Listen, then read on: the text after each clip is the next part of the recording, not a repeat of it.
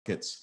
And it's also an extraordinary year in many other ways for many other reasons. And I think it's really important time for us to be discussing how we think about climate finance disclosure and the frameworks in which that's taking place. So I'm delighted to have three wonderful guests with me here today to kick off this discussion. We have Didem Nisansi of Bloomberg, Zoe Knight of HSBC, and Mark Lewis of BNP Paribas Asset Management. And we're just going to jump right into it. And I'm going to begin by asking Didem to give us a sense of landscape. Tell us what the TCFD is, where we have gotten to with it so far, what the players are like, what kind of numbers we're talking about, and how we should use this as a framework to begin our discussion. Didem? Sure. Thanks, Nat. It's nice to join everyone.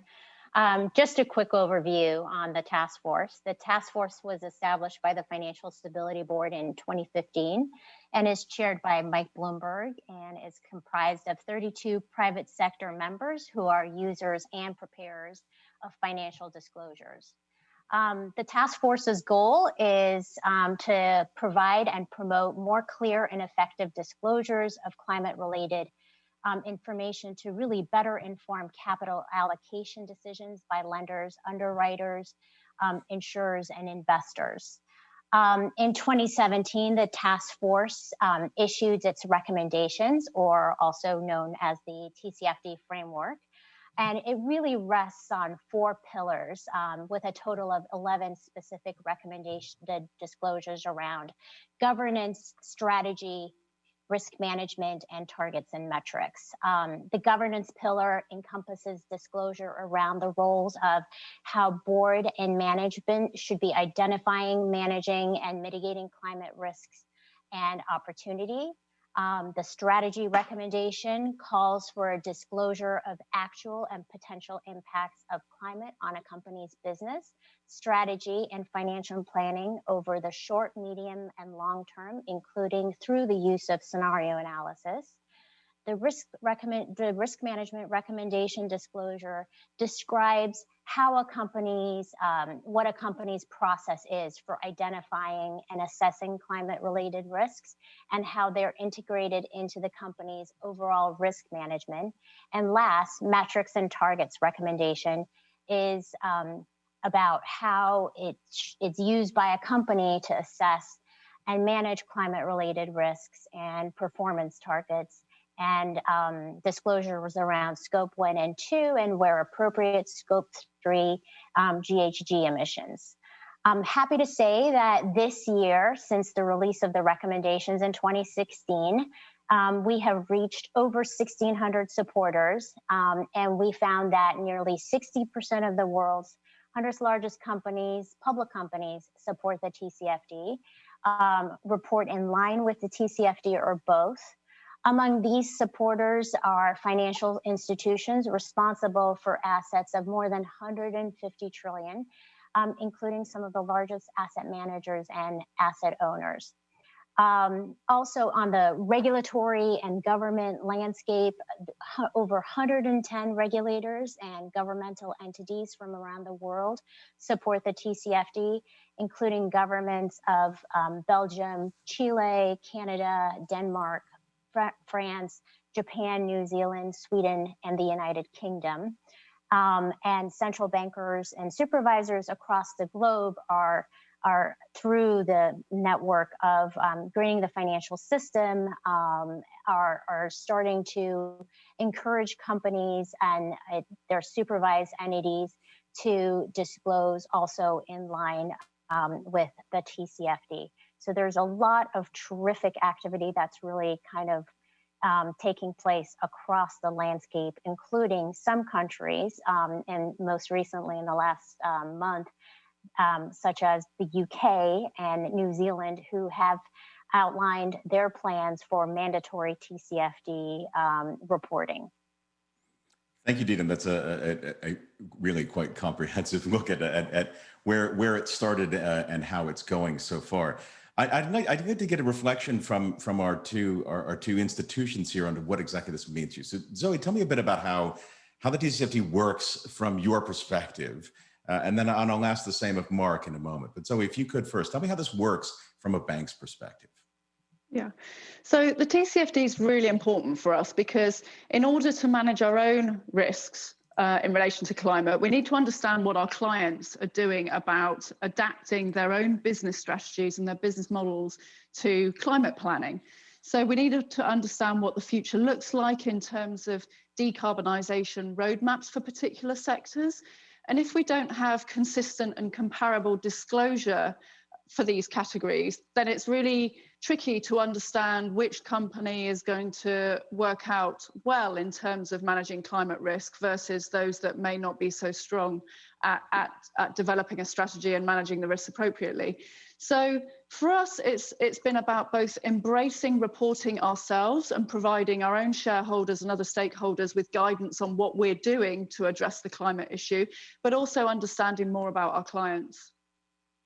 Give me a sense for like how many frameworks there are that are, if not necessarily competing, then at least in the universe. Like how many different ways are there that your clients and you as an institution could be looking at climate disclosure? Oh my goodness, there are so many. I mean, each country has a different way of thinking about this. So providing some commonality that the TCFD provides is really critical. In terms of our own obligations, you know, wherever we have entities, legal entities, we need to report according to the disclosure frameworks and regulations in that jurisdiction. So, you know, that just adds up to many different ways of disclosing fairly similar information. So to try and get this into a consistent framework is one of our key priorities in terms of how we engage externally moving forward. And understandably so. Mark, I'd love to get your perspective on that. Yeah, well, I mean, similar to Zoe, although I'm on the asset management side of the fence now. And so in France, at least, we've been subject to the requirement to report under the 173 article in France, which requires asset managers to disclose the risks in their portfolios. Dida made mention of that. So it's no surprise that France is one of the first countries to endorse mandatory reporting in line with the TCFD framework. But as Zoe said, it's also very helpful to us as investors looking at the companies that are in our portfolios as to which ones are actually taking this risk seriously and which are therefore likely to perform better, especially given that I think what we're beginning to see now this year, partly brought forward in time because of the impact of the pandemic, but nonetheless, is the prescience that was contained in Mark Carney's original speech setting out the rationale for setting up the TCFD. So if you go back and read Mark Carney's speech, The Tragedy of the Horizon, which for me as a member of the TCFD, I kind of regard it as the Lord's Prayer of financial disclosure, you know, and he has this wonderful line in there where he says, remember, this was a speech he gave in September 2015, 3 months before the Paris Climate Change Summit. And he said in there that the rationale for setting up a disclosure task force for climate change is really so that we can set up a transition in the, that we can establish a market in the transition to a 2-degree world. And that was very deliberate phraseology on his part, because what he meant by that, I think, is once you start disclosing information to the market, markets thrive on information. That's the basis of all price discovery in public markets. And once you give more information, you get the market to start asking the right questions. And I think his whole logic in establishing this was really to enable the market to get to the answer more quickly than it otherwise would have done in the absence of the TCFD. And time was obviously of the essence, given that the whole premise of The Tragedy of the Horizon is there is a mismatch in the incentives, the horizon for dealing with this problem. And when I say that this year now is the year where that prescience in Mark Carney's speech is coming through, the impact of the pandemic has been to accelerate some of these trends in the real economy that we've been wrestling with on the task force for the last 4 years. So for example, the impact of the transition on the oil and gas sector this year is when it's really got real, because we're going to see the biggest single drop in oil demand in the post-war era this year, 9 million barrels a day. The previous largest drop, just to put that into context, was 2.6 million barrels a day all the way back in 1980. So I think it's no coincidence, therefore, that we're seeing the oil and gas industry all of a sudden also waking up to the need to manage this transition much more urgently than it has done before, signing up to and endorsing the task force's recommendations. And we're actually seeing now the real symbiosis between the real economy and the reporting around the risks entailed by the real economy that Mark Carney so presciently set out in the Tcfd. So I think it's a tremendously exciting year from that point of view, and perhaps one silver lining from this ghastly pandemic that we've otherwise had to live through. And I want us to reflect upon that a bit, because a sort of very classical narrative would say that in a time of such great uncertainty, you're not going to embrace anything new, and that you're sort of going to go to ground and stick with the things that you know best. But I would agree, certainly from my perspective, and I'd like to hear from Didem and from Zoe on this, if this has been an accelerationist tendency in terms of disclosure and thinking about climate risk, rather than something that makes companies entrench a bit more in their incumbent business. So Didem or Zoe, how much have you seen this what Mark describes, this sense that we're accelerating a transition at the moment? Well, absolutely. So we run a survey every year asking issuers and investors about their attitudes to environmental, social and governance issues.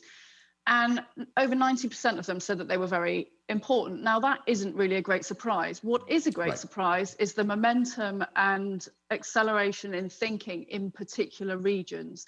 So in Europe and the US, to some degree, we already have green product lines, we've got green financial instruments, we've got green labeling fairly well entrenched as to how companies can signal to the market that they're serious about a climate plan. We don't have, or we haven't had to date, perhaps such the same enthusiasm across Asia and the Middle East. What we found this year in the survey was over 2/3 of companies, or 2/3 of issuer respondents in the US thought that they would increase their momentum on disclosure in particular in relation to ESG factors. So the point is, companies aren't retrenching from this because they see that the regulatory drivers are coming, both from a political level as more and more countries adopt net zero plans, but also from the financial community perspective. And in terms of the asset ownership and asset manager stakeholder base, that engagement driver has been around for a while, but it's only really now that it's translating into the financial product perspective, because the banks and the shareholders are having to get that much better at understanding what the long-term risk profile might be, and that risk assessment has been the acceleration point that's come out of COVID. It's trying to start anticipating where the climate crisis will come first, as it were. How will the impacts transmit, and where will that greatest disruption come from? I sort of sense this same as well, that like it's a moment when you have this enormous macro risk sort of forced upon your own thinking, but it gives you the leeway to then think about another one like that. The difference is it's sort of long running and pervasive instead of, in the case of COVID, hopefully short and rather acute. But Didem, I'm curious to see how you see it. No, I completely agree with Zoe and what Mark has said. There has been an absolute acceleration, but also I think it started with kind of the work that the task force has done on the Tcfd, and just really mainstreaming the Tcfd, as Zoe mentioned, supervisory and regulatory attention to the consideration and integration of climate risk into financial decision making has really accelerated, and the adoption of many of these important issue areas and focus. And I do see actually the migration almost of EU has always, in the UK, has been always kind of leaders on these issues, but I do think there is a growing momentum also in Asia as well. Japan, for example, has the highest number of TCFD supporters. They have been incredibly engaged through a public-private sector TCFD consortium on TCFD implementation through many of their public companies. Hong Kong and in Singapore, the TCFD has been concept that is being integrated into their supervision and regulatory consultations. So I think there's a great level of interest, and I do think the current pandemic has certainly accelerated and has made many market participants desire to be far more attuned to what may once be considered a tail risk having a dramatic impact on the global economy, and recognizing and realizing that this is very much the case for climate risk as well. Indeed, thank you. And a note for those joining us online, we're beginning to see questions come in. Please do send a few more. I have a few of my own for the panel, but then I'll start working through questions as they're coming in. But what I want to focus on here is briefly, before we go to public questions, is how much of a distinction there is between the financial community and, let's say, things in the rest of the economy. So the companies that need to be disclosing risks that are not financial players themselves. I'm curious to see how that, if anything, has changed more or less than the financial community in the last year. And Mark, I'll ask you that first. Well, the way I think about this is, I mean, it might be in a slightly different way from the way you formulated the question, Nat, but I think nonetheless, you're hitting on a super important theme here, which is, if you think about the companies and the sectors that are most directly impacted by climate change risk, and we've been talking here mainly about transition risk, right? Of course, there's physical risk and there's liability risk as well. But if we think really about transition risk, it's the big energy companies. And in the realm of the big energy companies, the capital investment cycle is very long term. It's 20, 30 years. But financial markets work in real time. And the whole point of financial markets is that they telescope forward the future to today. And the real problem that the big energy companies have is that at this moment now, and over the entire last 3 or 4 years with increasing speed and urgency, financial markets have been recalibrating the impact of climate change, technology, public policy, societal preference, investor preference on these sectors increasingly urgently, and this year has really brought it all forward. The issue is, I think, that financial markets really price everything off growth. And what we're seeing now is financial markets realize that growth in fossil fuels is definitively over, really. And if you look at this year, the biggest, from an energy markets point of view, I think what this year will be remembered for more than anything else, this will be the first year ever that renewable energy, by which I mean wind and solar, just wind and solar, will account for more than 100% of the growth in energy demand globally. Now, that is a massive data point in the history of the global energy system, because without COVID, that probably would have taken at least another 5 years to happen. And of course, next year with the bounce back, it will be, I doubt renewable energy will account for 100% of demand growth next year. But nonetheless, a psychological Rubicon has been crossed now, because the market has realized that the fossil fuel era is coming to an end. This is why you've had this tremendous revaluation of renewable energy companies and tremendous derating of fossil fuel companies over the last 12 months. And I think, therefore, financial companies will certainly be forced to focus much more on their own disclosures around this and their own exposure to fossil fuel companies. That's, if you like, one of the next big topics. It's you see it in the emergence of initiatives such as PCAF, the Partnership for Carbon Accounting in Finance. So this is going to be a very big topic. We're now reaching the point, as to Didem's point, where we're really mainstreaming TCFD. It's going beyond the usual suspects to encompass all sectors of the economy. Indeed. And Zoe, I'm curious to hear what you think on that. Yeah, just to build on that. So The asset managers have done an absolutely fantastic job of engaging with corporates over the last decade or so on climate change factors and moving from thinking about the operational impact to strategic decision making, which is where the TCFD helps so significantly. If we're coming at this now from a bank's perspective and getting the lending side into the mix, of course, next year is quite a big year when we'll all have to do, or the UK banks in particular, will have to do a climate stress test.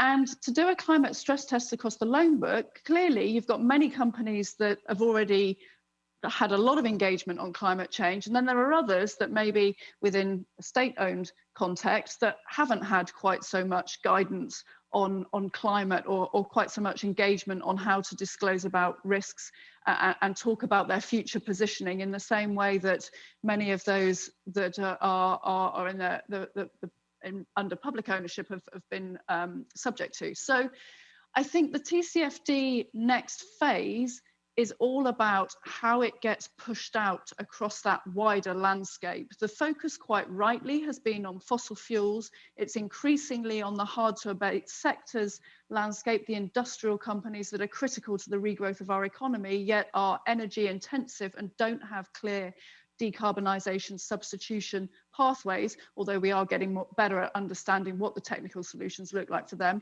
But that reporting, that more widespread reporting framework is really crucial for the banks to be able to better assess the loan book. Thank you. And that actually goes very well to the first question that we've had come in. And Didem, I'm going to target this with you first. When do you estimate TCFD reporting will become mandatory on various stock exchanges? And for the word various, I'm going to suggest pick your stock exchange that you want to talk about. Well, sooner the better, right? Right. I mean, I think, I think the voluntary framework, the task force's recommendations has made great strides, as we talked about mainstreaming and all of that. But I think it's becoming abundantly clear to many of those in the public sector and private sector as well, that in order for the full ambition of TCFD and climate risk disclosures to be fully realized, it's likely that there is going to be more efforts towards mandatory, and we're certainly seeing that with certain jurisdictions. And I think there is a great deal of work that is happening, I think, along with the London Stock Exchange and the sustainable stock exchanges, very much around the issues around mandatory TCFD aligned reporting at the stock exchange. I think there is an immense push that's happening, obviously, in 2021 with COP26 coming up at the end of the year, and I would see that I would expect a great deal of progress to be made on that front in the upcoming year. Excellent. And I've got a question for Mark and for Zoe that I think is actually quite useful to build on that. And that's, what are the general institutional and social barriers that keep adoption from going even faster? Like, what at this point is the rate determining step on more disclosure and faster adoption? Mark, I'll leave you first. Yeah, sure. Thanks, Nat. Well, I think it depends which jurisdiction you're talking about. I know there's a question here for the US, which I'd prefer Didem answers. That's why I made it a general question, right? I think one of the social barriers is non-US citizens telling US jurisdiction what to do. So I'll stay out of that one. What I would observe, obviously, is that with the incoming new administration, there is going to be a completely different attitude towards climate change and to the financial regulations, I would imagine, but Didem would know a lot more about it than I do. And then, in other jurisdictions around the world, I think undoubtedly there is, if you think, perhaps I can ask the question the other way around, why has Europe been taking the lead on this? Because that's a jurisdiction I'm much more familiar with myself. And I think it's partly because Europe is a natural importer of fossil fuels that has not very well endowed in fossil fuels. And so it's taken the lead on developing renewable energy. It's taken the lead on responding to climate change. And I think, there is a broader social acceptance amongst the population that climate change is a real risk, even though paradoxically Europe itself is not in the eye of the storm, so to speak, in terms of the worst impacts of climate change, although clearly we've had wildfires in southern Europe. There's just in the last 24 hours been this terrible flooding, I think, in Sardinia. So we're not exempt from it in Europe, but we don't see the kind of dramatic, terrible images that we unfortunately all too often see in places like Australia and California. So I think there's a whole combination of factors, but more than anything else now, and this is why I personally emphasize so much the economics of the energy transition. When you see and after all, we're talking here about financial disclosure of climate risk. When you start to see the economics change the way they so clearly are doing now, I think that will concentrate the minds of governments, finance ministers, financial regulators worldwide, because money is pretty much the most rational thing we have in the world, and whatever people's political and social differences, money is a very objective thing, and you can get people's attention far more easily with that than with other factors. So I, as Didem said, I would expect to see this now accelerate very quickly from a financial reporting side, because the economics are just going to become more and more indisputable over the next 5 years. Indeed. So we're running up close to time here, but I'd like to finish with a really quick, like a 30-second response each from Zoe and from Didem, which is, consider us halfway, we're halfway on the journey maybe, or we're some way on the journey from 2015 and the tragedy of the Horizons to 2025. And if we're looking back in another 5 years, like how much further have we come and what have we accomplished? Zoe, I'll leave it to you, and then Didem quickly after that.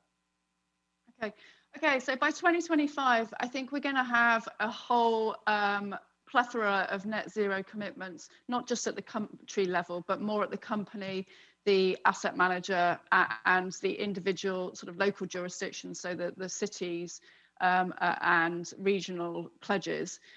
We're going to have seen more comprehensive reporting across several main stock exchanges, and we're going to have translated the country plans, so the nationally determined contributions that are so important as a part of the COP26 talks, into investment plans that are enabling transparency about how the energy transition is taking place. Very good. Didem, real quick. I think by 2025, hope to see very much more reporting on aligned with TCFD reporting, and many more countries, as Zoe said, that do have net zero ambitions announced, and that the TCFD plays a foundational piece to those ambitions. Thank you very much, Didem, and I think that's actually a perfect place to leave it. So thank you all for joining online, and thank you to Didem, to Zoe, and to Mark for joining me here. Thank you very much. Thank you. Thank you. I am joined now by Dave Gitlin. He is CEO of Carrier, which was just spun off from United Technologies back in April. Dave, it's great to join you in conversation today. 2020 has been a challenging year for all of us, but for Carrier, it's been a bit of a double whammy in that you split off into your own company basically right at the start of a months-long pandemic that has, of course, wreaked havoc on business operations more broadly. Can you just talk me through how you have led the company through this time? Yeah, Kaylee, the number one word that comes to mind is focus. You look at 2020, it's been a year of tremendous anxiety between the pandemic, the impact that's had on global economies, and unemployment, the election here in the United States, and people's heads are full of anxiety. And what we've tried to do within Carrier is clear the noise and keep our teams laser focused on our priorities. And that has started, of course, this year. Our number one priority has been the safety of our people. We've also been very focused on creating a performance culture where, especially with some complexities, making sure operationally in our 50 factories around the world and our 5,200 suppliers that we could get product out the door with no excuses. So we kept our operations team laser focused on supporting our customers. And then we've also been very focused on growth, which is setting ourselves up to make sure that we can have best-in-class growth, really leaning into some of the mega trends that we're well positioned to really lean into. And how have you seen demand trends in particular kind of shift over the course of the pandemic for carriers, services, and products specifically? Yeah, if I look back at 2Q and 3Q, it was sort of a tale of two cities. I take our residential business for HVAC in the United States.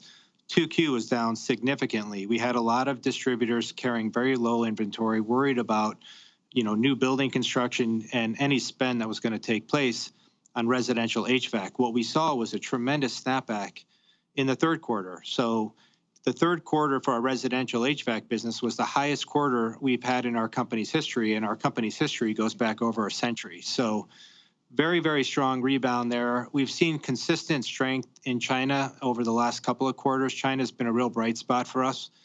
Europe has been a very mixed bag. Didn't go down as much as the United States, but hasn't come back as quickly.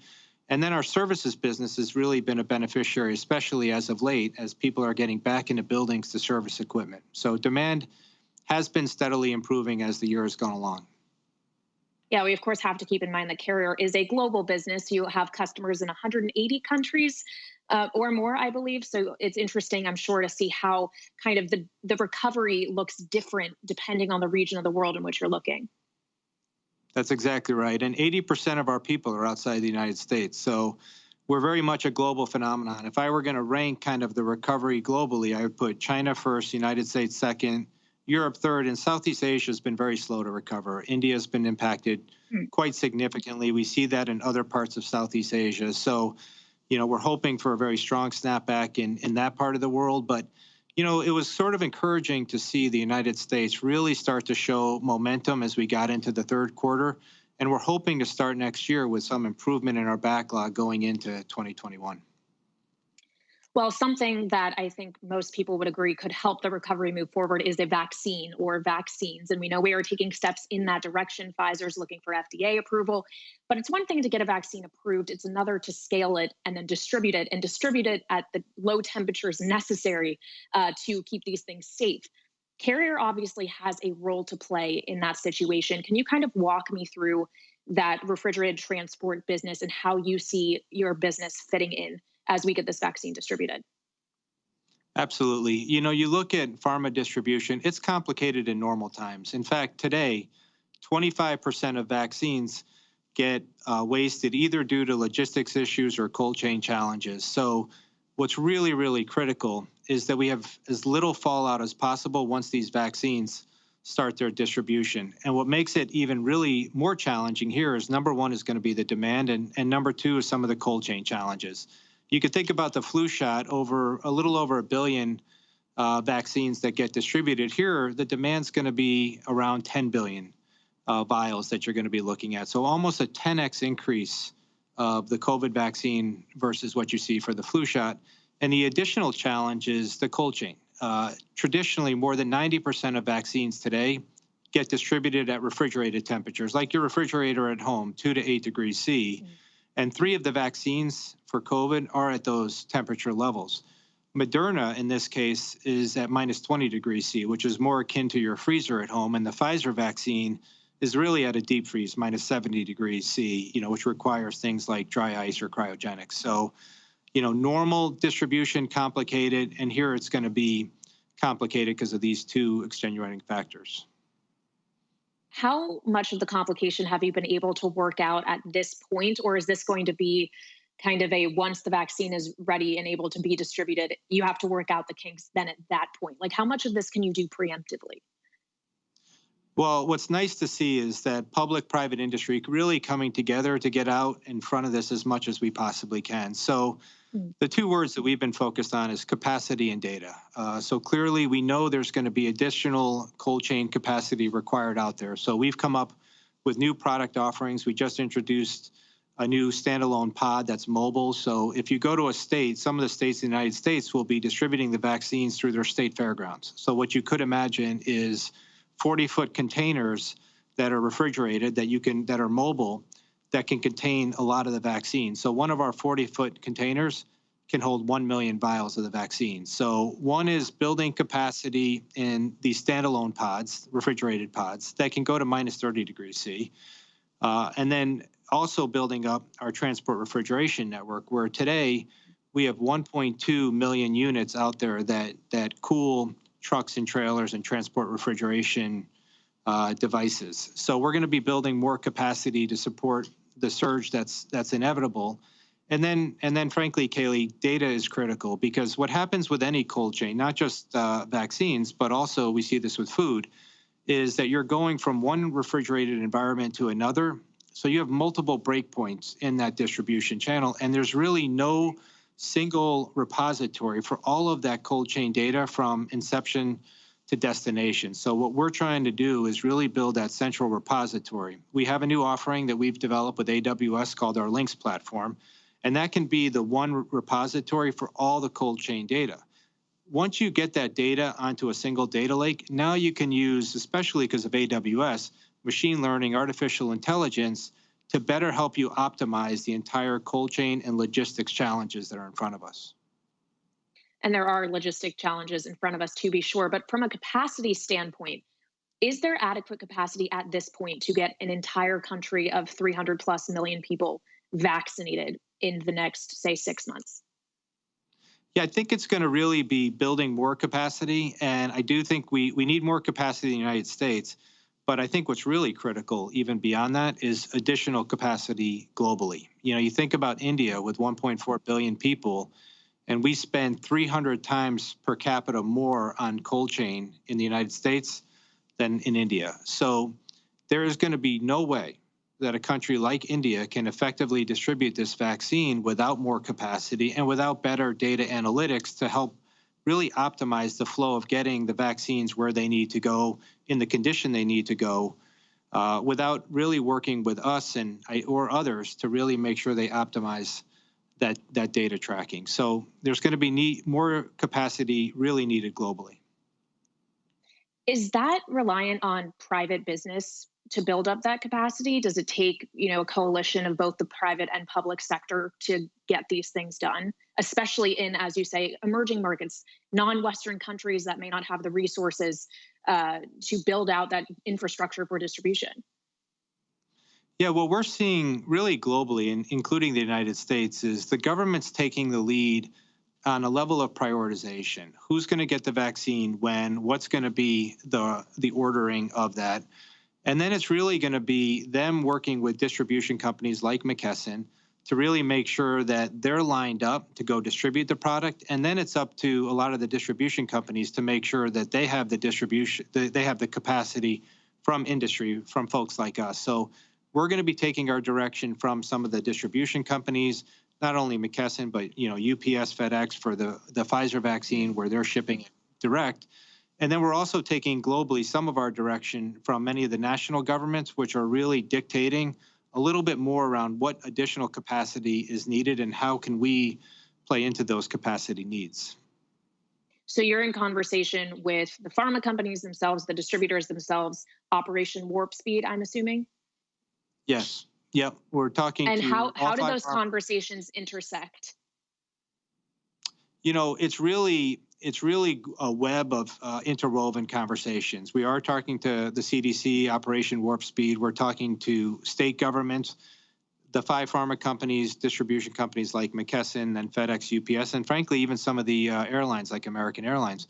So what's happening is we're all really trying to come together and be part of the solution. It's one of the most encouraging things I've seen, which is that right now we're basically putting the health of the global population front and center and really putting our own interest a little bit secondary, which is how do we all come together and make a difference at one of the most critical times in our countries and frankly the global history of really coming together to address this pandemic head on. We got to get the vaccine out there. We got to get it out there as efficiently as possible. The vaccine will be effective. We've seen phenomenal effectivity rates from the brilliant scientists of these pharmaceutical companies. The key is just eliminate as much waste as possible in that distribution and have us all come together in an effective way.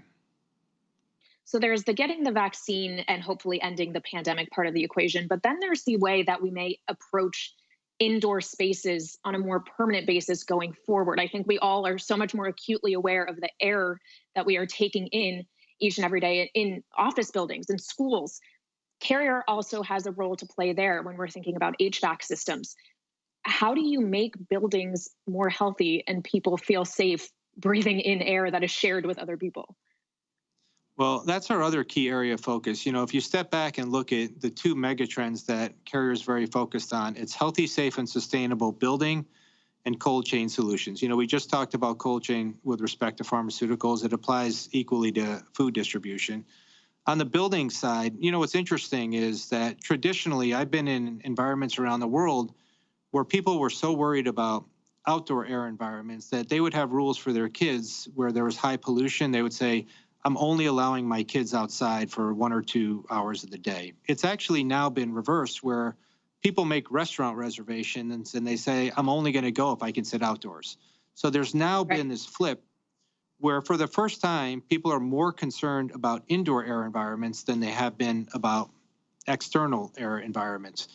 And what COVID has done is really shined a light on the criticality of having safe indoor air environments, not only for filtration to, be able to filter out pathogens at microscopic levels like COVID, but now people are paying attention to things like ventilation levels. And do I have the right amount of outside air that's being brought through the building? Do I have consistent air changes per hour? And then, when we talk about distributing, say, this new OptiClean unit, which we just came up with earlier this year in just a few weeks, which we were very happy that it did receive recognition from Time Magazine as one of the top innovations of the year. That's a filtration system that's being put in everything from a dentist office to schools, K through 12, universities, commercial office buildings, and so on, where people are looking at filtration. But what's going to happen is all of this focus on indoor air quality, it's going to become the new normal, because COVID is not the first disease to be airborne transmitted, and it certainly won't be the last. And now people are worried about, is there mold in my ductwork? Is there any, I have asthma or I have allergies. Can my air purifier actually clean out and filter out things like allergies and things that contribute to asthma? So this really will be the new normal, where before people make restaurant reservations, they're going to ask, is it a safe indoor air environment? And we're really contributing to be able to give society visibility to those indicators, but then also address some of the issues. So as everyone adjusts to this new normal, from a standpoint of operators of buildings, of operators of schools, does it require the installation of entirely new systems? Are there just upgrades you can do? You mentioned that OptiClean filtration system that you can just kind of tack on to existing HVAC systems in order to make them cleaner, in order to make them safer. How does that work logistically? Well, it started, if we look at this year, we started with introducing first just new products, get better filtration equipment out there. Second was more complex customized solution, because so many buildings require different solutions on what are you going to really tweak to the ventilation system or to the entire system to get better ventilation through the building. And then the third phase is going to be a little bit what you're describing, Kaylee, around sensors in the building that can detect CO2 levels or, levels of filtration. And then you're going to not only put more sensors through the building, you're going to have a real digital solution. So say before you were to go into a commercial office building, you could look at your smartphone and you could look at the air quality parameters of a safe and healthy indoor air environment, and you could make a decision whether to go to the office that day, depending on whether or not, you have adequate attributes that we would be looking at for safe and healthy indoor environments. Before you make a restaurant reservation, you could actually look at whether or not the indoor air environment of that restaurant is at the levels that are appropriate. Before you drop your kids off at school, you could look at the indoor air environments for a kindergarten classroom. So what's going to happen is through sensors and digital solutions, we're going to be able to give people that visibility. And then we're really pushing for a standardized way of saying, what are the different levels of healthy and safe indoor air environments? Well, I'm speaking to you now from the financial district in Lower Manhattan, and these buildings behind me, I can just tell you anecdotally, don't have a lot of people in them. There's not a lot of people going in and out. So when it comes to office buildings right now and how they may look for at least the medium term, there's going to be fewer people in them. When it comes to energy consumption, how do we avoid wasting energy on HVAC systems on air conditioning an entire building when there's only 20% capacity.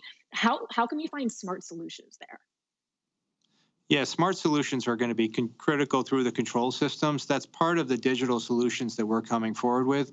But I think what you're going to find is you're going to find more spacing between people. People will start coming back, especially as the vaccine gets distributed. People will come back into the commercial office buildings behind you. They will come back into the building that our headquarters where I'm talking to you from today. People will start coming back in bigger numbers. What you'll find is that people have gotten comfortable with spacing. So I think there's going to be a while before people are all kind of packed in together, but you're going to need the same kind of indoor air quality requirements with the same amount of ventilation. There's going to be the demand for HVAC systems, I believe, is just going to continue to increase. You're going to be cooling even more square footage, but you may have less density in some of these buildings. So more square footage, more cooling, in theory, would lead you to more energy consumption. And we know that this business it's directly or indirectly responsible for a large chunk of global emissions. How is Carrier thinking about its role and responsibility there in terms of reducing its carbon footprint? What are concrete steps you can take in order to make your systems more efficient? Well, today, HVAC contributes 16% of global greenhouse gas emissions. So we are, frankly, our industry is a big part of the problem, so we need to be a big part of the solution. And it's going to come from really improved energy efficiency. We look at the last 40 years, the last 4 decades, we've improved the energy efficiency of our chillers about 15% a year, 15% a decade. And when we look ahead over the next decade, that trend is going to continue. So it is tremendously incumbent upon us and our peers to continue to invest in better refrigerants and higher energy efficiency systems, which we're investing in, because we not only contribute to greenhouse gas emissions through the HVAC systems, but even if you look at food safety, today, if you look at the amount of food loss, 1/3 of all the food that gets produced in the world, it never gets consumed, either to food waste or lost through the distribution process. By the way, that is very tragic on a human level, because when you think about it, 1 in 9 people go to bed hungry every night, and we are wasting 1/3 of all the food that gets produced. If we could actually just fix that issue, you could feed another 950 million people, which would really resolve hunger globally today. But it's also tragic on a climate change issue as well, because if food waste were a country, it would be the 3rd biggest emitter of greenhouse gases today. So food waste is another major challenge. That's about 12% of greenhouse gas emissions come from food waste. So 16% from HVAC systems, 12% through food waste. So that's combined 28%. So we are very well positioned to be part of the solution there as well. So what we've just announced is our new ESG targets, and we've said that we're going to reduce global emissions by 1 gigaton over the next 10 years.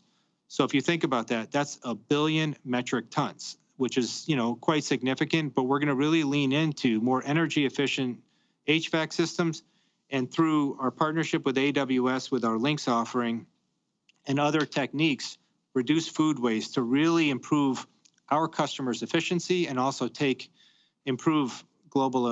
reduce global emissions. And what's the timeline on that? We're going to be reducing the 1 gigatons over the next 10 years, but we're introducing new products constantly. I really believe that when you look at the challenges with safe and effective food distribution, I think that getting data into the global cold chain network can have a traumatic impact, a very, very significant one. Because once you have the data in a data lake, we're now already starting to look for consistent trends and correlations that say, I need to pre-cool the trailer before I put a load into the trailer. And then you can use AI to say, I'm actually going to auto pre-cool when I'm within an hour of a pickup, I'm going to start pre-cooling so it happens instantaneously. We can look at, is most of our food loss occurring, say, on the port in Ecuador before the bananas are distributed to the United States? Is that an area of food, where some of the food loss is happening, and how do I address that issue? Is it in the break points with the handoffs or the door of the trailer being left open too long? So data is going to have a profound impact on really improving vaccine distribution, but also improving food distribution. And I know you're also setting targets in terms of carbon neutrality within the next decade. A decade is a long time, but also not all that long a time. How confident are you that you can actually make that happen? And what concrete steps do you have to take to get there? Yeah, we have these two commitments on the sustainability side. The 1 gigaton, which really refers to reducing product emissions from our customers, and the products that we distribute. And then internally, we said our operations would be carbon neutral by 2030. And frankly, it takes a fair amount of focus and investment, but it's also something that we have clear line of sight to. So we would not have made the commitment unless it was something that we could track and that we have high confidence in. And it's really reducing carbon emissions, increasing more sustainable energy sources that we'll be using in our factories, whether it's solar or other things, to make sure that we hit that carbon neutrality over the next 10 years. So we will be tracking both of these environmental commitments. We will be reporting on them. We've reviewed them with our board, and they expect what we expect, which is clear tracking and metrics around this. But we have very high confidence. And frankly, it gives a lot of energy to our team, because, you think about it. We think about ourselves as a 100-year-old startup. You mentioned that we just spun this year from United Technologies. We have the benefits of being a company that goes back 100 years with good product positioning, good brand recognition. We're number 1 or 2 in most of the markets that we participate in.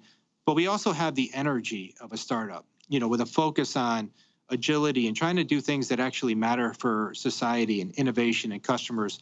Sustainability is something that's really energized our workforce, and we know that we can and will be part of that solution. Well, and we know shareholders, to a large extent, now expect companies to do just that. They are holding companies to account. It's just one of many things I think that 2020 has opened our eyes to. And part of that equation, when it just comes to ESG, it's not just the climate part, but also the social part and issues of diversity and inclusion. I know Carrier is looking to make some commitments there as well. Can you kind of just walk me through the main points of that plan in particular? Yeah, we look at D&I, and I will tell you that after the George Floyd killing earlier this year, it was a real wake-up call to all of us that we've been long on a trend to focus on diversity and inclusion, but we had a recognition that we needed a step change. And we, as Carrier, needed to control what we control and really lean into this moment to make a difference. So, we've had our commitment out there with P4P, which is to get 50% of our executives to make sure it's female. Today, we're at 30% of our execs are female. We'll get to 50% in the next 10 years. So we've done a lot on female, a much longer way to go. But I will tell you that, and we've made progress on people of color. If you look at my direct reports, 50% of my direct reports are people of color or are female. So it's diverse. The problem we've had in particular, frankly, has been Black African American. We're underrepresented there. And, after the George Floyd killing, we're very lucky to have Mike Todman on our board, who's really one of the great business leaders in corporate America, who himself is African American and has dealt with many issues. And the number one word he used with me as a piece of advice was listen. You need to listen to your Black leaders, because I can assure you they don't feel included the way some of your other population does. So I started a series of listening sessions, and the truth is he was absolutely right.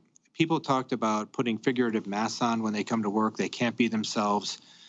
People giving comments like, I can make the same comment that a white person makes, and people praise the white person's comment, and they ignore the comment coming from one of the Black leaders in the company. Were underrepresented. They talked about, frankly, their personal lives, about taking any indication when they go to sell their homes, any indication that they're Black off the wall, so, it doesn't detract from value. They get dressed up to go to supermarkets, not that something that I would ever do. So it really was a tremendous wake-up call that we need to change to really become inclusive. So we're very proud of the partnerships we've just established with Spelman, North Carolina A&T. We're leaning into sponsorship, very focused leadership development reviews focused on diversity. So we put in a whole playbook around D&I, but we know that we're just in the first inning on this, but long way to go. But we're excited about what we can achieve here. Well, and something I hear so often is it's all about the pipeline. You can't get people into these upper level management positions if you can't get them in the door at all and kind of have them build that course career trajectory. How do you invest in the pipeline? We have to. It has to do with recruiting, and that's, the two relationships we just established with these phenomenal historic Black college universities. We're going to get so much talent in from those partnerships and others. So a very focused recruiting effort, but then it's really about retention. And it's making sure that people can see that they have a roadmap ahead to continue to improve and grow their career. So we have targeted programs for either women, people of color, Black African American, where it's really targeted at giving them sponsorship and career advice and guidance and opportunities to grow within the company. So you're obviously taking a lot of steps over the next decade or so. I want to bring it back to kind of just the near-term operation of your business. You talk about all of these areas in which you need to invest in terms of building out that cold chain infrastructure, in terms of making your business more sustainable. What kind of investment are we talking about? Because I know that kind of also collides with a time where you're looking to cut capital expenditures, and a lot of companies are taking steps to just shore up their liquidity. How does that dance work out for Carrier? Yeah, we've committed that we'll be investing about $2 billion over the next decade in healthy, safe, and sustainable building and cold chain solutions. That's the focus of our investments. So what we've done is said we need to lean into investing in growth, investing in things that are really going to move the top line of the business, and decreasing costs that really delay the growth. So we're going to do a complete G&A transformation. We're going to take out more than $100 million of G&A costs by doing it smarter, doing it more efficiently, using centers of excellence, using more automation. And we've also said, kind of on the product side, is that we started with what we called Carrier 600, which was earlier this year, we had committed to take $600 million of cost out over 3 years. Just last month, we increased that $600 million to $700 million. I actually think there's opportunity to improve that as well. And that's just through a sheer discipline and tenacity on process excellence. We've launched Carrier Excellence to really drive lean into our shops. We're investing in automation, and a lot has to do with supply chain excellence as well. We have 5,200 suppliers globally, where about 85% of our cost of goods sold is buy versus make. So we need to be very structured, very disciplined at reducing the number of suppliers, and having suppliers, partners that really want to be on this journey with us. So it comes with delivery quality, but also a continuous, price reduction to us, cost reduction in that network. So reduce costs so we can fund these investments in growth. Before we wrap it up, we'll have to ask you this question. Carrier is the best performing stock in the S&P 500 this year. You have done quite well since spinning off. What do you think shareholders are expecting from you? And I guess a follow-up question to that is, how much demand do you think has been pulled forward because of the pandemic, the dynamics we're seeing in regard to the focus on cleaner air, in regard to the cold chain and the distribution of the vaccine? And how sticky do you think that's going to be in the medium to long term? Yeah, I think on the first one, I think our shareholders expect of us what we expect of ourselves, and that is to make sure that we consistently deliver best-in-class top and bottom line performance. So you look at what we put in place. We started with, as I mentioned, the performance culture, and that comes from all aspects of creating the culture that we want. We launched the Carrier Way with this focus on agility and innovation and being just much more externally focused. That performance culture enables investments in growth and to really start to get into a position where we are driving consistent, best-in-class top-line growth. Use that growth to then reinvest in the business and make it closed loop. So we've had very strong cash performance this year. We started, on April 3rd with $1.3 billion in cash. We ended the last quarter with $3.8 billion of cash. So we're going to pay $1.5 billion down in debt. We can pay down more next year's. Our multiples, debt to EBITDA will be in the range of 3 as we close this year, get it lower than that next year. Invest in growth, have continuous performance, do what we say we're going to do, and then make sure that we just have that repeat cycle with things like focus on digital and recurring revenues in the aftermarket.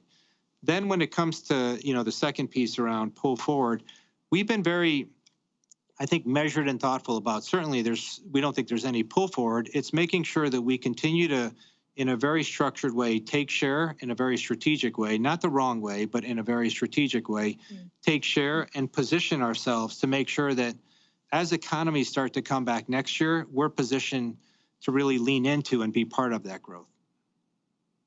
All right, Dave Gitlin, CEO of Carrier, thank you so much for joining me today.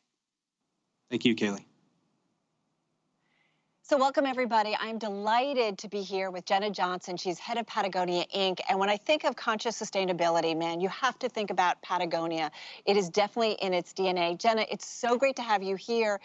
You know, it is so much a part of the corporate DNA. What's life like at Patagonia? And I do wonder about the culture there from the top down, the bottom up. Yeah, thanks, Carla. It's really great to be here with all of you and to share just a little bit of what's happening at Patagonia. Patagonia is a really interesting and unique culture. I've never worked at a company before where the internal employees, the culture is so strong because everyone has very intentionally chosen to come to Patagonia.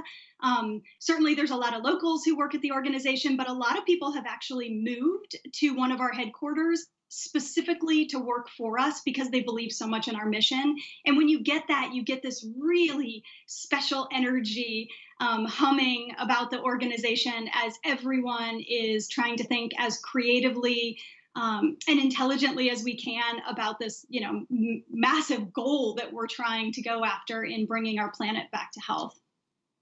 Well, and let's talk about, I think it was about a year ago, you guys changed your mission statement, and I want to read it so that I get it right.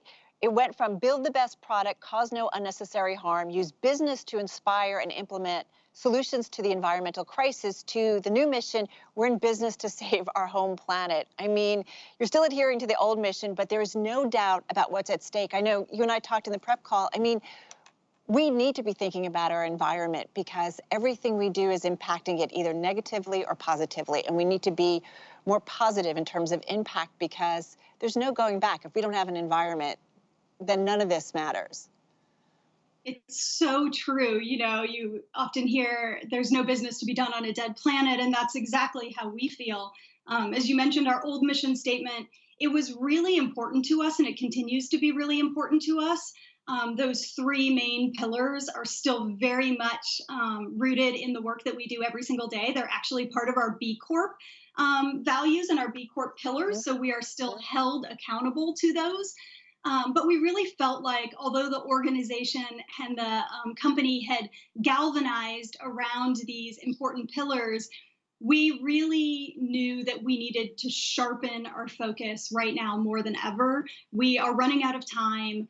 We absolutely need to turn this climate crisis around, and we have to use our business, and we hope others will use their business in order to focus on this. And, you know, we often said, like, yes, the mission statement that we're in business to save our home planet, it is bold, it is fairly audacious, it is, it puts a lot of urgency under each of our steps, and we won't be able to achieve that mission on our own. And our hope is that other businesses see that mission, and we imagine a world in which every business would take on the same mission statement.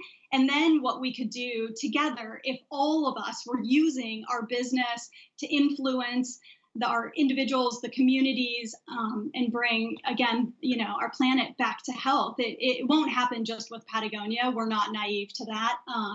Yeah, but we hope other businesses join us in our mission. So how easy is it to do? Because you guys are a profitable business. You've been around for a long time. I know you're a private company, so you don't necessarily have to release numbers. You donate 1% of your sales every year to environmental efforts and nonprofits specifically. How easy, or has it gotten easier to be a sustainable company, you know, to create a supply chain that is that way than it was when you guys and Yvonne started the company years ago? You know, it's interesting. In some ways it's easier, and in some ways it's a whole lot harder.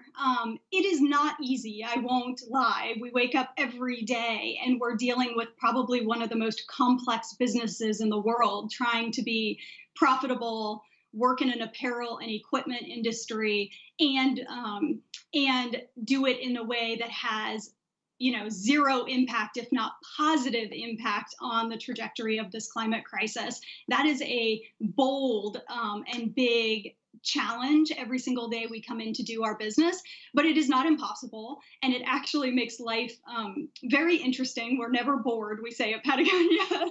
There's always work to be done, always a new challenge to tackle. Back in the day when we first started, including in 1993, for example, recycled polyester into our collection, nobody else was using recycled polyester. Was it incredibly difficult? Yes. It took years and years and years of working and building relationships within the supply chain in order to get people to make advances. So in some ways, today, recycled polyester is a lot more available. But the hard part is the more you learn, the harder the challenge becomes. So we know that although recycling is critical and an important part of the waste pollution problem out there, we also now understand a lot more about the impact of our business than we did back in 1993, for example. And so the issues become really complex as we start looking at our carbon footprint overall. Are you constantly measuring? I'm just curious, like every process, every procedure, everything that you guys do, are you constantly measuring the impact to make sure that it's in keeping with being a B Corp and the mission of the company? We measure a lot.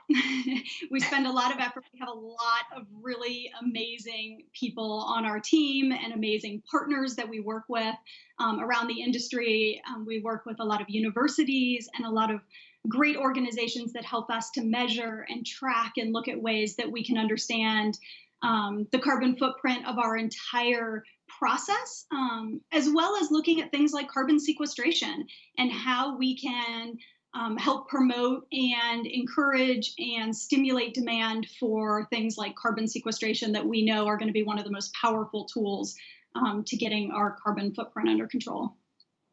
So why do you think it's been so slow generally? And I know you guys have been building your company and your procedures over the decades, but why is it that more of retail isn't doing what you are? Why is it more companies doing what you are doing?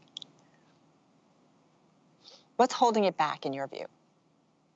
I think it's fear. I think that there's a lot of companies that are afraid. They're stuck in this growth model, and they're afraid that making change might influence or impact their ability to continue to see growth. Certainly, I think it's very much so in public organizations. We're really fortunate that we're a private organization, but we're a private organization that's sought after by a lot of investors because we are an extremely profitable company. And so I think Patagonia has proven that through good work and doing the right thing, you can be profitable and run a very successful business.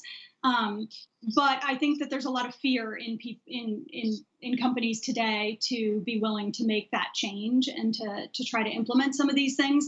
What I would say, though, in relation to that is that I think the thing that they should be the most afraid of is not changing. The consumer is very clearly changing and is very clearly demanding sustainability and responsible business practices from organizations all around the world. And for those companies that choose not to be willing to make change today, I think that's their greatest threat, actually. But many of them don't quite see that yet. Jenna, what do you think would kind of move the needle more? And I know you and I have talked a lot about transparency. You guys at Patagonia, I mean, I've gotten the catalogs. Like you kind of lay it all out. You go to the website and it talks about all the initiatives that you guys are doing. Do we need a grading system of some sort so that if I go shopping, I can compare this sweater to this sweater and understand what the impact on the environment is, what the impact on, you name it in terms of sustainability? Do we need a grading system? And if so, who needs to put it in place? Is it the different industries? Do investors need to be involved in this? I think a lot of people need to be involved in this. I do believe that a grading system could be useful. I believe in transparency first and foremost. And so I feel the first step is simply or businesses kind of aligning on metrics that are important and being able to all agree on what those are and put those forth. Could that be a grading system? Absolutely. Could it just be collaboration amongst corporations and businesses to find what those metrics are that really show kind of the work that the businesses are doing. I think that creates an incentive, of course. We are competitive by nature, but there are some things that we should not be competing on. And competition in terms of sustainability and responsibility, this is where collaboration works. And we can find other things to find as our competitive advantages amongst businesses. But I think if we could align, and certain industries are beginning to have these conversations, and it's really great to see, align on specific metrics that they can become really transparent with, then you do put the ownership back into the customer's hands to be able to educate themselves and make really informed decisions when they go to make purchases. Well, you know, it's interesting. Before we got going, you and I were talking about the pandemic and how remarkable it is what we've seen, right? With, you know, pharmaceutical companies, an industry that is competitive, right, with one another, and yet with government support, it's pretty amazing and remarkable what they've been able to do in terms of reducing development of a vaccine from 10 years to a year, roughly, or so. And I do think about collaborative efforts globally, how it could bring about changes when it comes to some of the things that you guys are doing and implementing it on a wider scale. And I do wonder, are those conversations happening, or obviously maybe they need to happen? Yeah, I mean, they are happening. I think the vaccine example, Carol, is such a beautiful example because we're seeing it play out, right? All those businesses are going to be profitable. It's not a race to be first in this particular case. It's a race to work together so that everyone can offer this vaccine to the world and we can move forward. And you know, I think kind of going back to how we started the interview, if all businesses had a mission statement that said that they were in business to save the home planet, we would operate so differently with each other. And we would all work together to find the ways that we can have our own, you know, unique skill set that we bring to the table in order to contribute to what is an incredibly complex solution to save the home planet. There is not one silver bullet. We all need to be finding our own ways, what we can contribute to solving the crisis. And in doing that, we therefore can sustain a long-term business that can be really profitable. So I'm just thinking, you know, we have investors in the audience, we have leaders in the audience. I mean, what's the impetus? What's the catalyst? What's the reason why? I mean, obviously we should care because it's our environment. If there's no environment tomorrow, there's nothing.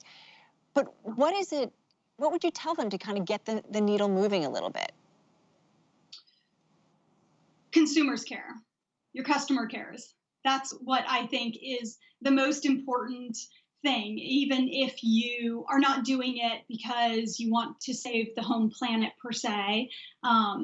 Although hopefully everyone wants to save the home planet, but sometimes that's a really big thought and it's really hard to wrap your head around your business. But even starting with the next generation, the millennials out there who are growing up and they care about saving the home planet. They care about using their dollars to invest and to spur demand in the ways that they feel have purpose and will create a future for them and their children. They see the reality that their world is completely being blown apart with this environmental crisis, and it is getting out of control. And as they grow up, they're worried about it. They're very, very conscious of the situation that they're growing up in. Yeah, I hear it from my 17-year-old. She's pretty vocal about how I'm ruining the environment for her. It's no doubt about it. One thing I want to ask you about, and this is something I know you're really into, and I kind of love it because we see it in New York. We have a lot of secondhand shops, and, you know, it's the reuse of clothing in particular, right, and circularity. Here it is, Cyber Monday, and I think it was Friday, Black Friday, about 9 years ago, if I've got my notes right. You guys ran an article in the New York Times that said, don't buy this jacket. It was a Patagonia jacket. You were trying to make a point. This has become an important mission for you guys. Yeah. Consumption and anti-consumption in particular is one of the most important things that we can do. It's also a very long-term work with people to really shift behavior patterns. We ran that ad, it caught a lot of people's attention at the time. And over the years, we have continued to implement and put forth ways in which we can help make it really easy and enjoyable for people to find other ways than buying new product. New product is absolutely one of the worst things that you can do for the environment.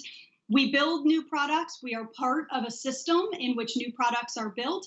But almost 86% of our carbon footprint happens in the production of new materials. So that is a huge part of our carbon footprint as a brand. And in order to combat that, we need to have products stay in the system, and we need to find really cool new innovations that allow for true biodegradation. There's a lot of conversation around biodegradation right now, but not a lot that actually facilitates true biodegradation at the end of life. But we are thinking a lot about the entire cycle of a product, from early concept, where we get the materials from, all the way through the system. And so this Friday, we actually just were able to elevate what we call our Wornwear program, which is a program in which you can trade in your product and then you can purchase used Patagonia product. And we just were able to integrate that into our website, so that on our website, when you go to our website right now, you could go and you could shop for a particular jacket. And right there on that product page, you can also have the option of viewing what we have that's used, in order to put this in front of people, to really help people to understand that there are so many really fantastic options out there that are used that will serve the exact same purpose as purchasing a new product. And I hope that lots of other businesses see this and see the opportunity. There's certainly a lot of conversation about the market opportunity in secondhand. But secondhand, I would say buying used is just one solution, again, to a really complex issue. There's no silver bullet, but it is a really good one. This Wornwear, because you guys have been doing it for a while, and some people might think, well, wait a minute, this is like they're supposed to be selling new goods, but it's become a growing part of your business, correct? It's become a growing part of our business, and I have to tell you that, my dream and our vision at Patagonia is that people become so used to and committed to buying secondhand that we can reduce the amount of new product that we sell and increase the amount of used product that we sell. This is the future. This is what has to happen at Patagonia. It has to happen, and it has to happen in businesses all around the world.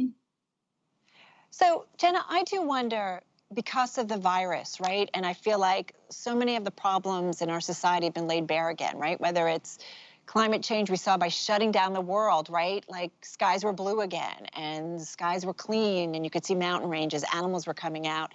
But at the same time, we saw global health issues, right? It's not equal around the world. There's so many inequities. So I do wonder how COVID has impacted. You guys are already very conscious about the world, but how has COVID maybe impacted some of your thinking and some of your longer term strategies? Like most people out there, COVID has definitely accelerated some trends and kind of brought us back to old trends in a lot of ways. I feel like the new luxuries are time, their experiences, their communities and connections. We've through this COVID period, we've all personally had that moment, or many moments that have come together to really root ourselves back in what matters most to us. And as a business that I think of more as a community of people rather than a traditional business by any means, we've had that same understanding as well. We see a lot of people want to get outside and be in nature. They're finding peace, they're finding comfort, they're finding those beautiful moments that happen either when you go outside and you go for a trail run, or you go for a really, really great long mountain bike ride, or you just go for a walk around your neighborhood. Those moments are really, really important to all of us. And so as a business, we have really just recognized that simple essence. And we continue to come back to the need to really protect wild places for people, but also for plants and animals around the world. That is what we need in order to bring this planet back to balance, to have a really healthy ecosystem. And I'm really grateful that people are finding their way outdoors during this COVID period, because in those moments they recognize the real value of nature and of being outside, of having clean air, and blue skies and birds chirping around us, and the healthy ecosystem that happens when we're back in balance again. So I am curious, about how do we get other business leaders, young or old, those in leadership positions, to have more of Patagonia's outlook, and I think about what role they need to play so that, again, we can just, it's not a few companies, a handful of companies that are B Corp companies, right? Especially if we're talking about kind of saving the planet. So what would you say to leaders? I think knowledge is everything. And I would encourage all leaders in whatever business they're in to dig in and learn as much as they possibly can about the impact of their business, and not just their, when we talk about carbon footprint, for example, we often talked about owned and operated. Yes, good to know your own owned and operated, but what about your supply chain? What about the people all working within this web that make the business run? What does that look like? What is the impact that is having? And as you learn, you kind of can't help. You can't turn away anymore. And then we can start thinking of creative solutions. And as we do that, if we can start sharing with each other, we can kind of snowball innovation forward, and make progress a lot faster, which is, obviously very much what needs to happen. We don't have time for one person or one business to figure it out. We need to figure it out together. So I am curious, you guys have a VC fund. You are constantly, looking at and working with smaller businesses, supporting them when they fit within your mission. I know agriculture is something that Patagonia is looking at. What other things are you guys focusing on that you think are going to be really important trends in the future that fit in with your mission and that really are thinking about our planet as a whole? Carbon sequestration is huge. We're thinking a lot about carbon sequestration as a critical part of getting this environment back into balance. And so you mentioned agriculture, in which we are a founding member of the Regenerative Organic Alliance, along with Dr. Bronner's and the Rodale Institute. And that is doing some phenomenal work around agriculture and pushing agriculture forward in what is actually older practices, around low-till and no-till, cover cropping, principles like that, in order to sequester as much carbon as possible.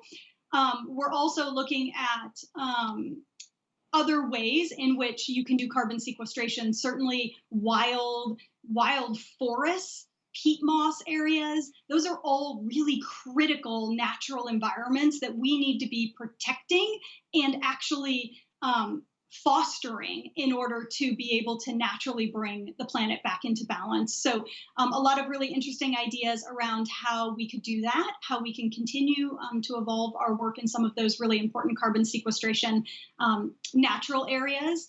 And, certainly we talked about circularity, looking at new innovations and ways of growing fibers or building fibers that could have a positive impact on the planet, like carbon sequestration.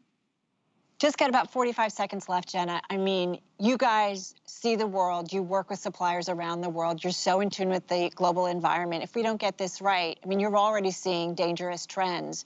If we don't get this right, 10 years from now, what will be the story? It'll be catastrophic.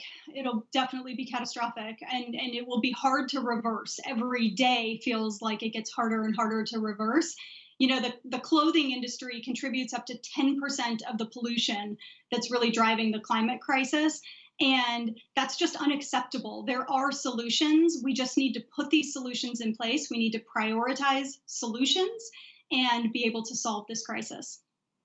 I'm thinking we need a Patagonia index, but I'm just going to put that out there to the world. Jenna, thank you so much. Appreciate all your time. I know it's early out there, so thank you so much. Really appreciate it. Jenna Johnson of Patagonia, everybody. Thanks. Thank you. Thank you all for joining this first session of Bloomberg Sustainable Business Summit Global, and we hope you enjoyed the discussions. Thank you to all our speakers and moderators for their time and for participating in a truly wonderful program. And again, I'd like to thank our summit advisors, ADM, Wall Corporation, BMO, EY, and Schroders, and our participating sponsor, Qatar Foundation, for making this event possible.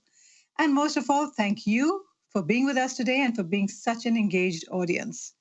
The Bloomberg Sustainable Business Summit Global event will continue for the next 2 days. Our next session, which will focus on sustainable investing, begins at 12 p.m. Eastern Time.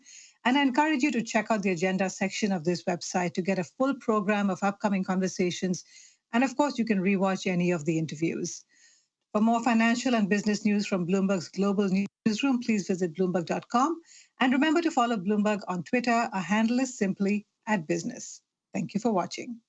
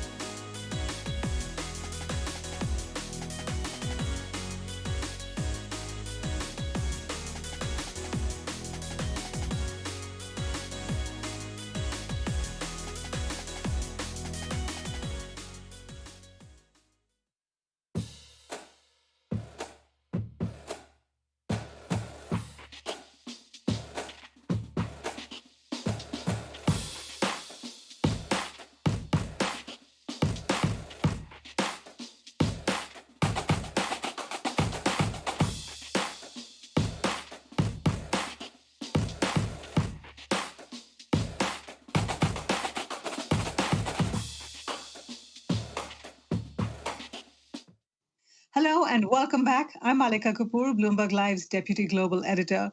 I'm thrilled you could join us for this, the second session of the Bloomberg Sustainable Business Summit Global, which will focus on the future of sustainable investing.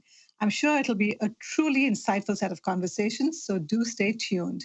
Before we begin, I'd like to acknowledge our summit advisor, Schroders, and we have a few housekeeping announcements to ensure you can all enjoy the program. If you experience any issues with audio or video quality, try to refresh your browser, or you can use the chat box in the bottom right corner of your screen for support. You will be able to submit questions for speakers during the interviews, and we do hope you do participate. And while we're probably not going to get to all of you, we will try our best. So to submit a question, click open the white tab on the right-hand side of the video window and submit your question. If you include your name and your location, we will give you a shout out. Please engage with us on social media using the hashtag #SustainableBizSummit. And now, without further ado, I'm pleased to introduce my colleague Annie Massa, who will be moderating our first panel. Thank you. For our session today, we're going to be talking about turning values into action. I'm joined by Zeynep Tan, MIT professor and founder of the Good Jobs Institute, and Roy Swan, director of mission investments at the Ford Foundation. Welcome, both of you. Thanks for joining me today. Thank you. Thank you. So I wanted to start out by talking about what the pandemic has revealed about how important social responsibility should be to businesses. Zeynep, from your research, do you have any thoughts on that? Yes, so since March, the pandemic started, we started calling people who supply our food, who sell us groceries, who take care of our elderly, who clean our hospitals, essential workers, because they are so essential to the functioning of our economy. But if you look at their wages, you wouldn't know they were essential, because retail salespeople in 2019, the median worker made $12.13. And health aid made $12.15. So one of the things that this pandemic showed us is the importance of these essential workers and how left behind they are in terms of their wages, their schedules, and opportunities for success and growth. The other thing that the pandemic showed us is that many workers who work on these low-wage sectors tend to be immigrants, Black or Hispanic workers. So the pandemic also showed us that racial justice and economic injustice tend to be very correlated. So it's been really a revealing look at how even when we call some of these essential workers our frontline heroes, they're still being left behind from an economic standpoint. Roy, do you have any thoughts as someone who looks at mission and social purpose in companies on how the pandemic may have changed our understanding of the importance of those traits in a business? We have not seen the pandemic as raising awareness around something that we didn't already know about. It amplified and made it more clear to others. The American worker has the plight of the American worker, the quality of life, quality of job has been deteriorating for decades. And the pandemic added pressure because you've also got businesses whose revenues are suffered, and therefore those folks lost their jobs. And in hospitals, they were overrun with patients. So we've been watching at the Ford Foundation, we've been watching the life of the worker for many, many decades. And our strategy was being put in place and designed, I should say, before it's put in place, since I joined the foundation in 2018. Great, and I want to come back to that point. But first, Zeynep, I wanted to ask you, what do you think is a corporation's responsibility to its employees, and what are some of the differences that you've found historically in earlier eras between how companies treated their workers and the wages that they offered, say, around World War II versus today? Yeah, I think, first of all, corporations have strong financial, competitive, and moral reasons to offer good jobs to their employees. in pretty much every sector that we look at, we can see companies that pay their workers more, offer them opportunities for success and growth. And then in the same industry, we see other companies that pay the workers as little as possible, provide them unstable schedules and few opportunities for success and growth. So first of all, business leaders have a choice in how they run their business, and there are strong financial, moral, and competitive reasons for good jobs. The sad scenario that we see in our in corporate America today, I think, is that we don't have as many of those courageous, committed leaders that we have seen during and after World War II, who came together and who said, we need to create more good jobs for America. Right? For this country, there is a need to create more good jobs, and let's talk about how to do that and commit to good jobs with decent wages and opportunities for success and growth. I don't see that type of leadership as broad as I would like to see in corporate America today. What do you think accounts for that lapse or that deterioration, maybe, of that sense of responsibility? I think one of the reasons could be during the last 30 years, we have been obsessed with saying creating shareholder value is the only thing that we should be caring about. And there's a tendency to focus on the short term at the expense of the long term.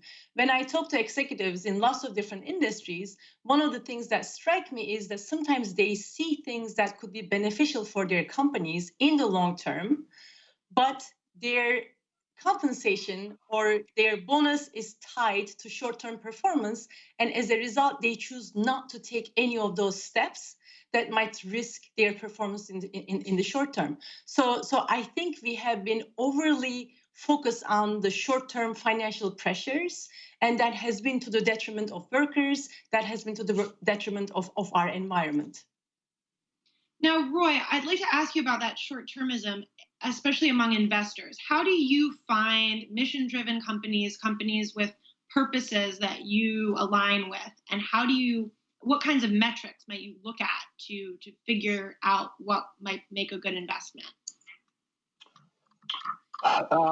So we have a couple of themes that we focus on in the U.S., and there are different themes in the global South. And the investment themes we've selected are based on social problems that we believe we can solve while at the same time making a return on our capital investment. So we have endowment capital, we fall under a set of fiduciary obligations, and we make prudent investments where we can generate double bottom line returns. At the moment, we're focusing exclusively on the private market, so that's all venture capital and private equity. And to give you an example of our private equity focus, one area is multifamily affordable rental housing. There's a massive shortage of affordable housing in the U.S., and we're allocating capital towards that end. Another area, which is a theme that we designed to some extent in collaboration with Professor Tun, is our quality jobs focus. So we have a specific focus investment theme called quality jobs, where, again, using Professor Tun as inspiration, we want to invest in those companies that seek as their North Star the nexus of superior operational design and superior human capital investment. And the metric that we will use, the primary metric, is the number of quality jobs preserved or created. We also expect to generate attractive financial returns because we believe that companies are best able to execute on the best operational design when they have deeply engaged employees. And you have deeply engaged employees where you provide those employees with the type of environment that allows them to thrive as human capital, to be invested in as opposed to expenses to be minimized. So I want to talk about that quality jobs framework that you mentioned. Zeynep, how do you define quality jobs, and what should a company be thinking about? What kinds of traits should it be thinking about in order to provide quality jobs for its employees?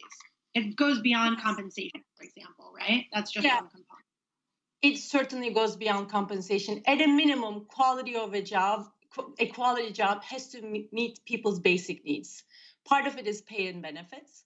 Part of it is stable schedules. Part of it is career paths, being able to advance in your career, and then safety and security. So those are just the minimum basic needs a quality job has to have.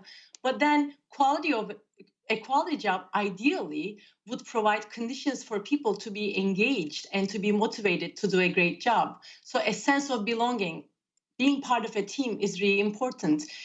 A sense of achievement, thriving in front of your customers and doing your best work every day.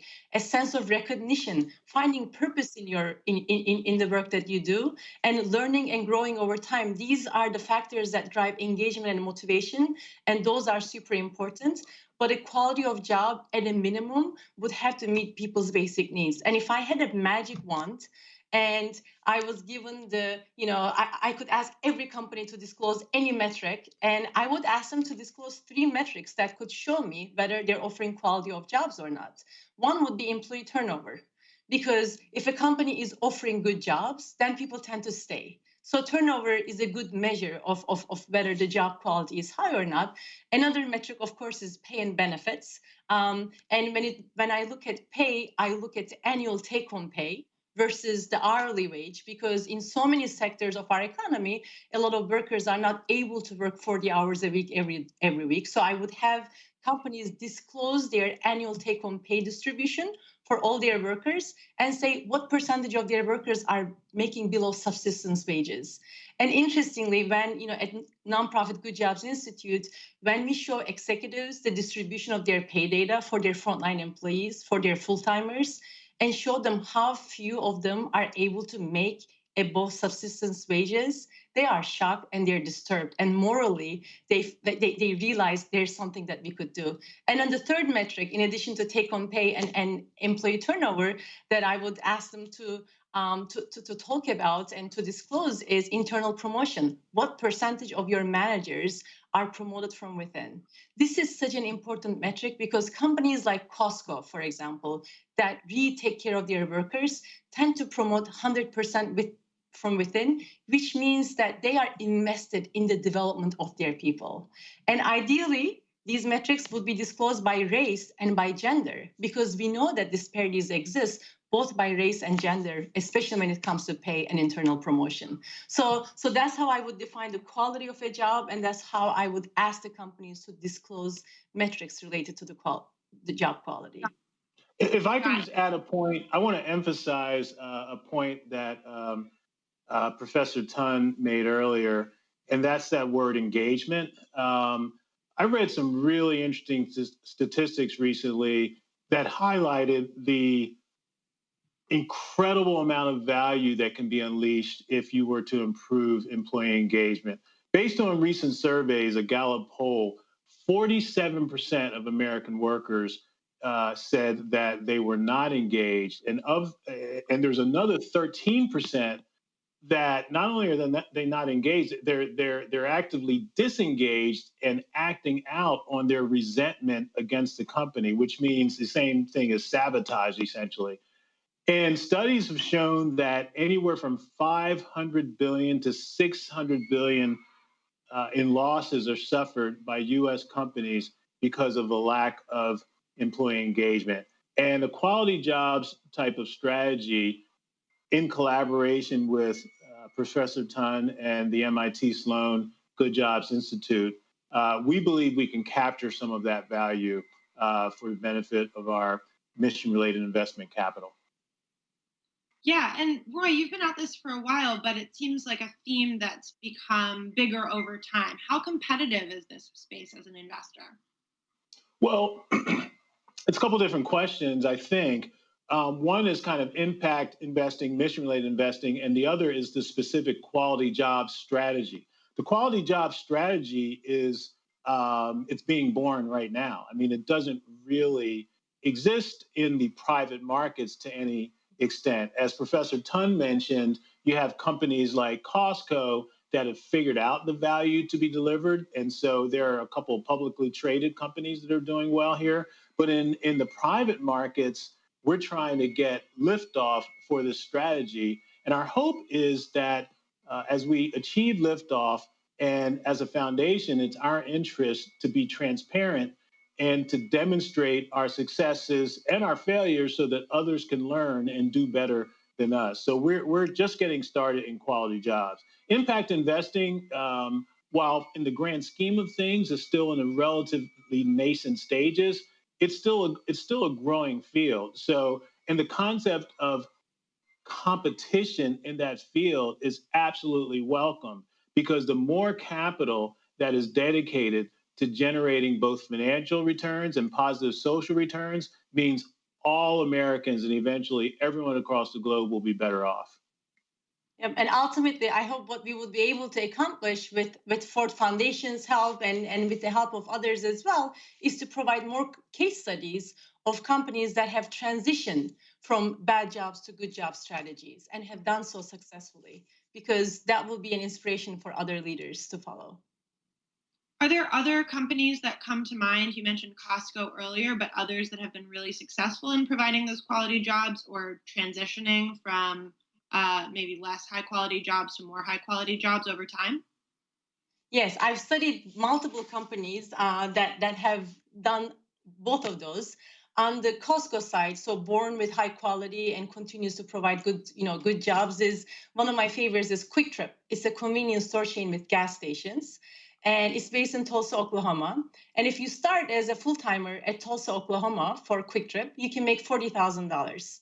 Now, the median wage of a retail worker in 2019 was $12.15. So they would make $25,250 a year. So $40,000 is a lot bigger than that. But how do they do it? They combine heavy investment in people with an operating system that really leverage their employees. Just like Costco, they make choices to increase the productivity and contribution of their people, and their engaged people are improving performance every single day. So that's one example of a company that started that way. But now we're seeing examples of companies that are moving into good job strategies.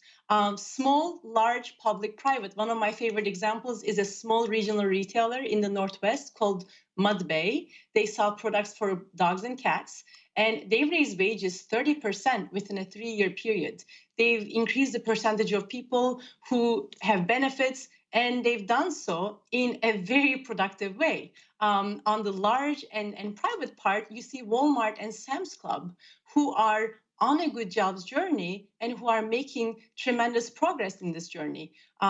About 2 years ago, Sam's Club raised wages for several of their positions. And this is, Sam's Club is a $60 billion huge retailer, part of Walmart, up to $7 an hour from a base of $15 an hour. And while they made these huge wage investments, they also redesigned their operations so that they can leverage these wage investments. So we're seeing examples, small and big, public and private, but we need to see a lot more so that we can create momentum and make this not the exception, but the norm.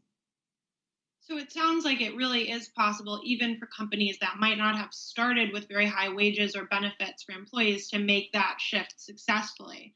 One other thing I'd like to ask you both in our last remaining minutes here is what you might say to a skeptic who doesn't necessarily believe in doing well by doing good, or thinks that this might be a passing fad. Roy, do you ever encounter people who think that way, and what might you say to them? Well, I think when it comes to quality jobs, it's probably, I hear less about that because quality jobs is at its infancy, but so much of any understanding of changing behavior is to raise awareness. And so to your point, when it comes to the quality job strategy, there is something called, cognitive bias, where people just assume that treating employees well, not immediately going in, if you're a private equity firm, not going in and simply cutting wages. You don't look at that as a way to improve returns. Part of that's because of the time, but if you help folks see examples, and this is why Professor Tun and the Good Jobs Institute is so important. When you see the case studies where it shows that not only is treating employees a great way to help, it's probably the best way, because in order to have the most cutting edge operational design, you need employees who are deeply engaged. You can't, it's not about people just showing up and punching a clock. So, and when it comes to general impact investing, I mean, it's very complicated, because there's a difference between maximizing returns and generating appropriate and acceptable risk-adjusted returns on capital. And in our age of short-term attention spans, it can be hard to answer questions really simply. But the reality is, if an investor is seeking absolute highest returns possible, then they may not care that the way they achieve those returns is actually generating negative externalities that get dumped onto society, for the benefit of the shareholder. So taxpayers are picking up some of the costs that a company should be internalizing. Those types of discussions can be very complicated and people's eyes glaze over. So it's a slow process, but I got plenty of time. Yeah, and yeah, words on that. So what do you say to skeptics? I have found fewer skeptics who question either the financial or competitive case for good jobs. But here's where I find the biggest skepticism, which is, are there enough workers who have the ability and the motivation to work hard, to take pride in their work? So I think one of the biggest problems to tackle is executives' assumptions about people and the work that they do. So what I would do if I could is to encourage executives to spend more time in the front lines with their workers, observing the work that they do, because they will realize that they have plenty of competent people working for them and who are able to do a great job if they are given the opportunity. Because too many executives that I speak to, and I've been speaking to a lot during the last couple of years, assume that, well, we provide higher than market wages to people who are unskilled. Well, they are not unskilled people. You have designed their jobs as an unskilled job, but you can easily turn that to a skilled job and truly leverage the entire human being rather than use them as just a pair of hands. So I would encourage them to spend a lot more time in the front lines and see the potential that they would find in the workers that they have. So actually get out there and see what's happening in the field and on the ground. Well, thank you both so much, Roy and Zainab. It was great speaking to you today, and thanks for joining me. Thank you. Thank you. Thanks for having us.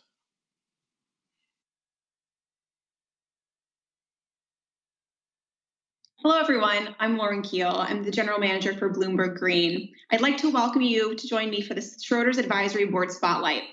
I'm joined today by Schroders Global Head of Sustainable Investment, Andy Howard, and their Head of Sustainability for North America, Sarah Bratton Hughes. Andy and Sarah, thanks so much for joining me today. Thank you. Great to be here. Andy, let's start with you. In 2020, in this wild year, especially with the COVID pandemic, we've seen a really strong increase in the focus on the S in ESG, the social factors. So what do you see as the correlation between social impact and financial cost? Look, I think it's a really interesting question. As you say, 2020 has been a tumultuous year in many ways. And the crisis that we're all going through, I think it is forcing us to rethink a lot of questions. But one of those questions that's really pushed to the fore is the role that companies play in society and the role that they're expected to play to maintain their license to operate, and really highlighting the connection between the impacts that companies have within society, the role that they play, and their competitiveness and their financial performance. And we've seen that to some degree in the year to date, but I do think similarly that we'll look back on 2020 as being a year in which there was a real sea change or a watershed in terms of the degree of focus and the importance of managing social and environmental change for different industries and across economies. And if you sort of step back and think about it in terms of overall companies' business models, companies' abilities to build strong relationships with their customers, with their employees, with the other stakeholders that they rely on is fundamental to the strength of their business. It's fundamental to their ability to remain competitive, and their ability to generate sustainable and strong profitability.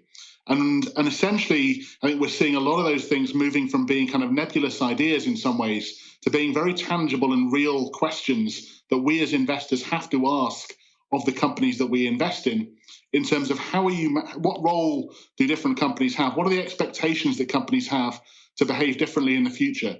How do companies manage and navigate the risks that are created by failure to manage those impacts? And how do we think about the potential risks to companies that are creating significant social externalities or costs that historically they haven't been held accountable for, but in the future they will? As you're working to better quantify and navigate these social issues, what are some examples of new tools or new products that you're building in response? Well, really, that set of questions is one that we've had to deal with really over the last few years. And it's very much about translating those sort of conceptual ideas into robust and rigorous tools that we can use across Schroders to help make more informed investment decisions. One that I'll focus on in particular is SustainX. This is a framework for quantifying social externalities. It's basically about asking the question at the end of the year, if companies are handed a bill for the negative social costs that they create elsewhere in society that they didn't pay for, or they're handed a credit note for the benefits that they brought to society that they weren't credited for, how big would that bill or that credit note be? It's about asking the question, what's the dollar value of externalities that companies are creating, positive or negative, for society?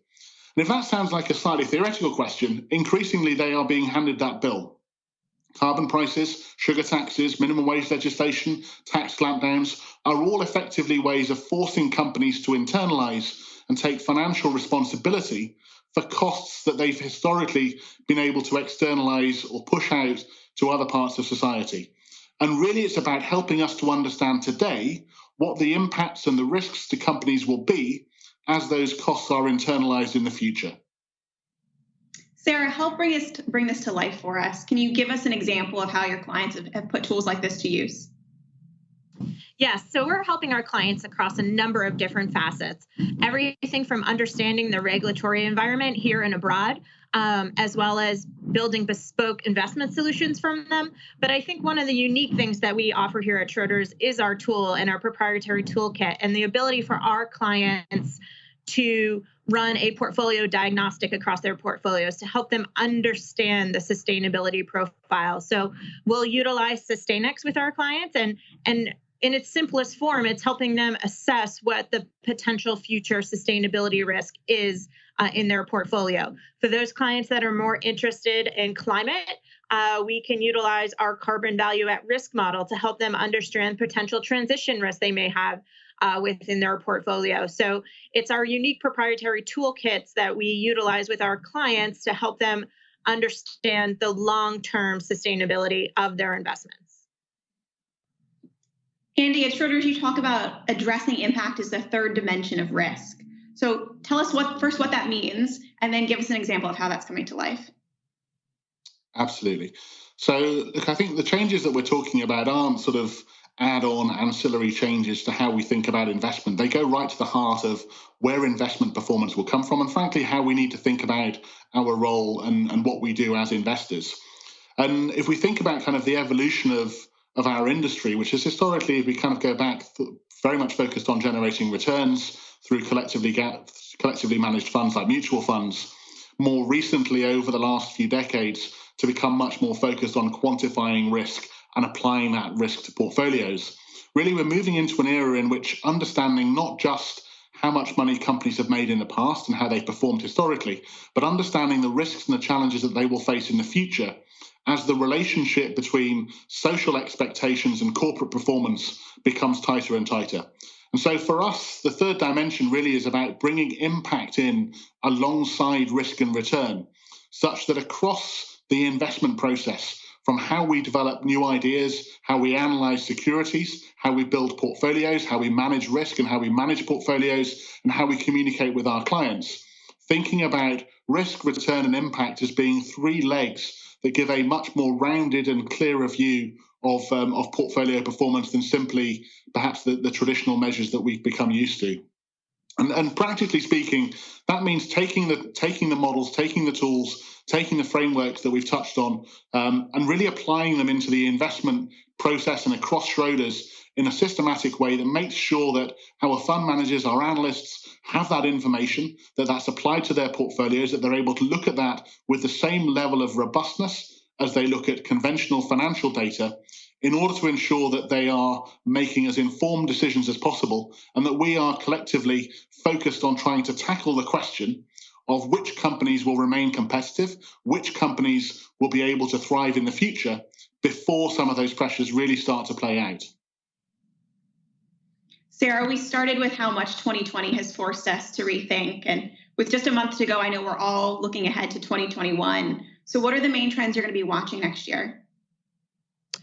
Well, I think the most exciting thing about sustainability is that there's so many trends and there's so many different directions I could go in with for this question. But there are four that are always on my mind here. And Andy just hit one of them. And that's that concept of impact being that third dimension of risk. It's not just about sustainability is not just about values anymore. It's about value creation. And this concept of the externalities that companies create being passed back onto them. If you think about it, it makes sense. We also have another phrase for it here at Schroders. We call it corporate karma. You could only shortchange your workers so much before it costs you in turnover costs, lost productivity, lost market share. So for us, it's about using impact and the impact and quantifying the impact that companies create to find those investments that are not only going to survive in the future, but thrive in the future. I think, we've all said it, and we've said it this whole time, that 2020, there's been this huge focus on the S issues. But if we take even a further step back, in 2019, the pendulum was all the way over here with that massive focus on climate and the E issues. It was the year of Greta. Then this year, we've seen this massive pendulum swing over here with the focus on COVID, the inequalities here in the U.S. I think 2021 will bring the pendulum right back into the middle, and we will see, a lot more talk about how these issues are actually intricately linked and often impacting the most vulnerable amongst us. There's also questions around the unpriced externalities of COVID. So we've done a lot of work on assessing mental health, really working with our companies to understand what they have in place from a cyber risk perspective as we're seeing more employees work from home. But I think the biggest thing I have my eye on is actually right here, the USA and the policy backdrop that we will have here. We've seen the Commodities Futures and Trading Commission come out and recommend a nationwide carbon price. We've seen we have a new administration that has historically been more favorable towards climate justice and climate regulation. So for me, it's really a focus on what happens here in the U.S. Lots to watch in 2021. Andy and Sarah, thank you so much for joining me for the Schroders Advisory Board Spotlight. Now I'd like to introduce my colleague, Adeline Diab, for our next session on using data to measure impact. Welcome everyone to Bloomberg Sustainable Business Panel on using data to measure impact. I'm excited to have a wonderful panel with us from across the market to discuss this trend. The market for ESG data is expected to grow by 20% next year, and this growth in data spending is mirrored by the growth in ESG asset flows. Just in Europe and in ESG ETF, we saw almost 200% growth. In the US, it was over 300%, reaching to over 131 billion as of August. And this is the tip of the iceberg.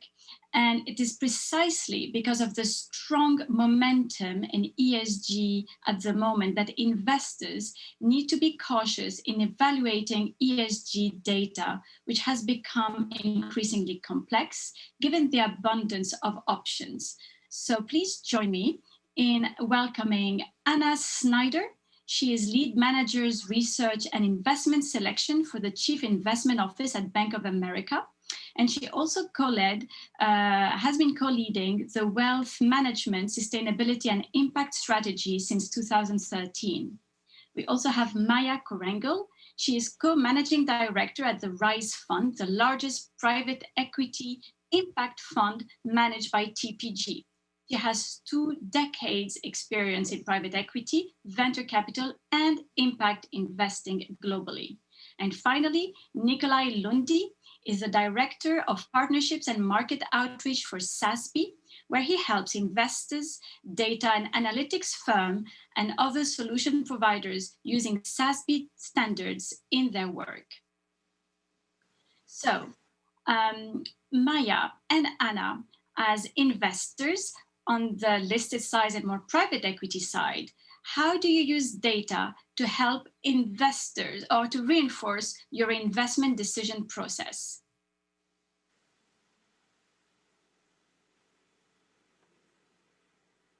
So I'll take that, I guess, first. This is Anna. So I think that, so I'm looking at managed funds. So for instance, I'd be looking at a fund like TPG or an ETF or a mutual fund or a separately managed account. So my team covers the entire investment universe across both public and private markets. And so we need a way to come up with, how we assess managers, not only on their how they run investments, like we do for all strategies, but in the case of strategies that hold themselves out as sustainable strategies, really how they marry the sustainability objective of the strategy with the investment objective. And the way we do that, basically, is to first have the manager be very clear about what their sustainability or impact objective is, and then what measures they're going to use to quantify that objective, right? What measures are they going to use to select the underlying portfolio companies or the underlying companies or issuers they're investing in, how they're going to manage those metrics, so how they're going to observe and track and monitor and manage those measures along the way, and finally how, of course, they're going to report them out. And they're going to demonstrate, what a client gets when they're frankly investing in a sustainable strategy. And so we normally ask the manager during our due diligence process to give us the set of data and information they're using. So we have become, I guess, well-versed in the different ways that different managers across different asset classes are using data, what data sources they're using, the mix of proprietary and third-party data sets that they're using. And I know we'll talk about the evolution of those data sets in a bit, but I think, suffice it to say that it has come a long way, sort of exponentially, if you move back 5 and then 3 and then 2 and even 1 years. We also use some internal metrics that we've developed, some exposure metrics. We don't use ratings or anything like that to look at different companies that are in a public equity, for instance, portfolio. But we do use third-party data to assess the different exposures over time for different strategies.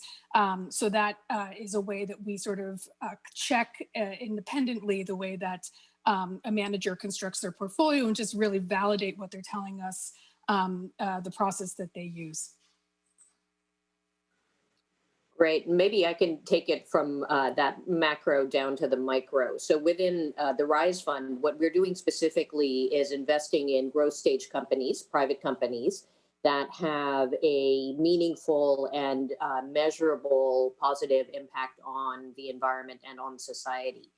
And what we endeavor to do is to look at the companies that we're thinking about investing in and pull data from those companies, whether it's financial data or operating data or impact data.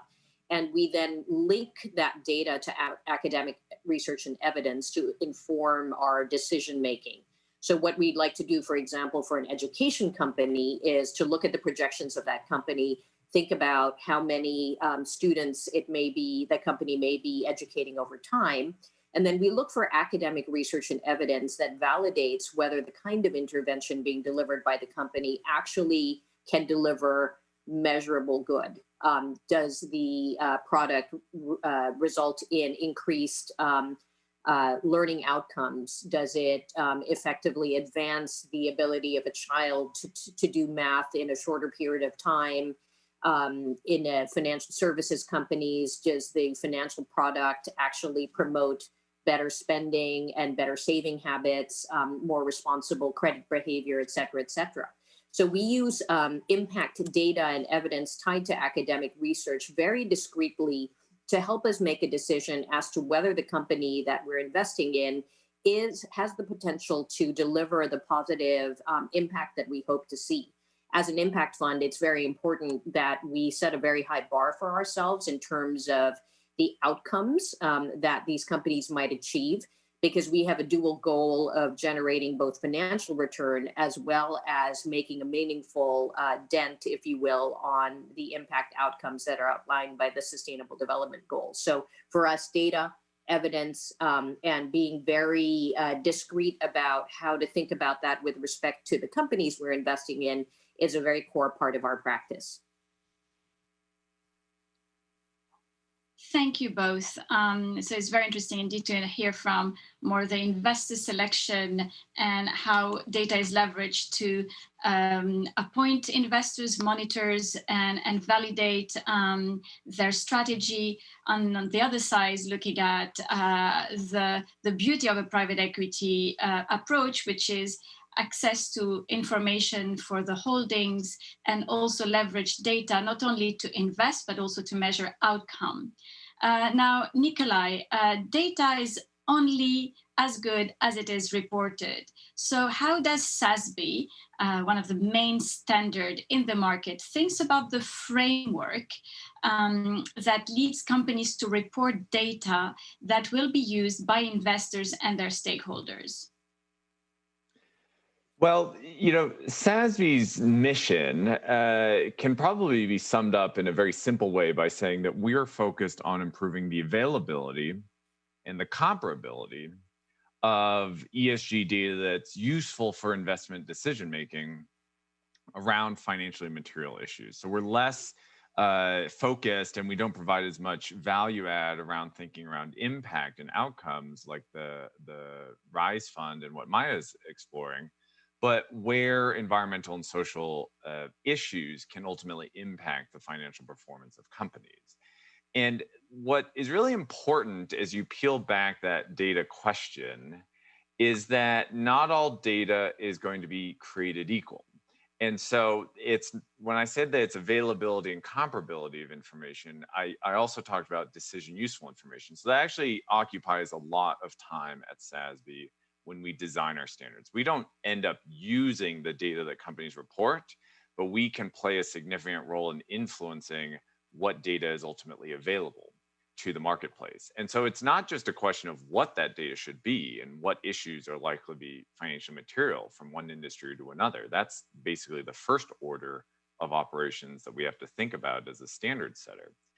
But then beyond that, we have to think about how can that data be prepared in a way that's of investor grade quality and ultimately can be designed in a way that can be subject to external assurance when it's chosen or when desired, increasing the trustworthiness and reliability of the information, or just subject to internal controls and board governance. How do we design metrics for disclosure that data can ultimately fit into existing reporting processes for robust, high quality data?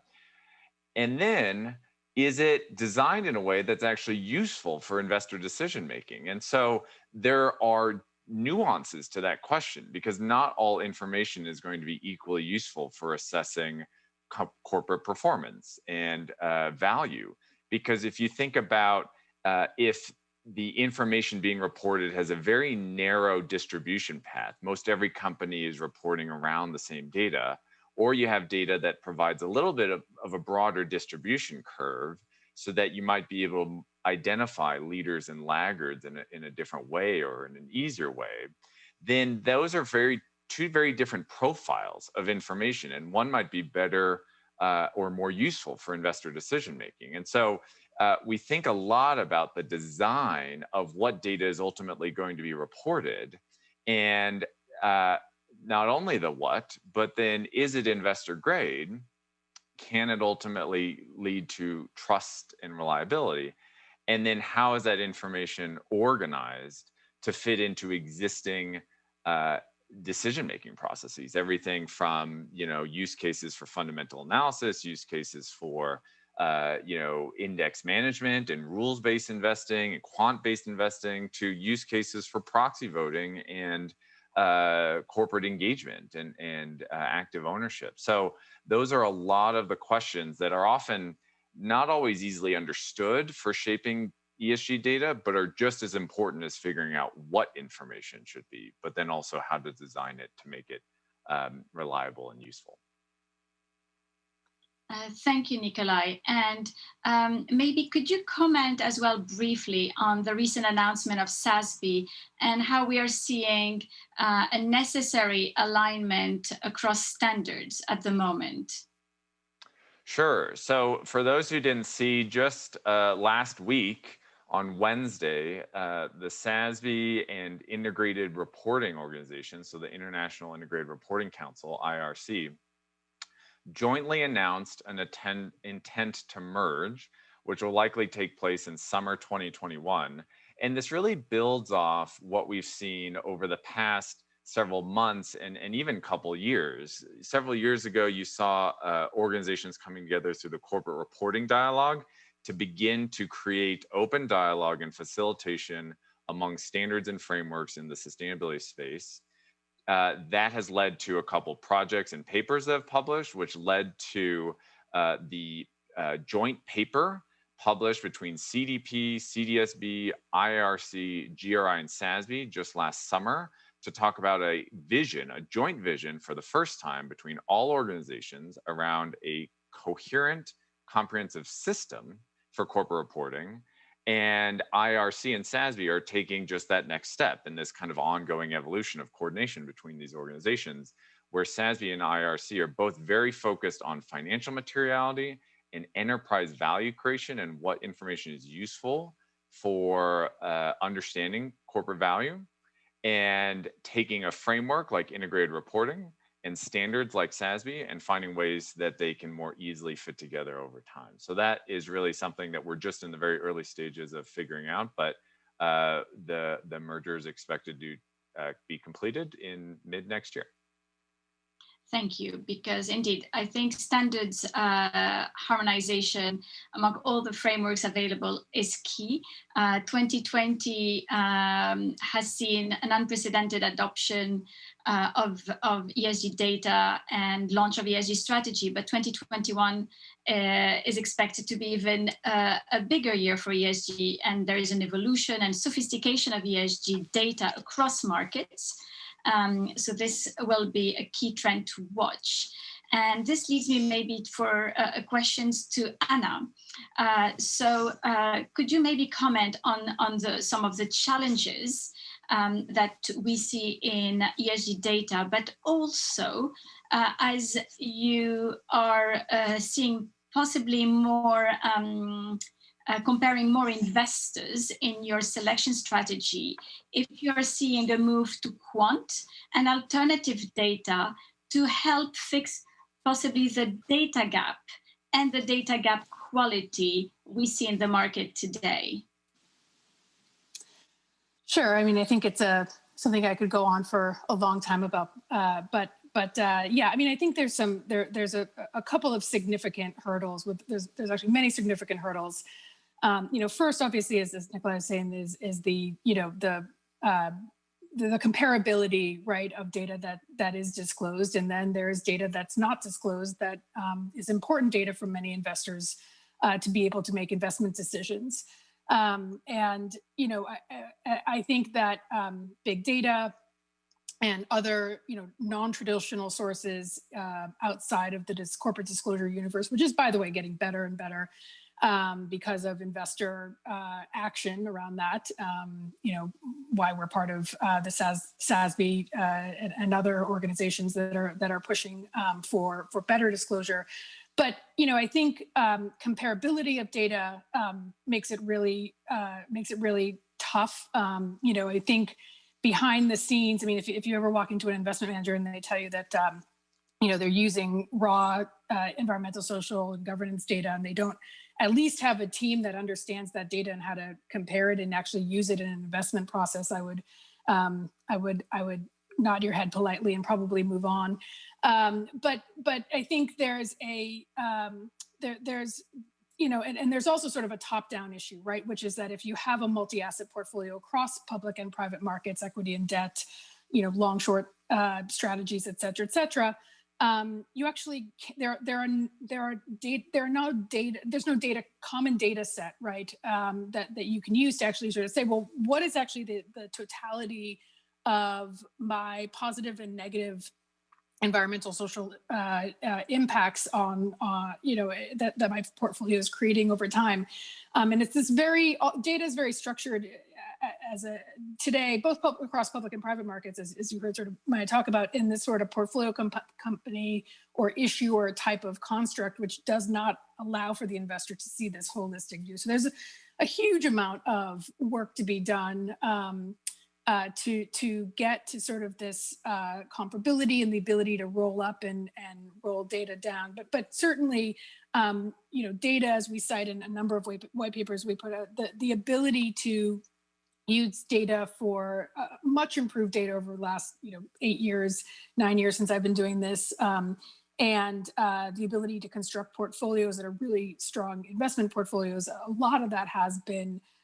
made possible by lots of people working hard around both disclosure and seeking alternative sources of data. And I think, I just saw a company that was using the other day that was starting to use blockchain to look at impact, and I think that's that type of innovation you're seeing more and more of as data gets more sophisticated. So a little bit of around the world there in terms of both the hurdles and some of the great innovation that I'm seeing. But let me turn it over to the next panelist.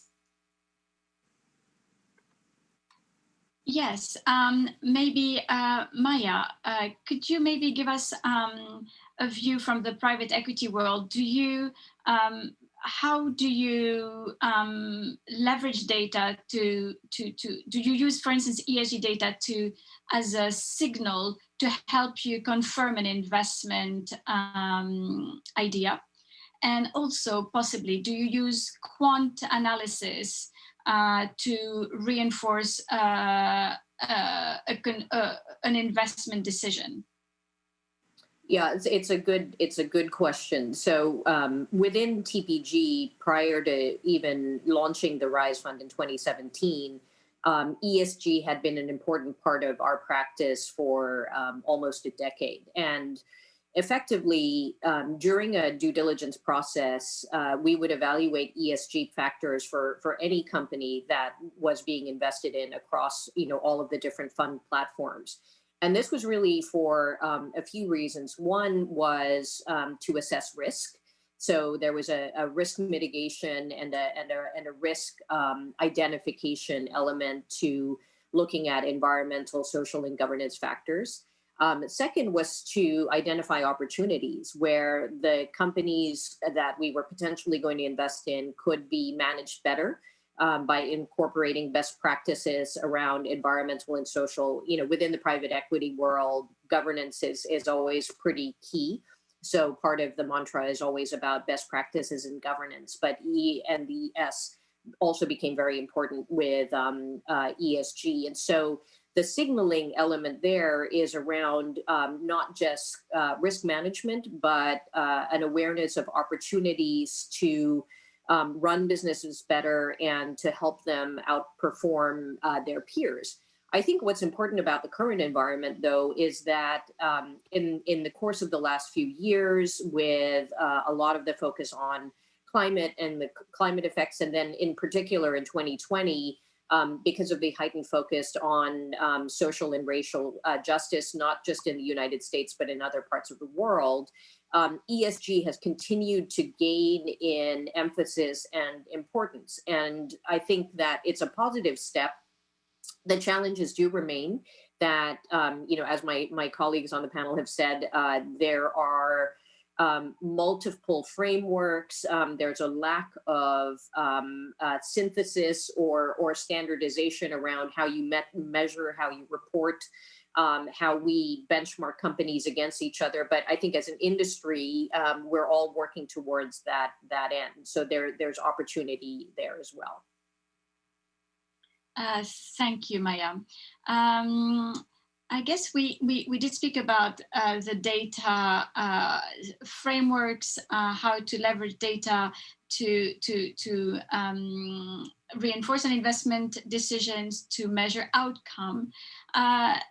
Can I ask maybe Anna first? So how can data be leveraged to effectively incentivize investment managers and hence companies reporting and standardization? So for instance, from equities to maybe even bond holders in the asset managers you review, how do you incentivize or leverage the ESG data to incentivize company data reporting from where you are in the value chain? So this past year, we actually, so as you heard me say at the beginning, we, for managers that hold themselves out as doing sustainable or an impact strategy, we do a robust analysis of the sustainability objective and the measurement and monitoring, et cetera, that I talked about before. We actually decided that it was really important for all investment managers, whether or not they held themselves out as sustainable or impact or not, to be looking at what we believe are critical investment issues. And so we started doing, and we'll learn more as we go along, but we started doing an assessment of each investment manager that we look at, and to understand in their investment processes writ large, what kinds of investment data, or what types of, what kind of ESG data, or what kinds of data sources were they looking at, that the portfolio management teams had access to. That's generally the sort of first way that investment teams actually start looking at the data. They sort of have it at their fingertips, and they may not be using it in any investment decision. But we thought that it was really important that there are material environmental, social, and as Maya said, governance issues that any investor should be looking at when they're making an investment decision. And if you're not, we have a lot of questions as to why, you're running a company with, a portfolio with energy exposure, and you're not looking at environmental risk data, and you have no one on your team that has an inkling about how to actually, analyze that, right? That, to us, that's a red flag, whether or not you call yourself an ESG or sustainable fund. And that data is also, useful, for engagement purposes. So if you're a large asset manager, whether they're running an active or a passive shop, or strategy, you want to see that they're, using some of this data to form a holistic opinion, right? This is not about, separate, you don't run an investment strategy only on ESG data, and you don't, we think you're not going to be able to run an investment strategy solely on, quote unquote, traditional financial data anymore, that those two things are merging. And every investment manager should be considering this to a certain extent, especially those materials that we think are, those issues that we think are material investment risks. And I think there's the incentivization piece on that comes that ESG assessment, or the assessment of how people are looking at ESG issues across every asset manager, does have some influence as to whether actually we either put them on the platform, or they sort of maintain their standing on a recommended list, or we end up saying that we actually don't think that any longer we have conviction in them, and usher them off the platform. So there is a economic incentivization for the managers to start looking at this data, those who are not, and the process we put in place is meant to sort of put a stake in the ground and say that we think that this is really important, whether or not your label of your strategy is an ESG label. And we're seeing, certainly in equities, where you should be able to do that. But there's also a lot of interesting innovation happening in the fixed income markets, and not only innovation, but ways that managers are looking at, for instance, the way to look at municipals and how to understand what sources or the uses of revenue are, how they're impacting communities on the positive side, and also looking at ESG risks as a way to identify additional information to look at credit default. So there's a lot of different ways that different types of asset classes and managers can do this. But what we instituted earlier in the year was really a set of what we hope is they're not punitive. We hope that they are positive economic incentives to really look at these issues in a very deliberate way. Thank you, Anna. Maya, may I ask, and so possibly still on how to leverage data effectively, being on a private equity side, I believe you may be able to ensure reporting and progress by embedding ESG maybe in the legal documentation and the relationship you develop with the target companies or the invested company you partner with. Could you give us a sense about how do you do that?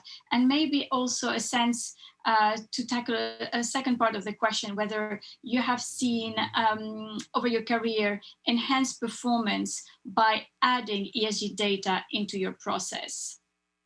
Yeah, I think it's important to call out that the companies that we invest in don't see our request to report on impact or ESG data as a burden, but rather as something that enhances the overall business, because they embed some critical metrics into their overall dashboards. And they're indicators of the overall health and the overall value creation proposition of their company. So importantly, this isn't also collecting, 200 additional metrics on a monthly basis beyond what they would do. It's really focusing on key drivers that create value on the impact side or on the ESG side that overall enhance the performance of the business. And we do see what we call a virtuous circle or a flywheel or collinearity between the impact side or the ESG side and the operating and financial performance side. So our companies see it as a benefit. We have a very structured way of looking at it as well, which helps, but that it's not a hodgepodge series of metrics, that it's very much customized to the business, and it's very focused and very much aligned with the drivers of value creation for the business. So being very thoughtful about this work is important.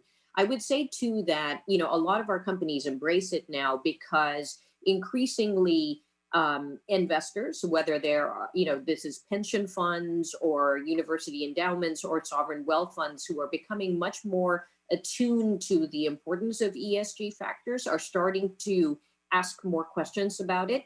And I would also say, that consumers and the general retail public are very interested in this as well. There were a lot of articles this weekend in the New York Times about the millennials and, their value systems and the wealth transfer and the fact that they want the companies that they're associated with to reflect their values. So this is really just going to become more and more a part of the mainstream.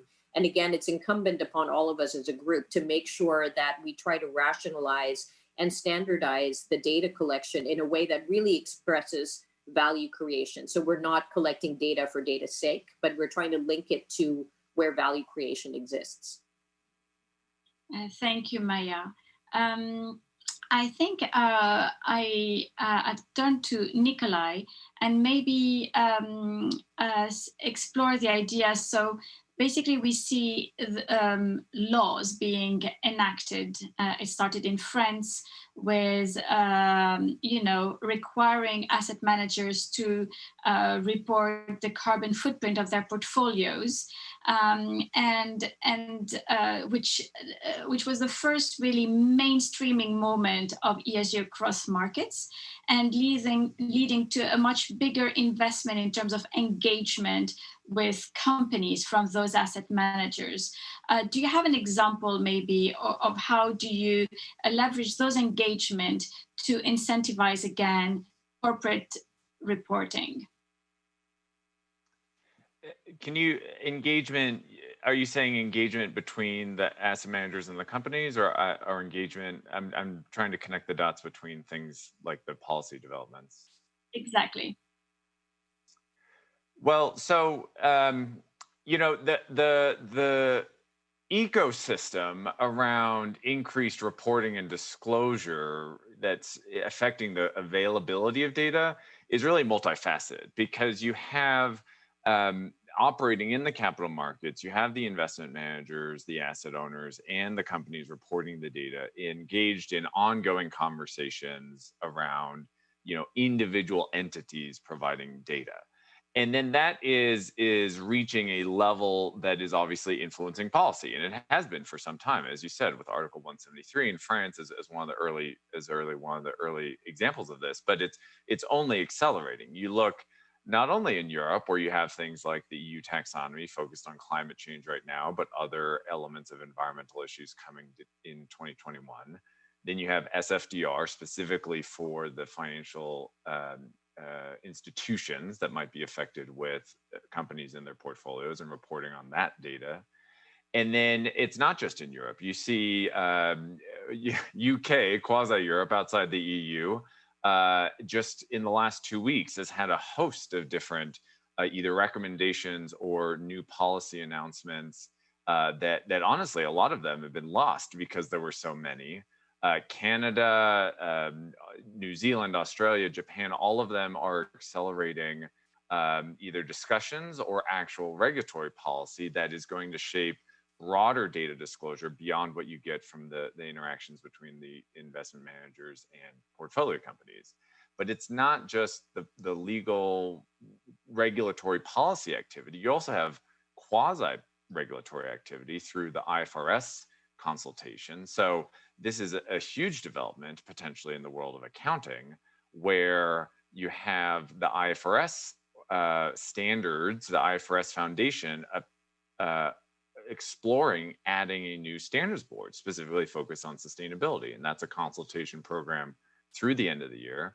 You have the Securities Regulators Industry Association, IOSCO, that has been very publicly talking about where they see securities regulators globally increasing attentiveness to these issues, and IOSCO playing a coordinating role and information distribution role.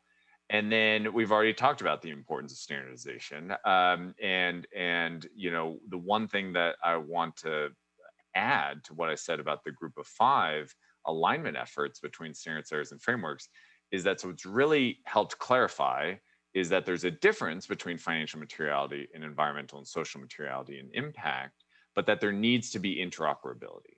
And that is really one of the key goals of the organizations focused on financial materiality as SASB and IRC come closer together, also working very closely with CDSB, but then organizations focused on impact, really making sure that there's not just 2 parallel streams, but that there's interoperability so that it's easier for companies ultimately subject to all these demands for disclosure to actually report in a less burdensome way. Thank you, Nikolai. And with that, thank you very much, everyone, for joining us today. I think 2021 will be an extraordinary year where regulators, policymakers are definitely tightening all the standard setting and requirements. Corporates are really waking up to this as faster than ever before, and looking at the best way to report, and obviously driven by the demand of investors and the pressure of investors. So this is all very exciting. And the idea is indeed to be able to leverage data to reinforce investment decisions, to measure outcome, and obviously leveraging different sorts of data, whether it's reported data, alternative data, and to serve all kind of strategies from quant to private equity to investor selections, bond or equity investing. Thank you very much, and see you very soon. Thank you all for joining this session of the Bloomberg Sustainable Business Summit Global. We hope you found these conversations interesting and insightful. Thank you again to all our speakers and moderators for a wonderful program, and thank you to our summit advisor Schroders for making this session possible. Most of all, thank you to you for being such a wonderful and engaged audience. The Bloomberg Sustainable Business Summit Global event will continue for the next 2 days. Join us for our next session at 2 p.m. Eastern Time for a series of conversations on sustainable supply chains. I encourage you to check out the agenda section of this website to get a full program of upcoming conversations and to rewatch any of the interviews. For more financial and business news from Bloomberg's global newsroom, you can visit Bloomberg.com. And remember to follow Bloomberg on Twitter. Our handle is simply @business. Thank you for watching.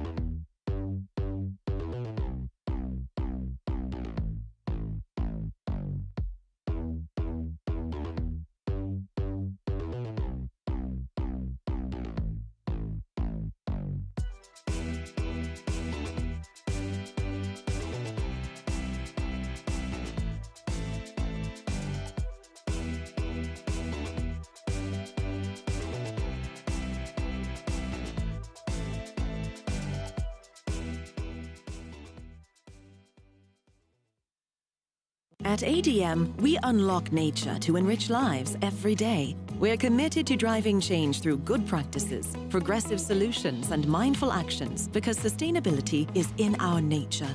After surpassing our previous environmental targets, we have advanced an even bolder set of goals. By 2035, we plan to further reduce our environmental footprint. Our efforts support worldwide hunger relief and environmental progress so we can all build a better tomorrow together.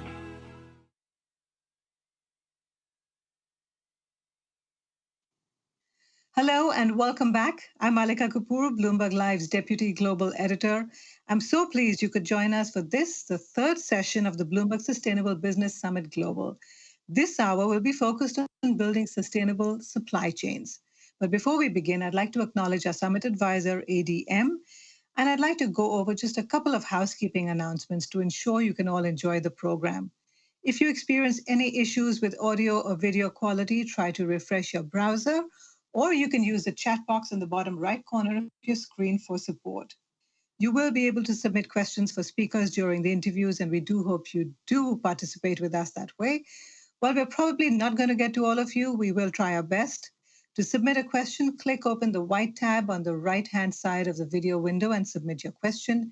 If you note your name and your location, we will give you a shout out. Please engage with us on social media. We are active there, and you can use the hashtag #SustainableBizSummit. Ready to get started? I know I am, so please join me in welcoming Dr. Alexis Bateman, Director of MIT Sustainable Supply Chains, who will kick off the hour with a presentation on supply chain transparency. Dr. Bateman, welcome. Hello, my name's Alexis Bateman, and I'm a research scientist with the MIT Center for Transportation and Logistics and Director for MIT Sustainable Supply Chains. I'm really excited to join today for the Sustainable Business Summit to talk about supply chain sustainability, but more specifically, supply chain transparency, which is very much critical to sustainable business. So I'll just jump right in since we only have a little bit of time today, but this is some of the work we have ongoing at our center, and I'll be sharing some of our learnings and where we see some of our work demonstrating where the future is going to go. So this is a visual from a research project on gauging the state of supply chain sustainability, of which we were able to see which companies are seeing pressure for more supply chain sustainability and where are those sources coming from. And if you see here really quickly that about 46% of companies are experiencing pressure to increase their supply chain sustainability. But the other interesting factor is that the sources are diffuse across government, mass media, executives, consumers, investors. So it's not just one particular source that is pressuring for supply chain sustainability. And so from that, we can say there are numerous sources of pressure, but what is being looked for, and some of which we're seeing that supply chain transparency is in key demand. And the headlines over daily, we see headlines such as this, which is bringing this recognition that companies are being held responsible for what is happening in their supply chain, not just their own operations, but things, the impact from their supply chain, and whether that be in the case of here, some labor issues deep in the supply chain, and/or environmental impacts of the products that they source and manufacture and produce. And so the coverage is increasing, and there's a greater awareness, not just by these stakeholders, but also the lay consumer that is recognizing that companies have major supply chains and they have social and environmental impact. Added to the fact that it's not just the news coverage and/or consumer pressure. There's actually an increasing regulatory due diligence in place that is requiring companies to actually report what is happening deep in their supply chain. So you'll see a quick visual put out by another organization that is demonstrating the increasing amount of regulation requiring due diligence, which means that you need to report on, in this case, forced and human traffic labor within your supply chain, that there isn't that, of course. And this comes along with the need for greater visibility and, of course, supply chain transparency.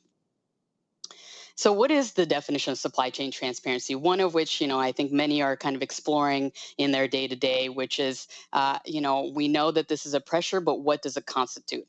And so we define it, which is, really two parts. And I'll just build this out real quick, which is that visibility, which is actually knowing what's happening in your supply chain. So accurately identifying and collecting data from links in your supply chain to be able to ensure that you have social and environmental compliance for which your supply chain is in order. The other part is the disclosure, which is to what extent are you sharing with your external stakeholders that you have that visibility? So, of course, it won't be everything that you know about your supply chain, but there's that external communication part that you are doing your due diligence and hopefully a few steps beyond that to have greater supply chain sustainability socially and environmentally. So I'll just, so what is involved in getting that visibility, which, this is just a quick summary analysis of getting the visibility into the supply chain, some of which we've been investigating, which is there's really kind of 3 different parts to getting that visibility. One of which is capturing that information across the supply chain. So how is that information being gauged, at the warehouse, at the DC, on the shipping mode, at source of production, all across the supply chain, there's information coming in about practices. So whether that be, actual barcodes, scanners, any kind of mobile phone gauge that can say what's happening at that point and be able to transfer that information along the supply chain. Next of which comes this transmission and upload, which is sharing across the supply chain. So how do we actually share information between players in the supply chain? So moving that information that you've gauged on site into a global or global or cloud system to be able to share that between players. And the last component of enabling visibility to have more supply chain transparency would be the access and actionability, which is providing access to that information, which is a key part of supply chain transparency. The information isn't important just at the site or just at the single node or player in the supply chain. There's a greater need to share information between players and, of course, have that full story about your supply chain further downstream, whether that be for the end customer or in some cases the consumer, to be able to not just kind of inform the downstream or your customer, but that there are actions you need to take about what you're learning in the supply chain. So this is just a brief summation of different technologies in place that we're examining. And so what is supply chain transparency in terms of mainstream, different company examples? So here, probably the most famous example is the Patagonia footprint chronicles, of which when they came out and they really mapped the full supply chain of some of their products. So they said, where is the cotton coming from? Where are the buttons being sewn on? Who is working at those plants and what life it had before it reached your hand? And so this was something that came out in 2010, almost a decade ago, and really came out sort of this seminal and first iteration of very heavy supply chain transparency that was open to the public. But it's really grown in prominence, and you probably see in your supermarket different barcodes or different information that you can learn about the product you buy. For instance, here's a cereal or some seafood that you can scan with a QR code to learn who the fisherman was, who were the wheat farmers that actually were a part of that product, and learn more about the real story behind the supply chain for each product. And when we really know it's becoming quite mainstream and that there's an imperative and a need for more supply chain transparency is, recently Amazon actually listed their full list of suppliers and now disclosing for their branded products, providing more information. So of which when major companies are pivoting to be able to put in place what they need to disclose different parts of their supply chain. Of course, there's a long journey ahead, but it's clear the imperative and need for information is there. So one example that I'll also further dig into is palm oil. And so it's a commodity that we've been looking to, and many have been looking into as a result of the environmental and social impacts. And what you can see here is, and I'll just spell it out real quick, is that, transparency is not a trivial thing. And of course, visibility is not trivial for any company. No matter how simple the product is, the supply chain is always complex, and being able to provide that information is a challenge.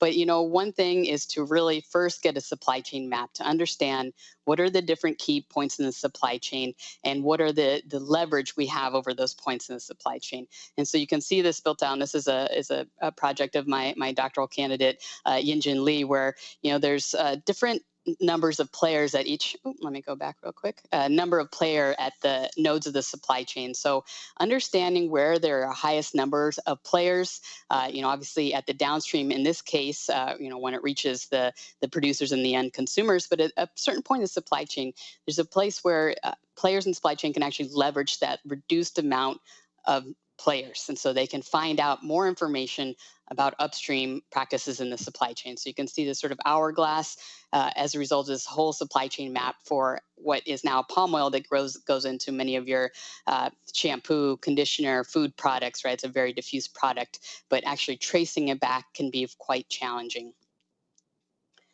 So we'll just go to the next. And so, on top of that, we're seeing really higher levels of disclosure for traceable palm oil. So it's a key commodity that is very much covered in the news and as a result of the high environmental and social impact. And so there's been pressure by downstream producers to get more visibility into their palm oil. And so actually we tracked and went through the CSR reports and different disclosure outlets for many major organizations that source palm oil. And what's quite interesting is that there is evidence that move for more supply chain transparency, at least in a very key commodity, is growing. And you can see right here, there are the retailers, of which they sell products that have palm oil in them. The evidence would be that they probably don't have that much visibility, whereas manufacturers, there's been a big increase on to what extent they can trace that palm oil back to the source, back to the plantations where that palm oil is being grown, and be able to understand what's happening on the ground. And of course, this is one case and one key commodity. It's quite a challenge to trace back every single thing in the supply chain back to source. But what is clear here is that there's a demand for that information, and there's a need to be able to have evidence of what you know about your supply chain. And so this is a visual I put out together with another colleague, Leo Bonanni, MIT alum, on supply chain transparency. And so you can see it really maps sort of the adoption levels of supply chain transparency, marked by different, I'm going to use my finger because I can't use my mouse to gesture the different pieces on this visual. But what it's really showing here is this transition to a more sustainable, more transparent supply chain. And so, the internal operations is really your own organization's different what your own organization has control of. And then if you look at the lower axes, you can see the different kind of steps towards supply chain transparency, some of which is first the code of conduct, which is just an agreement within the organization, and then eventually with your suppliers and potentially even further upstream about different practices you're going to abide by and ensure and vet and be in compliance with those different practices. And then the next level, so that's really where a majority of businesses sit as far as we've been tracking. And then you go on to standards and certifications, which is a sort of a minimum standard put in place, a threshold to which yourself and or your suppliers need to abide by, and that you actually check on and have, in some cases, certifications to show compliance to that different level of practice, socially and or environmental. Then upwards, you can see performance-based metrics.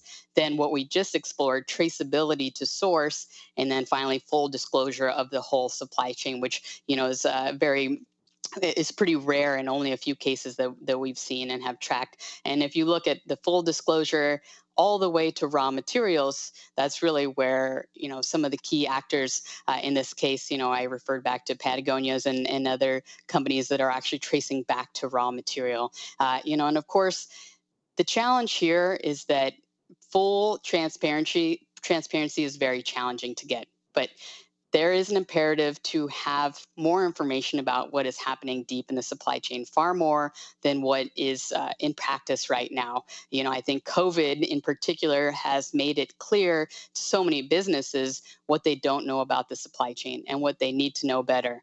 And as we are building back better, or whatever analogy we want to use, there's a key opportunity to pair this push for visibility, risk management, and preparation to have more supply chain transparency so that it's not just a risk management approach, it's also future sustainability efforts. They really go hand in hand, and of course, not easy to do it in a perfect and very linear way. Nothing is linear in sustainability, and I think we will probably be discussing that for the next few days. But what is clear is that there's a huge opportunity, and it's such a ripe time to be talking about this right now, because there's a demand, there's emerging regulation, there is an imperative coming from different sources to create more supply chain transparency for the long-term sustainability. It really creates a more risk averse and resilient business to have that supply chain transparency.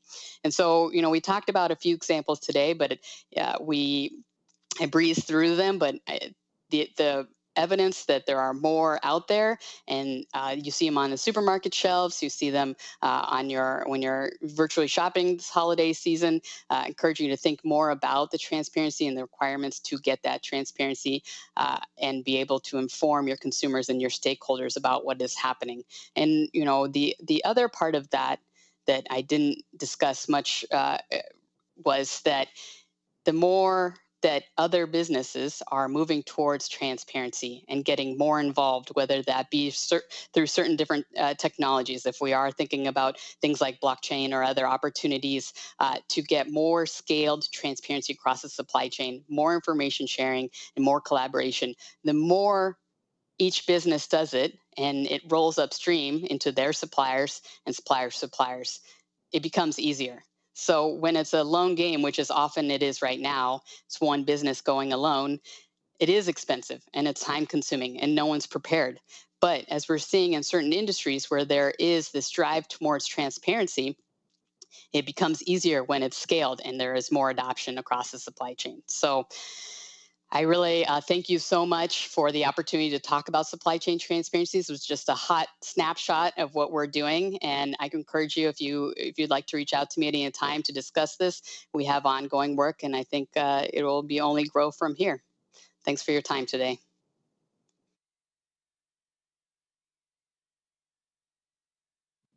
Hello, everyone. I'm Lauren Keel. I'm the General Manager for Bloomberg Green. I'd like to welcome you to this ADM Advisory Board Spotlight. I'm joined today by ADM's Chairman of the Board, President and CEO, Juan Luciano, for a discussion on how we can feed the world more sustainably. Juan, thank you so much for joining me. Great to be here, Lauren. Thanks for having me. So let's start big. Let's start at the macro level. What do you think are the greatest obstacles to us being able to sustainably feed our growing world? Yeah, that's a very important question. I see three main challenges, Lauren. The first one is the sheer size of the demand challenge, of the opportunity here. The world has been adding about 2 billion people every 30 years since 1960. So the UN expects we will have to produce 50% more food by 2050 and 73% more demand for protein. So the sheer size of the problem is immense. The second challenge is the way we consume our food, in which 1/3 of that is actually wasted, whether it's wasted in restaurants, wasted because of improper labels, or wasted in the supply chain. So in 2011, ADM helped create the ADM Institute for the Prevention of Post-Harvest Loss. And we have recently been investing in deploying hermetically sealed crop storage bags to preserve crops before they can reach markets. Some of our farmers have had since COVID that channel interrupted, and we didn't want their crops to rot, and so we provided that. The third challenge, and maybe the most important one, is the way we produce food. Many farming practices degrade soil over time until eventually it's no longer productive. So then you need to bring more land into production. And that's actually when you think that we already account for 37% of the total land in the world for agriculture. So it's something we prefer not to do. So there is an opportunity here to shift to regenerative practices that actually preserve the soil and help maintain production levels by using like row crops or no-till agriculture. The problem with this is that there are 570 million farms in the world, most of them small and family operated. And it's very difficult today to expect that they will be investing in new practices that may require additional cost, such as purchasing cover crops if there are no incentives. So we think that policymakers need to shift incentives that are focused today on production to support regenerative practice that restores soil and humidity. So I don't think this is something that one company can do alone. This is something for governments, corporations, and NGOs to take that responsibility through the whole value chain. As you've just said, this is a massive and interconnected challenge. And for you, for people who aren't familiar with ADM, you're a global leader in human and animal nutrition. So what do you think, as the leader of ADM, what do you feel that your company's role is in addressing that collective interwoven challenge? Yeah, our role is already defined in our purpose, is to unlock the power of nature to enrich the quality of life. So we are there in the middle. And in order to produce and deliver sustainable food, we must engage, as I said before, partners across the value chain, from farmers in the field to consumer brands and in the grocery store shelves. And we are that link, that bridge that is in the middle of that. So we have a unique position of influence. And we use our operational scale, our supplier relationships, our on-the-ground partnerships to advance the well-being of people and the health of our planet. And we support low-carbon farming practices, supply chains, traceability, water efficiency, waste management. Let me give you maybe a couple of examples where I'm involved directly. Is through Field to Market here in North America, we are collaborating with the industry peers to make environmental improvements that deliver positive economic outcomes for row crop farmers. If you go to South America, a very big producer as well, both in Brazil and Paraguay, we've been for the last 10 years helping farmers with sustainable farm practices in what we call Alianza da Terra. And we have reached already 1.4 million hectares over the last 10 years. So this is a significant improvement. We also have involved in what we call the Ecosystem Services Market Consortium, which is advancing the development of a market-based approach to promoting land stewardship that prioritizes soil carbon sequestration and water conservation. Anyone who has tried to buy toilet paper this year can tell you that we've seen massive supply chain challenges as a result of the COVID-19 pandemic. So how are you at ADM dealing with supply chain resilience? How are you making sure that your supply chain stays strong through the short and long disruptions this pandemic has shown us? Yeah, the short answer that comes to mind is by focusing on our people, Lauren, on their well-being, on their training, and their understanding of the situation. Communicate, communicate, and communicate. Listen, as an essential industry, over the course of more than 100 years, ADM has learned how to adapt and to shift quickly to disruptions, to continue to supply and to keep the shelves supplied. But it's all about the team on the ground. And we were well organized for a crisis. We saw it coming in January. We realized by the time we were in February that if we were checking in places like Brazil, for example, we saw that about 4,000 Chinese nationals had visited Brazil in the first 45 days of 2020. So we saw very early on that the situation in Wuhan, the situation in China was going to spread very quickly. That allows us to put contingency plans and protocols in place that allow us, and in an incredible work by the team of ADM, to keep our 800 facilities around the world operating through the pandemic. So very proud of that. Another thing we've seen this year as a result of the pandemic is an increased focus on social issues. So how has ADM worked to ensure the operations across your large supply chain are responsible and ethical every step of the way? Yeah, I think through our engagement with growers, ADM advances sustainable agricultural practices, and we have more than 900,000 acres enrolled in global programs trying to help this. We also focus on responsible land use, which is a key component of annual global emissions. And this is not just for row crops. Through Savan, our joint venture partnership in Madagascar, we are the vanilla's industry first farmer-owned processor and exporter of vanilla beans. And we support their social, education, and medical programs as an extension worker program that provides agronomy support to promote sustainable best practices. So we're doing this across many, many fronts. We're all optimistically looking towards 2021 now. So as you think about next year, what are your big sustainability priorities at ADM? Yeah, it's implement and continues to advance our ambitious 2035 sustainability goals. After we successfully achieve ahead of schedule our 2020 goals, we launched the 2035 sustainability goals on greenhouse gas emissions, water, energy intensity, and landfill diversion. And so we are very excited about doing that. And another high priority for 2021 is to continue to build an inclusive culture where all ADMers can feel they belong. And so we are very optimistic about the future of the food industry.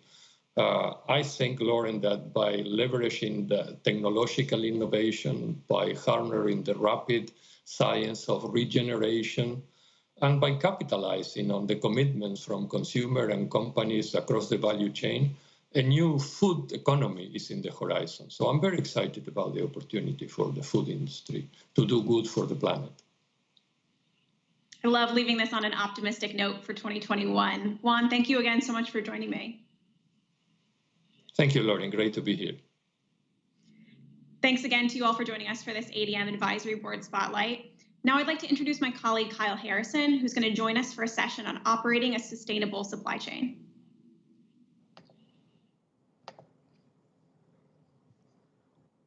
Hi, everyone. Thanks for joining us today for our panel on operating a sustainable supply chain. My name is Kyle Harrison, and I'm an analyst with Bloomberg NEF on our sustainability team. So the best way to think about my team is we are looking at the transition to the low carbon economy through the lens of the private sector.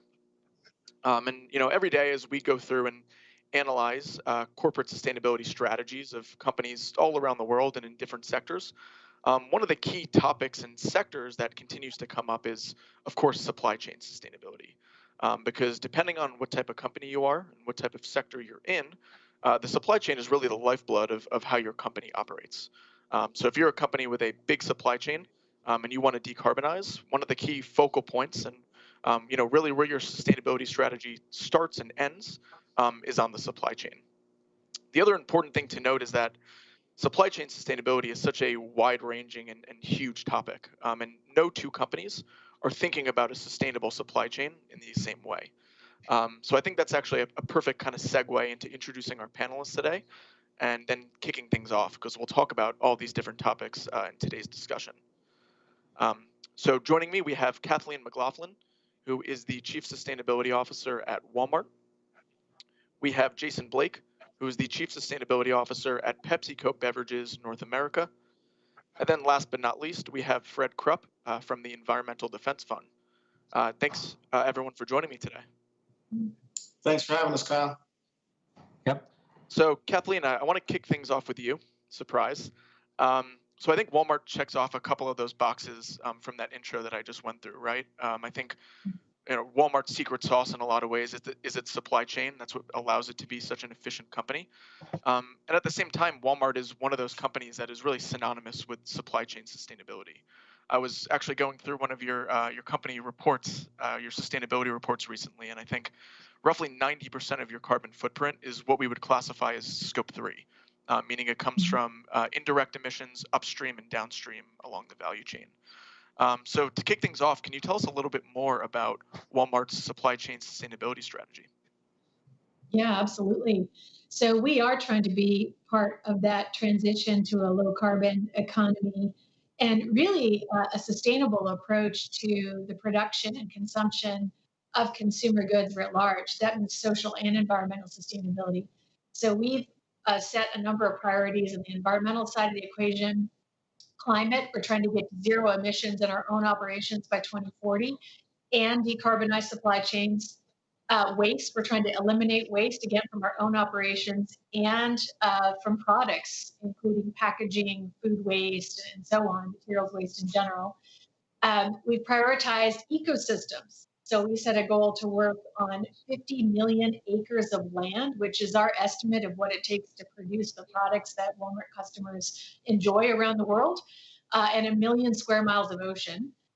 And then on the people side, we're working on economic opportunity, creating opportunity for people who work in supply chains, for suppliers. You know, supply chains have the potential to lift literally billions of people out of poverty.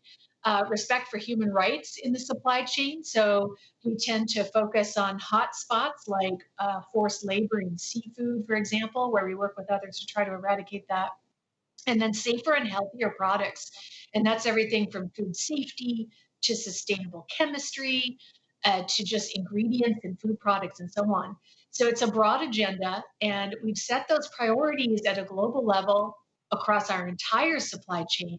And then we've got specific targets by supply chain. So for apparel or produce or seafood or beef, with respect to those goals around climate, nature, waste, sustainable, safer products, and so on. We work with a bunch of different folks to do that, including the two gentlemen on the panel today. So Environmental Defense Fund has been a fantastic partner, especially in our work on climate and sustainable chemistry, just to mention a couple.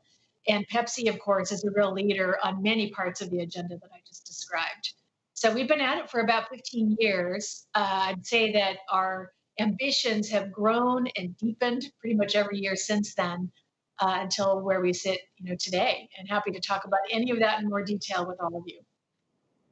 Yeah, no, that's perfect. And I think when I think of ambition within supply chain sustainability, kind of one of the first initiatives that comes to mind for me is Project Gigaton, right? And the order of magnitude and scope of what you guys are trying to achieve there. So can you really briefly walk us through a little bit more on your progress with Project Gigaton, and what has been kind of a successful and challenging part of that? Absolutely. So, as you mentioned, much of the footprint of any retailer from an environmental perspective lies in the supply chain. And that's certainly true with respect to emissions for a retailer. So we were the first retailer to set a science-based target for emissions reduction a number of years ago. And we launched Project Gigaton to get at the Scope 3 emissions. So the goal we set as part of our science-based target is to avoid 1 billion metric tons of emissions between 2017, when we started, and 2030. That's across all categories, working with as many suppliers as we can to do that. We now have 2,300 suppliers that are engaged in that initiative, working on specific projects and reducing emissions in any of 6 ways: energy, packaging, waste avoidance, so food waste, plastic waste, for example, product design. So think about cold water laundry detergent, for example, it avoids emissions downstream. Sustainable agriculture, so working in supply chains to get adoption of more sustainable practices on field, fertilizer optimization, no-till, et cetera. And then forests, and those projects might be conservation or restoration, or better management of commodities that come from forest ecosystems. So the suppliers have been engaged working on projects in those 6 areas. We have worked with folks like Environmental Defense Fund to create this platform, and with others like World Wildlife Fund and so on. And what we've done to make it practical and easy for companies to engage is create what we call calculators that translate specific business practices related to any of those 6 areas into emissions reduction. And then we support the suppliers in a variety of ways. Workshops to help them define goals and set goals and make progress, special programs in each of those 6 areas to help them move more quickly. So for example, we just launched something that we call the Gigaton PPA. It's a power purchase agreement opportunity for small suppliers, even small ones, to purchase renewable energy. Not everybody can have a renewable energy procurement team. So we work with Schneider Electric to set this up. And we offer the ability for people to acquire renewable energy, for their own operations. That's just one example. So to date, the suppliers have tallied 230 million metric tons of emissions avoided. That was as of about a year ago when we reported, and we'll be reporting the next number in our next ESG report. I'm happy to say we're completely on track and then some toward our billion metric ton goal. It's a super exciting program.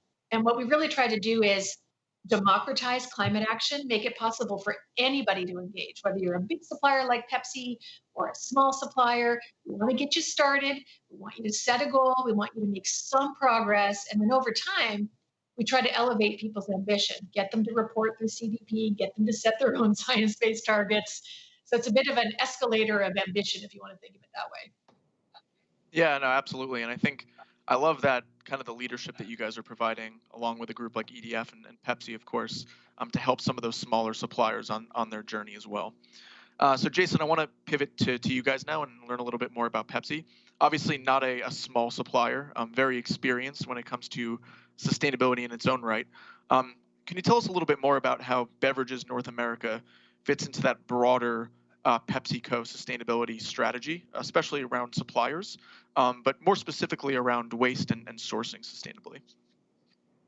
Yeah, so Kyle, thanks for the question and thanks for the invite today. And yeah, I think what you just heard from Kathleen really illustrates what's most important in this space, which is real collaboration to get to breakthrough solutions, right? No organization, no company or NGO could do it by themselves, right? It's going to really require a degree of collaboration and use of scale and reach to get to some solutions. So we're really proud of the work we've done with a number of NGOs, as well as other organization, corporate-led initiatives, specifically, right, the work we've done with the Business Roundtable to start to be very, very direct and specific about the climate initiatives we want to address. But your question around Pepsi, right? So Pepsi Beverages North America, I'll talk a little bit about what we're doing in the space of packaging, right? So we've set a pretty ambitious goal to have 100% of our packaging that is either recyclable, compostable, or biodegradable by 2025. Obviously, you heard Kathleen talk about what they're looking for from their suppliers, and we want to certainly lead in that space.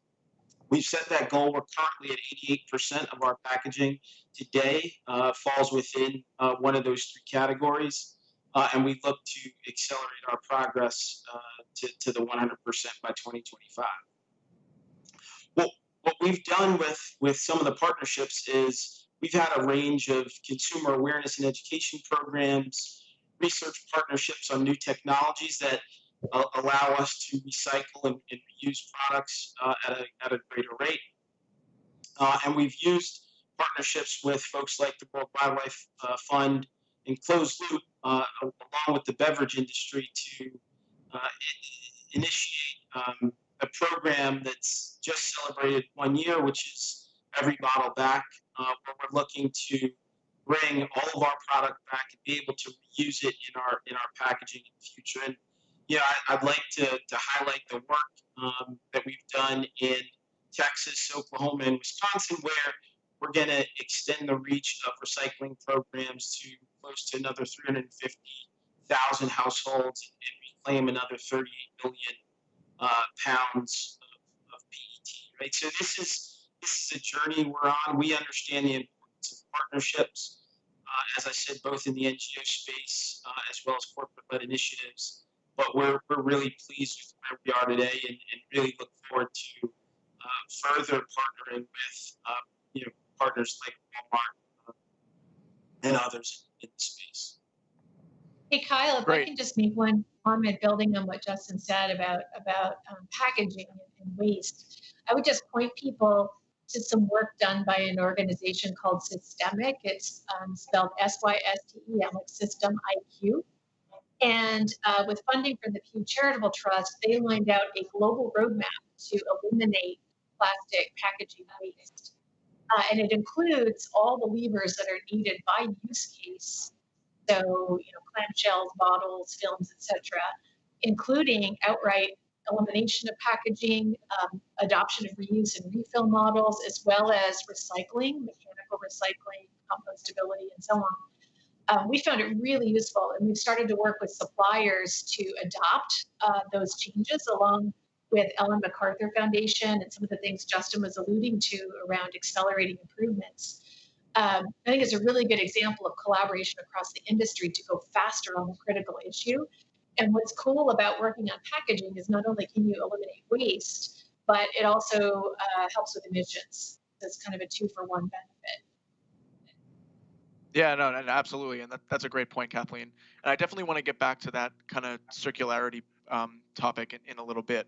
But I think while we're on this topic of collaboration, I want to make sure we go to Fred here. And Fred, I think you're in a unique position on this panel, right? EDF kind of sits on the other side of the table here, and you guys have created a really cool supply chain portal to help educate your members on how to more effectively reduce your scope 3 emissions, but then also, like Kathleen and Jason were just highlighting, pivot to a more circular economy. Can you tell us a little bit more about that portal, but then other initiatives and strategies that EDF is thinking about when it comes to supply chain sustainability? Sure, Kyle. I think the secret of why EDF has been effective in this space is probably that we don't ordinarily think of ourselves as being on the other side of the table from companies like Walmart, Pepsi. Walmart's gigaton goal that Kathleen has been instrumental in implementing is an enormous thing and really helping to drive progress. And we're proud to be partners with Walmart on that and the other initiatives. The Supply Chain Solution Center grew out of the fact that there's a lot of learning happening, in different places, in different companies, but it's not just to, not really to educate our members, but more to make tools and resources available to all the corporations who are struggling with this. Supply chains, I think we all know, have been increasingly disrupted by climate change and extreme weather, up 29% since 2012. General Mills has warned folks that its own investors that they may not be able to produce their own products due to weather and climate change impacts on the supply chains. And yet, doing something about the supply chain, making it both more resilient and lower carbon, making it fit into this 2050 goal of net zero, it's hard. Supply chains, by their nature, they're complex, they're opaque, they're far-flung. So finding solutions for reducing climate impacts, let alone implementing those solutions, can be really difficult. And that's what the Supply Chain Solutions Center is all about. We've seen a lot of companies put forward really great sounding goals.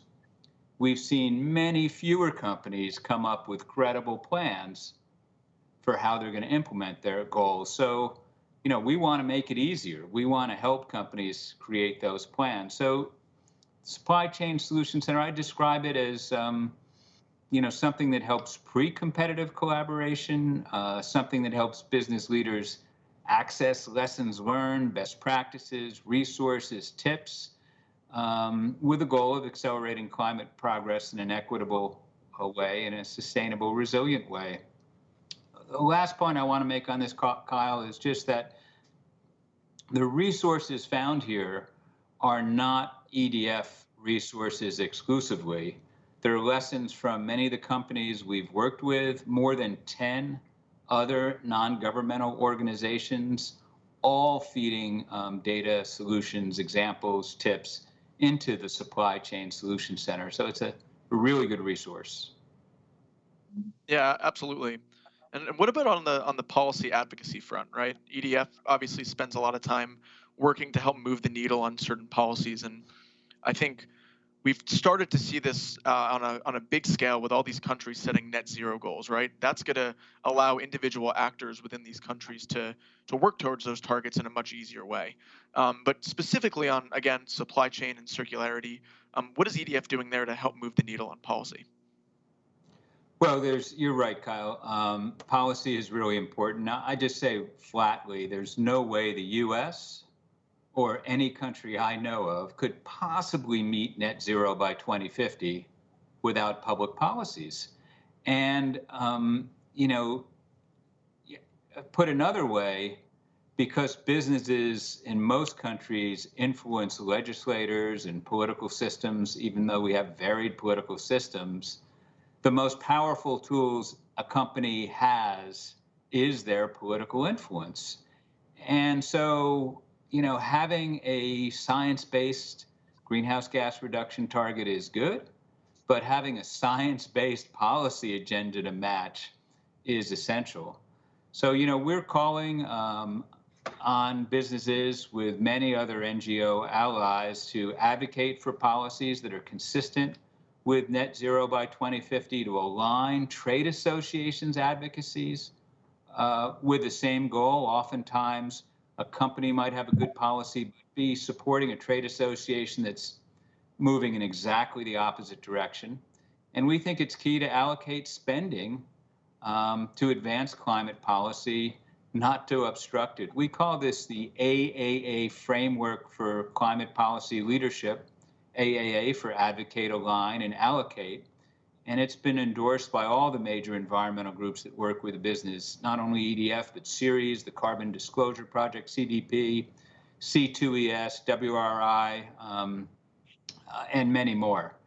So we've also at EDF launched a climate authenticity meter so that people can help get insight into proclamations that are designed more for public relations than to really move the needle, and actions by companies that are truly authentic and actually driving good climate policy and driving emissions down.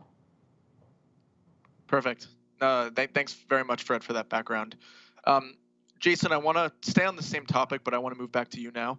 You talked, or Kathleen mentioned the Ellen MacArthur Foundation.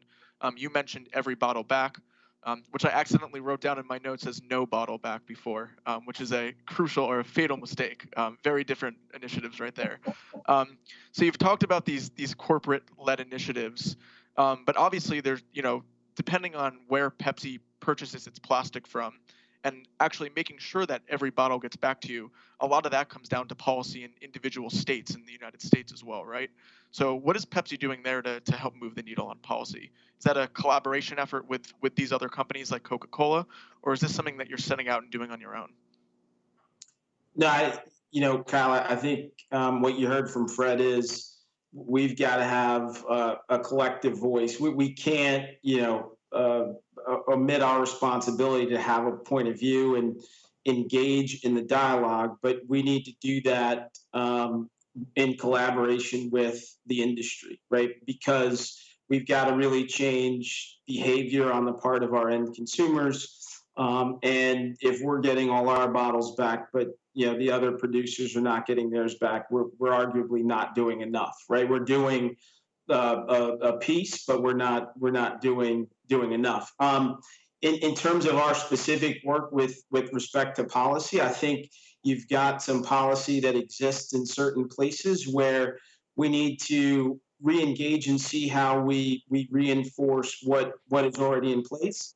But then as an industry, we've got to figure out the path forward and be pretty vocal about what we're going to do to ensure we build a circular economy. We talk a lot about plastics, right? They are, kind of the 800-pound gorilla, but we figured it out on aluminum, right? We know how to do it with certain materials, and we've got to bring that know-how over to plastics, right? And I'm every bit confident we're gonna be able to tackle it. But as Fred said, these things don't get done by a sustainability office within one corporation. They need to be great ideas within companies, accompanied by great policy that is specific, measurable, and we can, say year to year we're making progress to get bottles back. But we're certainly looking to lead within the industry, but we know that we need the industry in collaboration with, like you said, states and policy to come to bear to resolve this issue. Right. Yeah, and some of that collaboration also comes across various industries as well. So I was looking at the list of members of the Responsible Business Alliance, for example. And that historically was a supply chain sustainability group that was focused around the electronics sector, right? But lo and behold, I found Walmart's name on there. So I wanted to hear a little bit more, Kathleen, on what Walmart is doing as part of groups like the Responsible Business Alliance and CDP Supply Chain Initiative to further kind of foster this collaboration. So our focus is on our own practices in our operations and in our private label brands, and then working with our entire supplier base to get them to accelerate action in any of the areas I mentioned. So energy efficiency, renewable energy in their supply chains, packaging is a big one, waste reduction, food waste, plastic waste, sustainable agriculture, product design, forests. And just to give you an example, on packaging, we developed this, actually happened to have it on my desk as we were talking, I pulled it out, kind of a playbook of sustainable packaging recommendations for suppliers to consider to shift their materials to materials that are either mechanically recyclable or otherwise better materials, including chemicals, Fred. That's one piece of packaging action. We're also then working to outright eliminate packaging where possible, and then experimenting with approaches to use refill or reuse models. So for example, ASDA in the UK, we have a pilot underway now where it's a whole store that is a reuse, refill, kind of sustainable packaging pilot, just to see how far can we push things. So our focus is working with suppliers to transform the way that the consumer products industry even works to tackle climate, waste, ecosystems, human rights, and so on. As I was mentioning, depending on the issue, we have different ways of coming at it, but that's what we're trying to do. Cool. Yeah, and I think, and that was actually I think that brings us in a great way to my final question here, which is kind of a lob up, and you guys can take it in any order that you see fit. But where do you see the most room for innovation within supply chain sustainability? So it could be technological, it could be policy related, it could be collaboration between companies or financial, really open-ended. But I would love to hear from all three of you as experts on this topic, on where you see the most room for improvement there. I would say two things. One is around measurement, traceability, transparency. So we've been experimenting with things like blockchain technology. We've been investing in third-party solutions like Global Forest Watch or Map Biomass, Global Fisheries Watch. There are a lot of different kinds of platforms emerging. But the ability to trace products from the point of production through to consumption, and to have data about the ingredients in the product as well as the way it was made, and some additional attributes like the emissions profile, and so on. So that's one that would be extremely helpful and something I see developing over time. I'd love for that to go faster. And then the second would be innovation around practices of production to tackle specific issues. So for example, agriculture, innovation in practices on the field and getting people to adopt them, innovation in areas even like carbon capture, innovation in chemistry for more sustainable solutions where there might be an ingredient that works really well, but it's a chemical of concern. So technological innovation around practices and technological innovation around measurement and transparency tools. Those are the two that we're really pushing. The transparency one's interesting, right? I know a lot of tech companies are starting to leverage their Internet of Things technology to offer products to help companies better trace their supply chain, especially around sustainability. Yeah. Who's next? Yeah, Kyle, I would agree. I think agriculture is one where there's a tremendous amount, not just of innovation to happen, but as Kathleen said, how do you lift and shift best practices across the globe to ensure, right, we're not doing things inefficiently in one place when we know better in another, right? So I'd say that's one. And then in this area of packaging technology, I think there's a tremendous opportunity for us to really be thoughtful and innovate. And we've tried to design into business process, right? How do we think sustainably from the start to ensure, we're thinking about the comprehensive view of sustainability when we're innovating either new packages, new products, or new business models, as Kathleen alluded to earlier with respect to reuse models and other models we've got out in the marketplace that we need to scale in the future. Yeah, and I agree with the answers that Jason and Kathleen have given.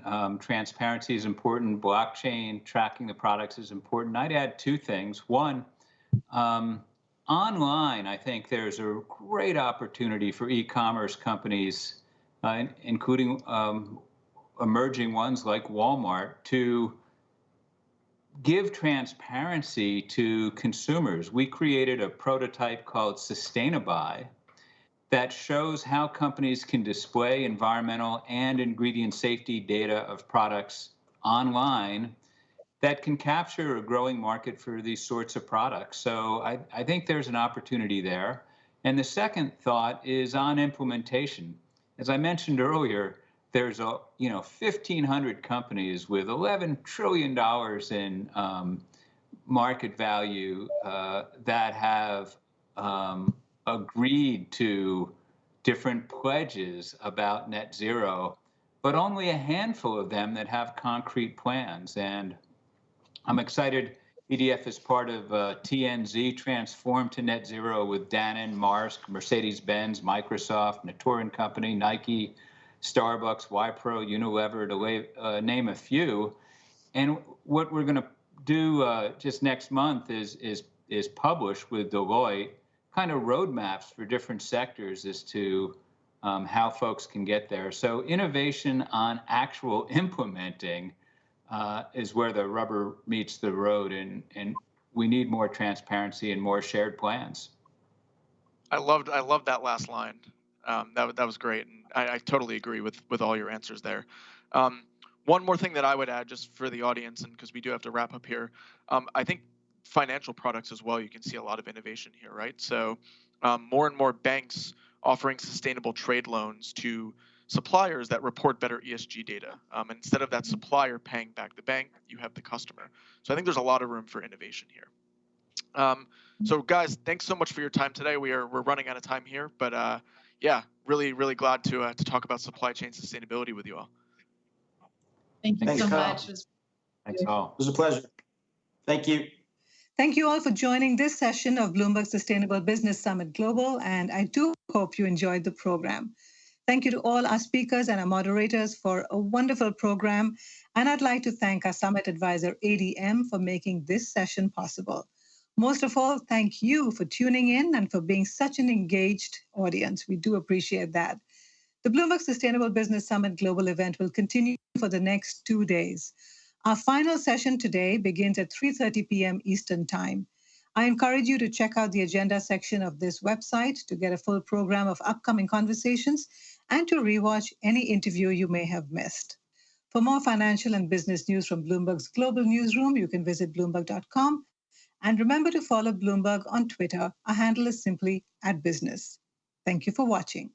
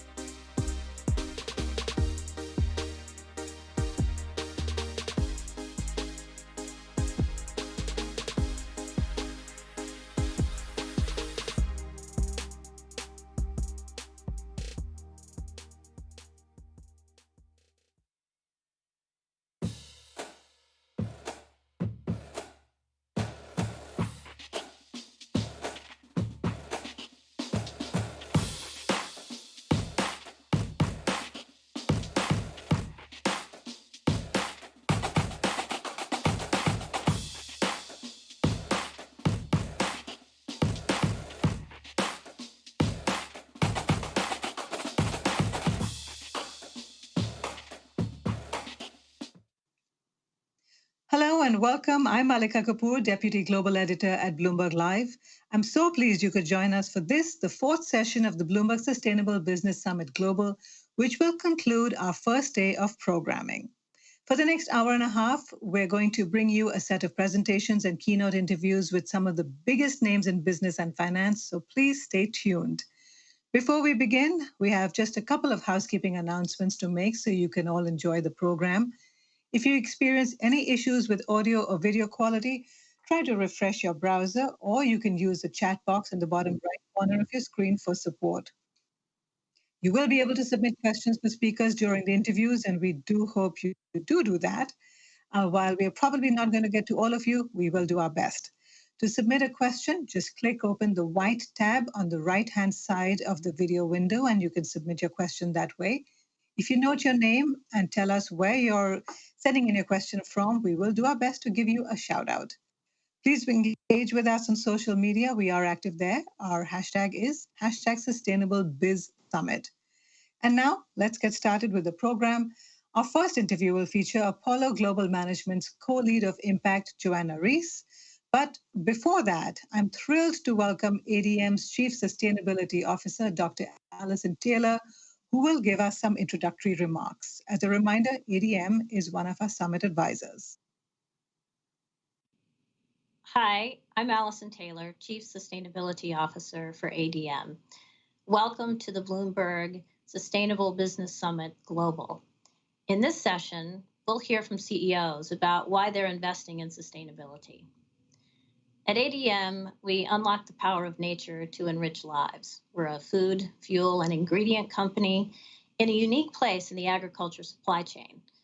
We occupy the bridge between farmers and consumers and consumer brands. So we hear a lot reflected from our customers about how consumers are viewing sustainability. And the business case is clear. Consumers want more information about their food. They want to know where their ingredients are coming from. They want to know more about the farm and the farmers. They want to know more about how their food is being produced. And so we're meeting those demands. We know that consumers are making choices according to the information that they're getting. Not only that, they're looking to companies to understand whether we share their values. So how do we meet these demands?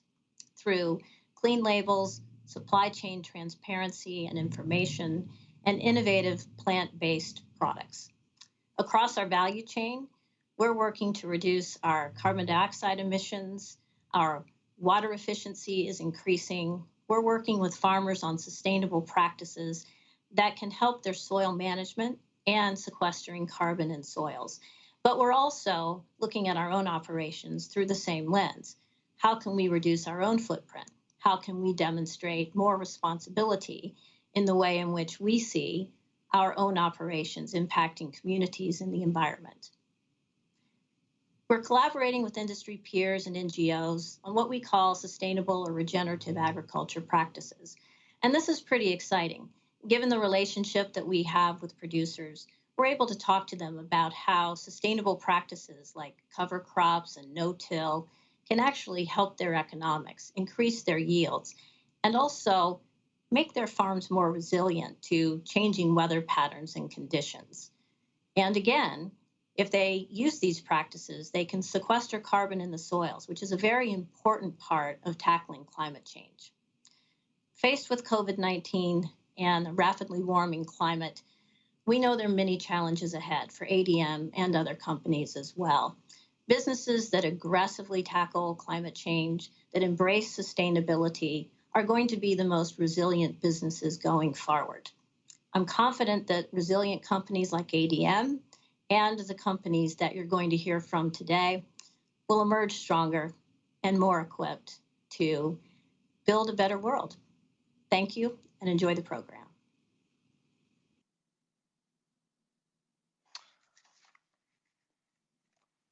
Hi, everybody. I'm Eric Schatzker, an editor-at-large with Bloomberg in New York City. With me here today at the Sustainable Business Summit is Joanna Reese. She's co-head of Impact Investing at Apollo Global Management. Joanna, good to see you. Thank you so much. Joanna, I want to remind everybody before we begin our conversation that I would love to see some questions from our audience. There should be an obvious spot on your platform to submit questions. They'll appear on my screen right in front of me, so go ahead and I'll do my best to weave them into the conversation with the necessary caveat that I may not get to everybody's question. Joanna, I'd like to begin here. Many people will be surprised to find out that Apollo, with its fearsome reputation for ruthless deal-making, is building a do-good business in impact investing. Tell me about it. Well, I think there's first a little bit of a misperception that I'd love to clear up, which is, how does Apollo go about owning businesses in private equity? And here there's a lengthy track record in ESG. I think it's about 11 years now that the company has been putting together a formal ESG report. And we're very proud of the platform that we've put together and how we have, for 11 years, owned our businesses from an ESG perspective. But of course, ESG is not impact. ESG is owning things to the highest possible standards and being really mindful of the risks and opportunities that you have for a given company. And impact is taking it to this next step, to seeing how can you have a positive social or environmental impact on the world as a consequence of the companies you own. So Apollo has spent a couple of years thinking about this space, and obviously a great deal of work has been done by the pioneers in impact investing over the last decade plus in terms of defining the opportunity set and the approach and being very thoughtful about that. So we think that we're actually quite well positioned to drive impact investing further and to take our successful track record in private equity and apply that framework to drive a lot of positive change societally and environmentally. Why embark on this kind of initiative in the midst of the pandemic? Well, the work was being done for quite some time, frankly, in terms of thinking through how we might enter into the impact space. But the pandemic actually introduces really more of an opportunity than we might have thought. I mean, the pandemic started in the early spring, my first guess was that everyone would hunker down and move away from the focus, whether it be on ESG and impact, because frankly, the house was on fire for a lot of businesses nationwide and globally. But what has been really heartening to see is quite the opposite, which is a greater focus on how our worlds are interconnected, what role there is for business in driving change, and frankly, between the pandemic, the political situation, there is a heightened appreciation for the issues that we have, both as a country and on a global basis, and a lot of excitement on the part of not just asset managers like ourselves, but also investors and companies and the population at large to see how we can make the world a little bit better place. So we actually think now is a pretty interesting time. And our partners, be it capital providers, companies we're looking to invest in, are in the same boat in seeing this as an inflection point for us as a society to think a little bit more broadly about what we're doing. Joanna, impact as a concept is often confused with related terms. You touched on this briefly. ESG, for example, sustainability, socially responsible, and they don't all mean the same thing. So I would like you to explain a little bit more about how Apollo thinks of impact, positive change, as you put it. Mm-hmm. How do you define it, and how is it distinct from those other things, socially responsible, ESG, sustainability? So starting with what ESG, sustainability mean to me personally, and how we think about them as a platform, you can have a coal miner that has a great ESG program. That's very thoughtful about employee safety, that has excellent policies around inclusion in the workplace and so forth, but there's still a coal miner. And if you think writ large about what the impact of that company is on the world, I think you'd be hard pressed to see how just the amount of carbon and other pollutants put into the atmosphere could possibly be a societal or environmental good. So ESG, I think of as table stakes, frankly, in the world of private equity at this point.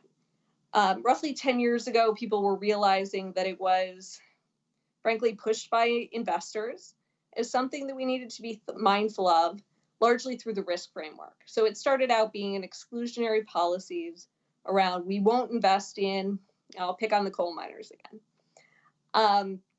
But what has evolved is a realization that by owning things and being mindful of both the ESG risks, such as climate change, and opportunities like maybe if you pivot your business a bit, you'll have greater sales velocity or you'll get access to a better employee base, is really, I think, from across the more sophisticated asset managers, pretty much across the board, there's a focus. Everyone is at the very least going to have an ESG policy. I'd put Apollo's program at the very top of the heap, just in terms of the thoughtfulness and rigor that goes into it, and the quality of the reporting, and frankly, the transparency of the reporting, which is publicly available on our website, and goes into detail about our portfolio and how we're managing it. But that's just risk management, the same way we look at other types of risk management. Impact is different in the sense that you need that company to the provision of its goods or services to make help the society or help the environment. So it's not you can't just be the best in a dirty industry. You need to be changing the way that industry works. You need to be giving access to a good or service that individuals otherwise wouldn't have access to, or providing a better path to make people's lives better. I mean, as I look across Apollo's portfolio, for instance, some of the investments we look at as being impactful, one that comes to mind is a company called LifePoint, which runs a chain of, I think it's almost 90 hospitals serving rural communities.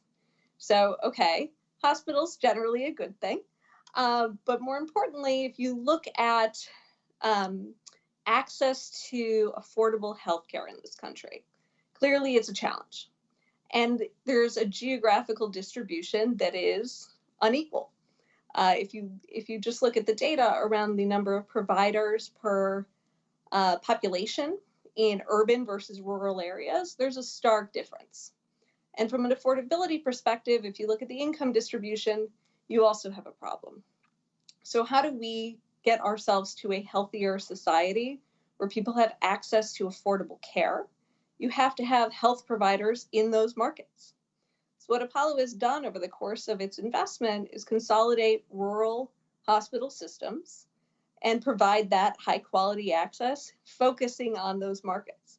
So we look at the impact that that company has on those communities where otherwise, what is their access to care? And we see tremendous positive contributions to the health outcomes of those communities. I want to go back to the coal mining company for just a second, because I think it serves a purpose, and you were getting at it. I just want I want you to take that thought a little bit further. It sounded to me as though a coal mining company, no matter how good an ESG program it has in place, doesn't qualify as an impact investment, because on its face it's not good for the environment, but it's the negative externality, right? The pollution that coal generates that is the problem. Does that apply to everything, that anything with significant negative externalities does not qualify as an impact investment? Well, in our minds, we need to look at everything that comes out of a company, the positive and the negative. And it's not enough to just look at the positives around, let's continue to pick on our coal miner, about the employment it brings to that community, about the fact that they donate whatever percent of their revenues to local schools, maybe they fund that hospital. All of that needs to be looked at and imbalanced with, fundamentally, what is the good or service that they generate? And that good or service, I think there's a broad consensus, is not in the best interest of our environment. And that's why you have so many people investing in the energy transition. So, but you could have very, very strong ESG policies at that coal miner, which is, I think, the important distinction to make. And so what we're looking for is companies, there's very few, maybe you can think of one, but very few pure companies that have no negative externalities. You could have a great provider of education, but it costs something. And so when that student comes out of school, perhaps their economic trajectory is better, but they also came out with some amount of debt. You're going to have to balance and think very carefully about whether or not the return on that investment for that individual is good enough to have had a positive impact on their lives.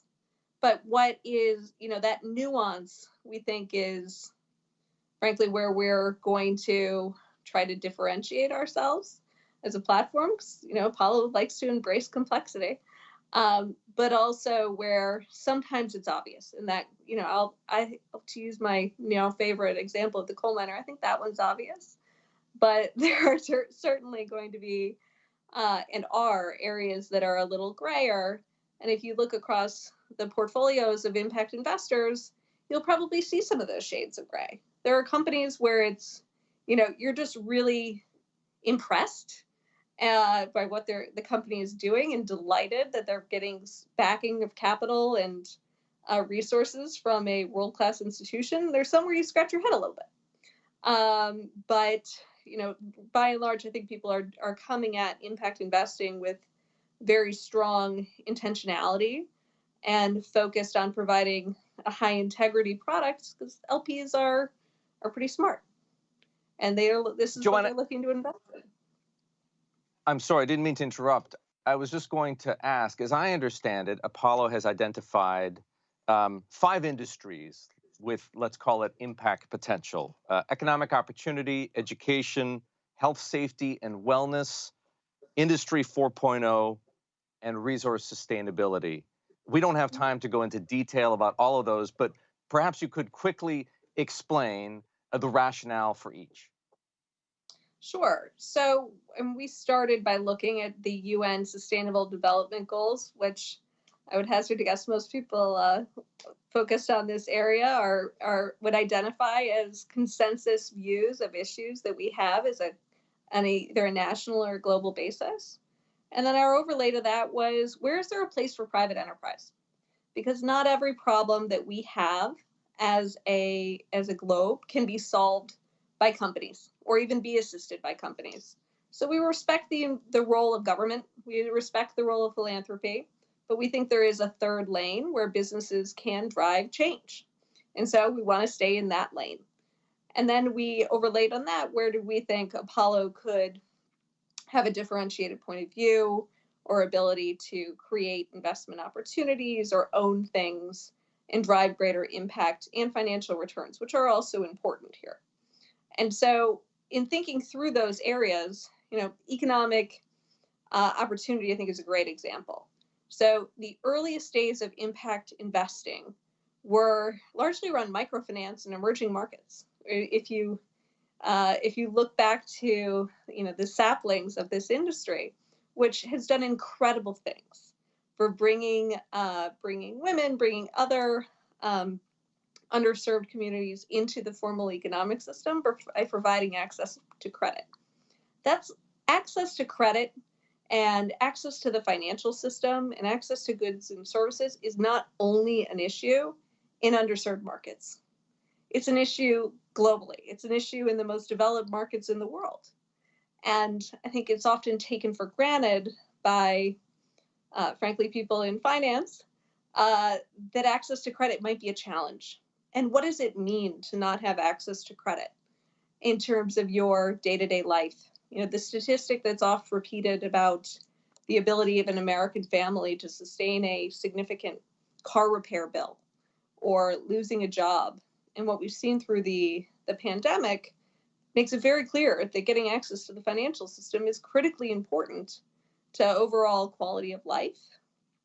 And so we see a great opportunity to continue to invest in opportunities that bring people into the financial system, for instance, or allow them to acquire goods or get access to services they wouldn't otherwise, as a way of improving people's livelihoods.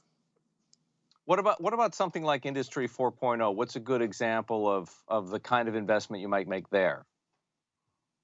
So there we're looking for new technologies that either or innovation broadly defined that brings people, that improves the impact of companies and changes industries overall. You know, one of the legacy investments Apollo's made was in a company called LumiLEDs, which is a leader in LED lighting technology. So as you think about the incandescent bulb and the transition that we've made as a large, that we are in the process of making away from the incandescent towards more energy efficient technologies, you need to have pioneers driving the development of those products, the commercialization of those products, and so forth. So finding those technologies, and Apollo we're not focusing on VC or growth stage companies. We want things that are a little bit more developed for our platform, but finding those technologies can be a major driver of how industries change over time. And one of our hopes is that, we'll invest in one company and it'll influence its competitors as well by showing a path towards having positive externalities. I think it's fair to say that any investing effort that seeks to go beyond simply making money runs up against a measurement problem. We all know how to count dollars and we all know how to count cents, but to measure outcomes, you need a different set of metrics. And of course, they have to be credible metrics too, right? They have to satisfy your clients, and at the same time, they have to incentivize your employees. How are you solving that puzzle? Well, it's clearly a significant issue for the industry. Credit to Bloomberg for the effort that the company has put behind sustainability metrics and at least trying to estimate what the impact of many companies on a global basis is. But the problem you run into is comparability versus specificity writ large. So if you want perfect comparability, you want to have the same metrics applied to every company. And much like GAAP accounting lets you line up businesses in different industries and with different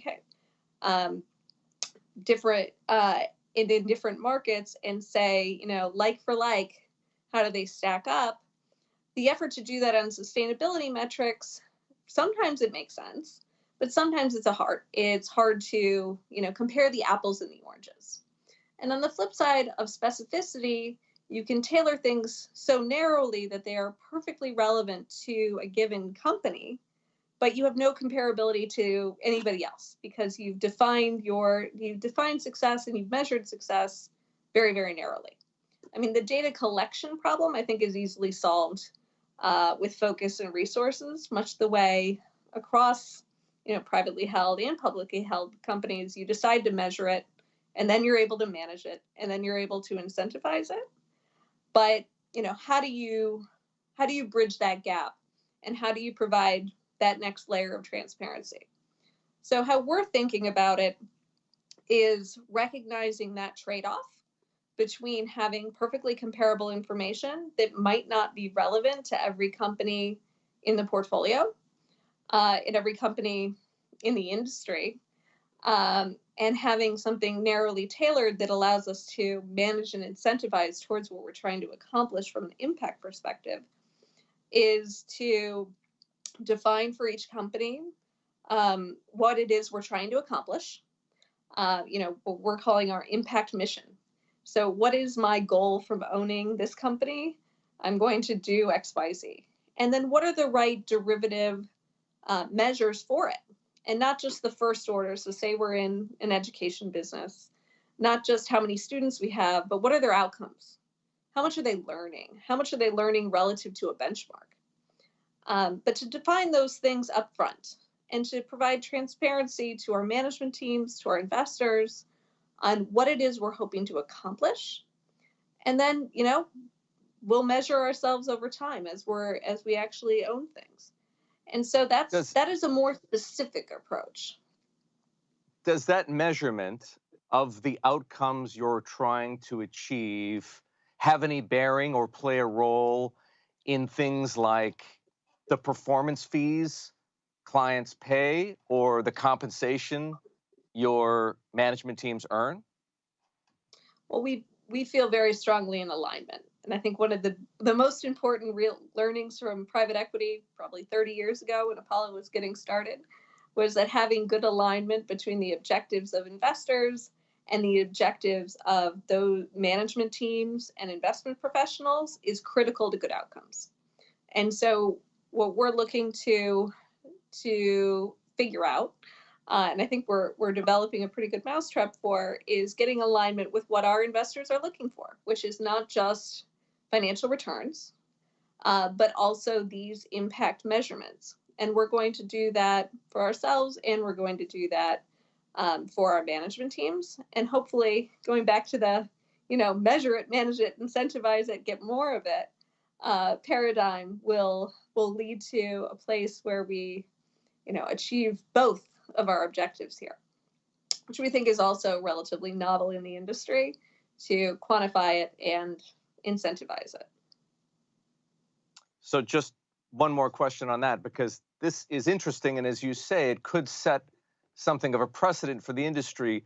We all know that people get bonuses, if you will, for delivering financial performance.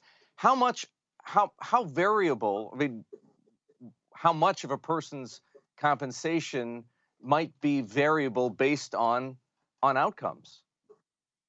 Well, frankly, we're setting up the platform. We're not in a position to comment on specifics around around any given asset, frankly, because we don't have any. But when we do, we want it to be meaningful, and it has to be enough to matter. And we have to also work out a process, which will take time. Nothing is perfect the first try, but we're gonna take a good stab at it to make sure that it is enough to matter. Here's a related question from our audience. Does Apollo's ESGs put a monetary value on both negative and positive externalities, for example, valuing ecosystem goods and services? That has not been the approach for the ESG program, or frankly, where we think we will take impact in terms of trying to say, what are the dollar impact returns? I've seen people do it. They put a great deal of thought into it, but ultimately, going back to the comparability versus specificity problem, I think it's an effort at comparability that we're more focused on specificity here, because we want to be very direct on what the tangible outcomes of a given portfolio company are, more so than a effort to, back into the value of the lives saved as a consequence of, XYZ.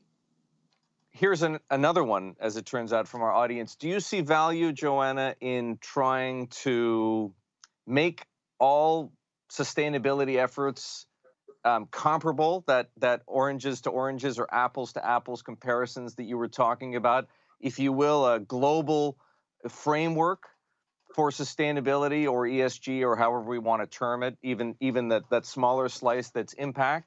Or does that present a whole host of attendant problems? Well, I think it's worth the effort. And there are certainly things that we can find comparability across all firms. We can look at the gender mix of management teams across all of our companies and have a sense of what that dynamic looks like. But is there an incremental level of detail that you're going to want to just understand that might be skewing the numbers? There tends to be. There's very little that is universally applicable in industry. Even revenue is not necessarily relevant for certain businesses with a very high pass-through revenues. They don't really tell you the economics of that company. So I think it's the problem we always have. And, Bloomberg's entire business was built on trying to make data data available and fungible. So you guys are, if anybody can do it, it's you. But I think it's a worthy effort that we're not there yet. And what I don't want to lose in the effort to standardize is that specificity that allows you to say, you know, this healthcare system is serving a deeply unwell population. So if you compare their health out, you know, we have the right metric for a health system in terms of the quality of care and mortality, but they're serving a more unhealthy population. Are they worse than the other system that gets to serve a, you know, I'm not going to pick a state, but a more healthful population? Or are they taking on a worthy challenge? And the right way to compare them is, you know, how did they do versus last year? Where are they seeing the improvement? Or, you know, let's look at them versus a comparable system serving a comparable population. What I don't want to do in the process of getting to universal data is lose the incentive to help that underserved population that is generally a harder nut to crack. And by taking on the standardization of that reporting, I think you disincentivize challenging our toughest problems. And that's where we're going to have the most impact as an industry in investing behind change. Well, a very helpful reminder, Joanna, that nothing good comes easy. I could keep talking all afternoon. The reality, of course, is that we've run out of time. Joanna, I want to thank you so very much for joining me here at the Sustainable Business Summit, excuse me. And just to remind everybody, that's Joanna Reese. She's co-head of impact investing at Apollo Global Management. I'm Eric Schatzker. Thank you very much. Thank you.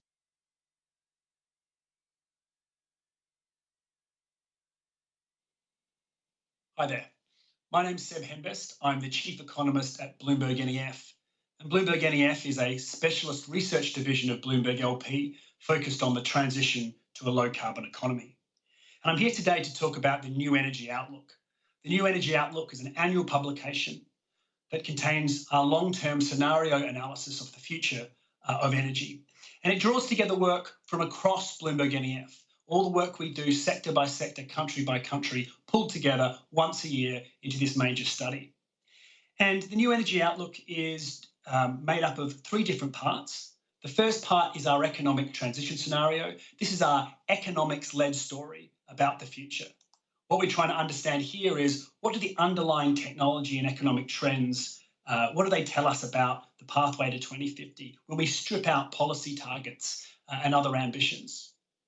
The second scenario is our climate scenario, and this builds on the first to investigate pathways to well below 2 degrees. And this year, we have looked specifically at a clean electricity and green hydrogen pathway.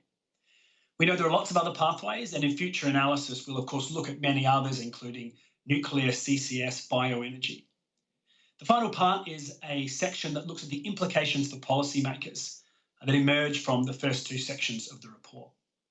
Now, there's lots and lots of ways to cut this study. It's a very large piece of work. I'm going to start by talking about emissions. And the headline conclusion in this year's outlook was that, by our numbers, it appears that emissions from fuel combustion in the energy sector may now have peaked in 2019.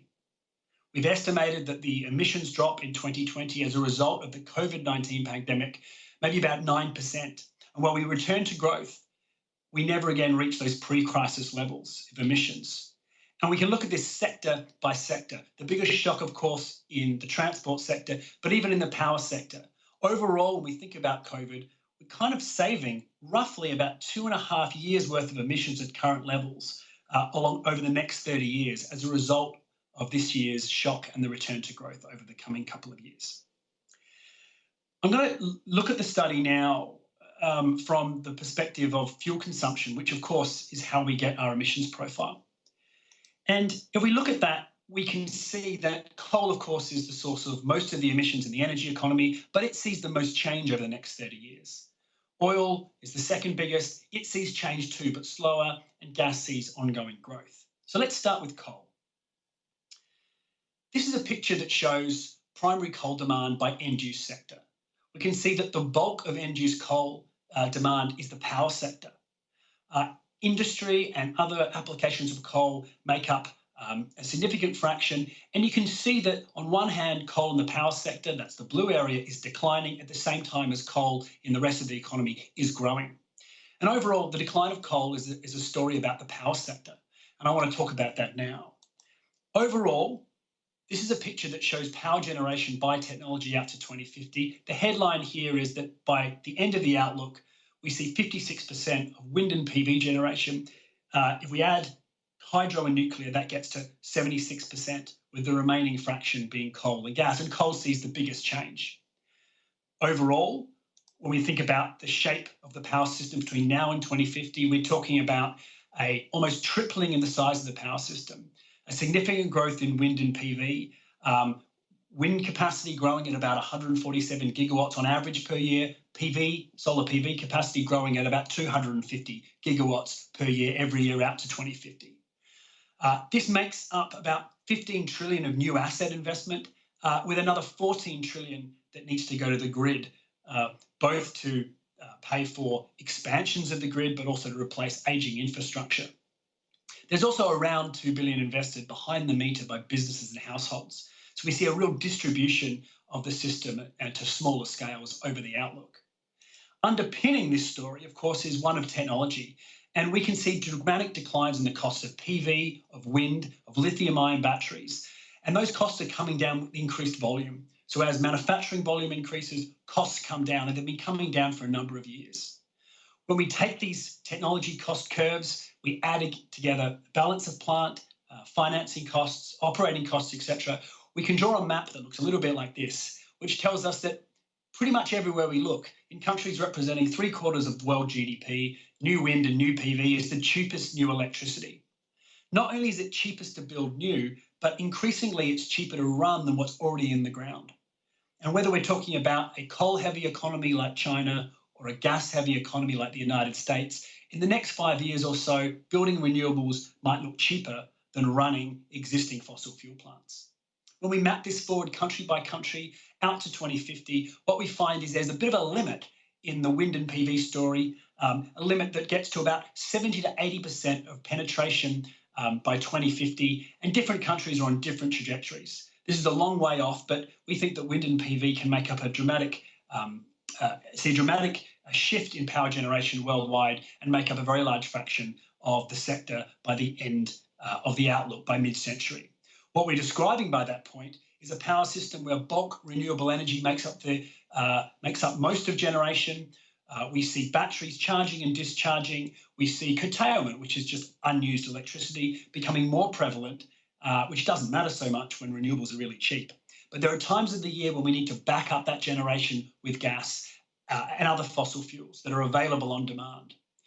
And so gas increasingly, as well as some other fossil fuels, make up the firm capacity, the backup that glues the system together.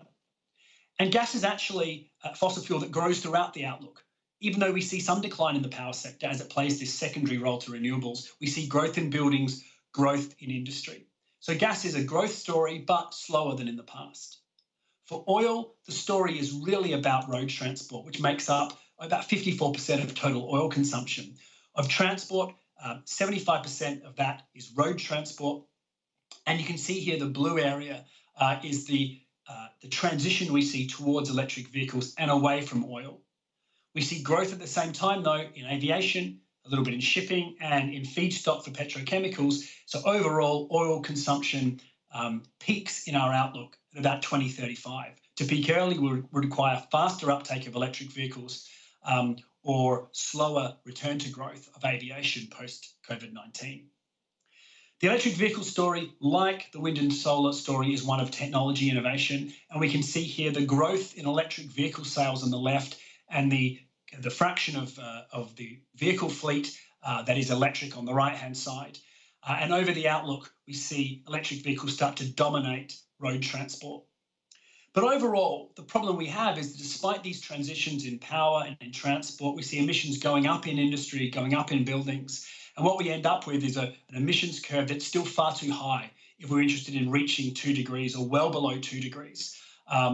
down to 1.5 degrees. In fact, we need to reduce emissions at around 6% year on year to get well below 2 degrees, or 10% year on year to get to 1.5. And our economic transition scenario has emissions coming down at just 0.7%. So the direction of travel might be right, but the rate of change is not nearly fast enough. So we built a climate scenario, and that climate scenario firstly said, let's electrify as much as possible. And when we do that, we get an automatic saving in emissions because we're taking emissions from end-use sectors and coal, direct coal, oil and gas use, and moving them into the power sector where we have this strong decarbonisation story. Overall, we save around 120 gigatons of emissions. And by the end of the outlook, we're saving about 1/3 of emissions just by electrification alone.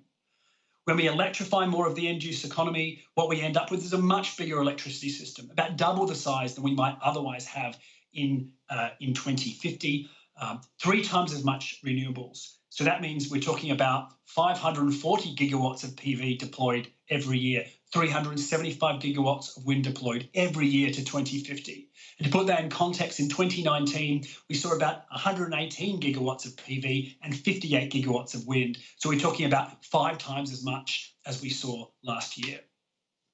The other part of this scenario is, of course, green hydrogen. And green hydrogen is a zero carbon fuel that could get all throughout the energy economy. And when we think about its applications from heavy industry to heavy transport for seasonal power generation and other things, we find that we would need roughly 800 million tonnes of hydrogen produced by 2050 to complement the electrification and renewable energy story. And that hydrogen hydrogen in the energy system would make up about 1/4 of all final energy. And in this scenario, electricity is around 45%. When we add this together, the electricity to make the green hydrogen through electrolysis and the electricity to power the end-use economy, what we find is we're talking about a 100,000 terawatt-hour energy economy by 2050, significantly larger, roughly 5 times larger than the electricity system today. And the trade-offs here are material because depending on how we might make that hydrogen, we might need a lot of land with a lot of renewables deployed to make that hydrogen via the green hydrogen route. When we add it all together, it makes up about 3.5 million square kilometres, and that's an area the size of India. So lots of questions still on how we might manufacture the amount of hydrogen we need for this clean electricity and hydrogen economy. Overall, this pathway costs between roughly 70 trillion and 130 trillion over the next 30 years, which is roughly 2 to 3% of GDP over that period. What that amount of money buys us, of course, is earlier peaks in fuel consumption and an emissions profile that keeps us well below 2 degrees out to 2100. So the New Energy Outlook is a significant study. These 2 scenarios help us think about the future, and I hope they help everyone in this event think about the future of energy in the sort of detail here that we need to make the transition to a low-carbon economy. Thank you very much. We're in a race against time on climate change, and we have to start moving faster right now. I think everybody now understands that urgent action is needed. We have to limit the increase of temperature to 1.5 degrees. And to do that, we have to act now, and we have to act at all levels of government. This world is at a critical point, a point where people have waited 30 years trying to address climate change. There is a new momentum that has come. We have what I would call the beginning of civil disobedience on climate change. That historically has always been a very important component of any major political change, and hence it is very welcome. To overcome the current climate crisis, we need to make changes starting now. Mayors and local leaders understand that because they see the effects of climate change firsthand. Cities is where it happens, where the crisis strikes first, but also where the solutions are found first. It is the momentum to act now, at the global level, at the national level, and to the local level. Young people are standing up, so we really notice there's a lot of changes. and you have to really bring pressure to those who are not accepting that if you're not going this direction, we can't save the world.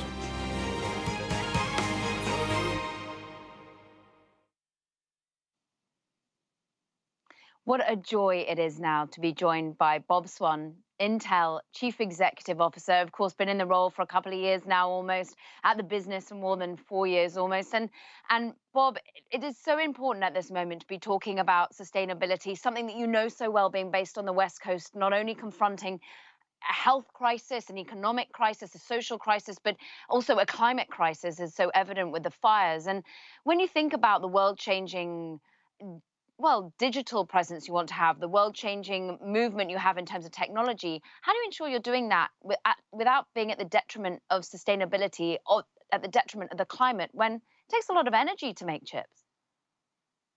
Yeah, well, Carolyn, first, it's a pleasure to be with you. And it does take a lot of energy to make chips. But the idea for us of social responsibility and sustainability is one of the key focus areas for us is not a new idea. So we've been working on sustainability for a very long time. We've made tremendous progress over the years, increasing green energy use to 71% globally, 100% here in the US, decreasing water usage despite the fact that our company is so much larger today than it was simply 5 years ago.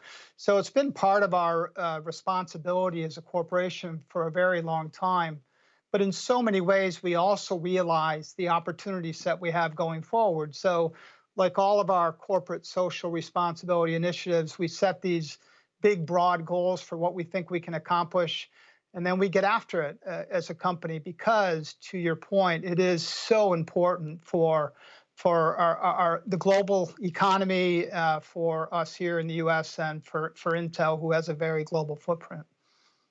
Well, just in layman's terms, talk to us about the Herculean task it is to try and cool data centers and then the energy that's needed to ensure that they are kept cool. But as we move into this new digital age and every company is investing in data centers and in more powerful chips, how hard is it to ensure that you're not having to ramp up energy use and not having to have a climatic impact? Well, I mean, it's first, it's extremely complicated. But at the same time, it's probably more important than it is the complexity in which we have to deal with. So our company always embraces complexity in our quest to have a real impact on the society in which we operate in. So think about a fab. I mean, we have large fabs around the world, here in the US, in Israel, in Ireland, and these fabs generate millions and millions of chips. Almost, each week. And in developing chips, you need to have a very clean environment. Clean requires real energy efficiency. And to have energy efficiency for us, we believe to be increasingly sustainable, to make sure that water usage, that we can reuse water. We create an infrastructure that allows us to reuse water so that we're not using too much in the environments in which we operate. So it's always been very important for us. If you think about the world today and some of the challenges that we're going through, the demand for compute is just it's higher than it's ever been. The amount of data that we all want to consume and analyze and store and move data around, whether it's in the palm of our hand or in the cars that we drive, the demand for compute is higher than it's ever been. And therefore, how we make this a core part of what we do, sustainability a core part of what we do, as opposed to a sideshow, is really important. So it doesn't become yet another thing we have to think about. It becomes ingrained in the core of what it is that we do each and every day.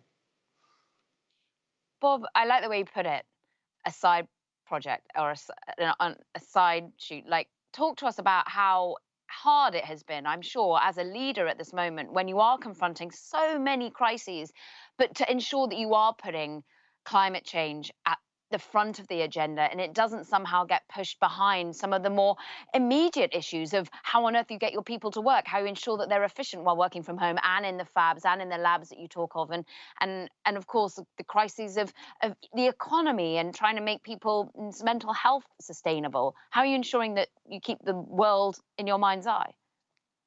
Yeah.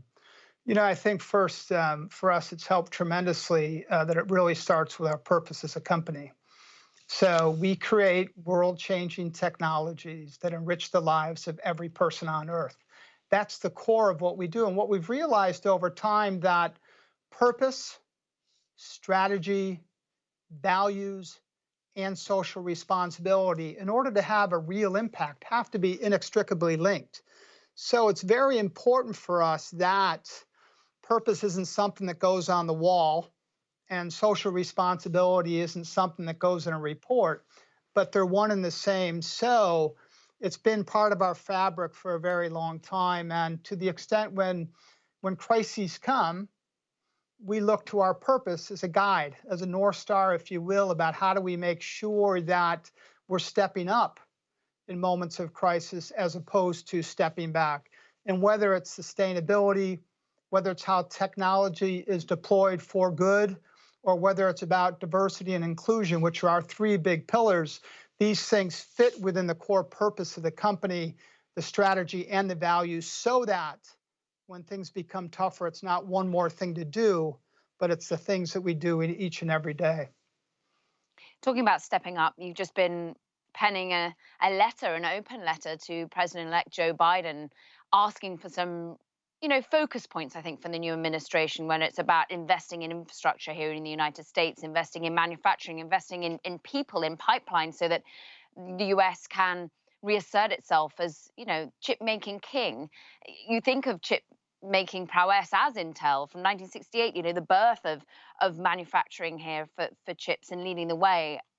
Do you think with the new administration, it will help you with that progress, in particular be more sustainable in and of the other focuses that you have? Well, I think over the last 52 years of our existence, we've been engaging with governments around the world for things that we believe matter most, not just in terms of what makes sense for our industry and our company, but also what makes sense for social good. So each and every administration, we embrace them, try to find common grounds for things that matter the most. It just so happens now, things that matter quite a bit are sustainability, are the access to technology across the spectrum. When you're working or studying from home, if you're in rural areas, the ability to have access to technology today is more important than it's ever been. So we try to work with administrations, governments around the world, customers, partners, on things of common interest. And we believe that deployment of technology, continuing to evolve the workforce to deal with the embracement of technology and/or digital divides that get created by technology, we reach out and try to engage along the way so that we can be working closely with administrations to have as big a positive impact as we possibly can. For positive impact, of course, you need to become more efficient. And I mean, Moore's law, of course, the very term was coined by the co-founder of Intel. And the Moore's law is the idea that, of course, as time goes on, we become ever more efficient when it comes to compute and technology. But are you hitting sort of a roadblock now? Are we seeing that we're not getting the sort of constant efficiencies that we always used to write in and think about? Particularly, are you worried about Intel specifically hitting a wall in terms of reducing returns when it comes to efficiency?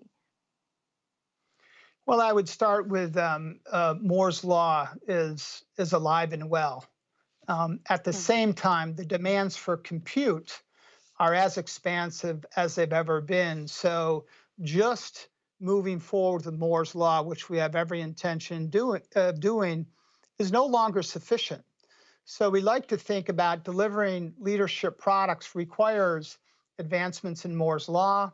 It requires more packaging technologies so you can mix and match chips. It requires software to extract more and more performance out of the hardware that you develop.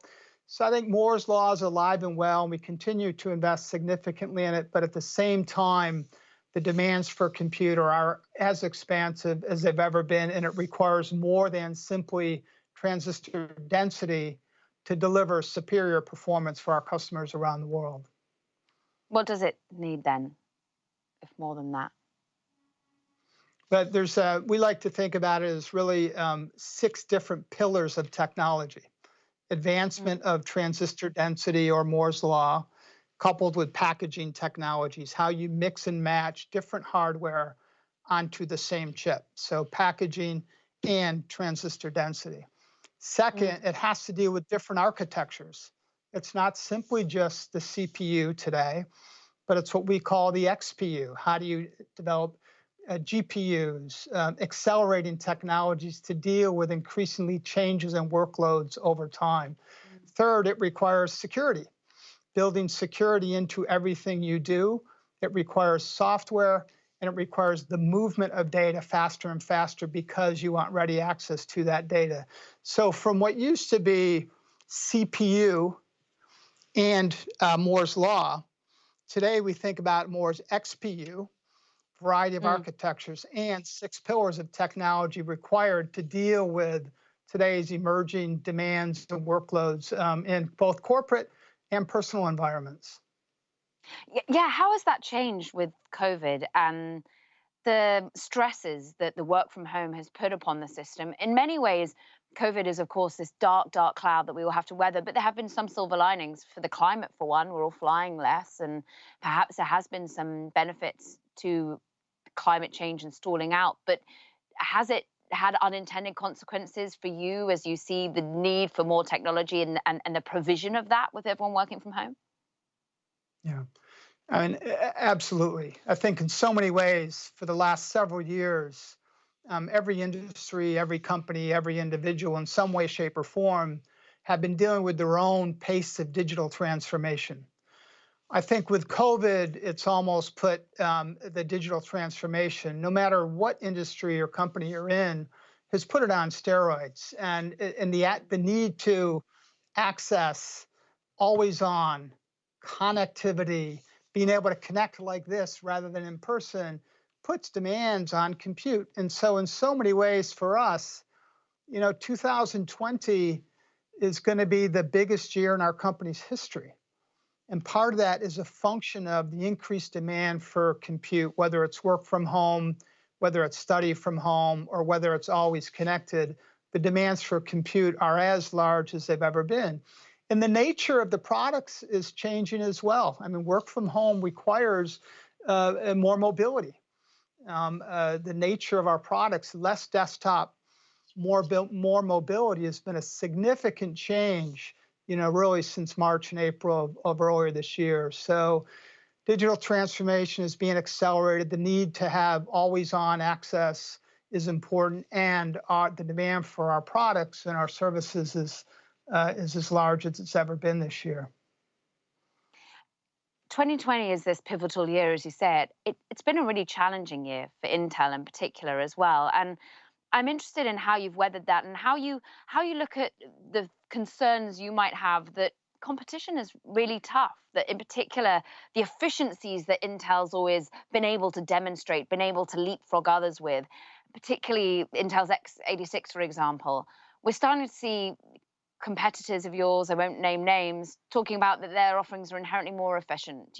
How do you respond to that? Do you believe it? Well, I think first and foremost, the demand for compute, as I said earlier, and this insatiable appetite for data and the needs to compute and analyze and store and move that data are as great as they've ever been. And therefore, for us, we've seen the realization to how do we, as I said before, evolve the products that we offer for our customers so that we can play a bigger role in their lives as the demand on them increases. So we've expanded our product offering. The market we serve today is as large as it's ever been.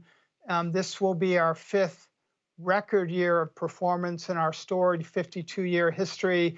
And the reality that we're not the only ones that see this massive opportunity in front of us is okay. And competition, in fact, will make us stronger.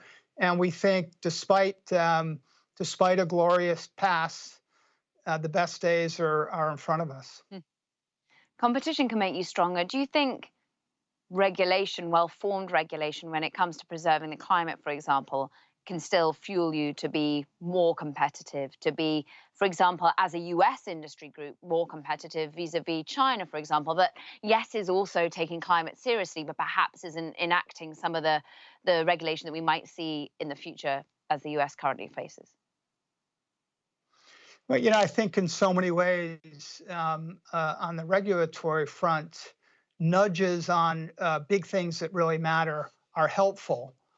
But in conjunction with those nudges, it's how are companies with governments, how are we working together with a nudge to really drive positive change going forward. And if you think about sustainability today, for us, our customers demand it. Our employees, our access to employees, it's really important to them.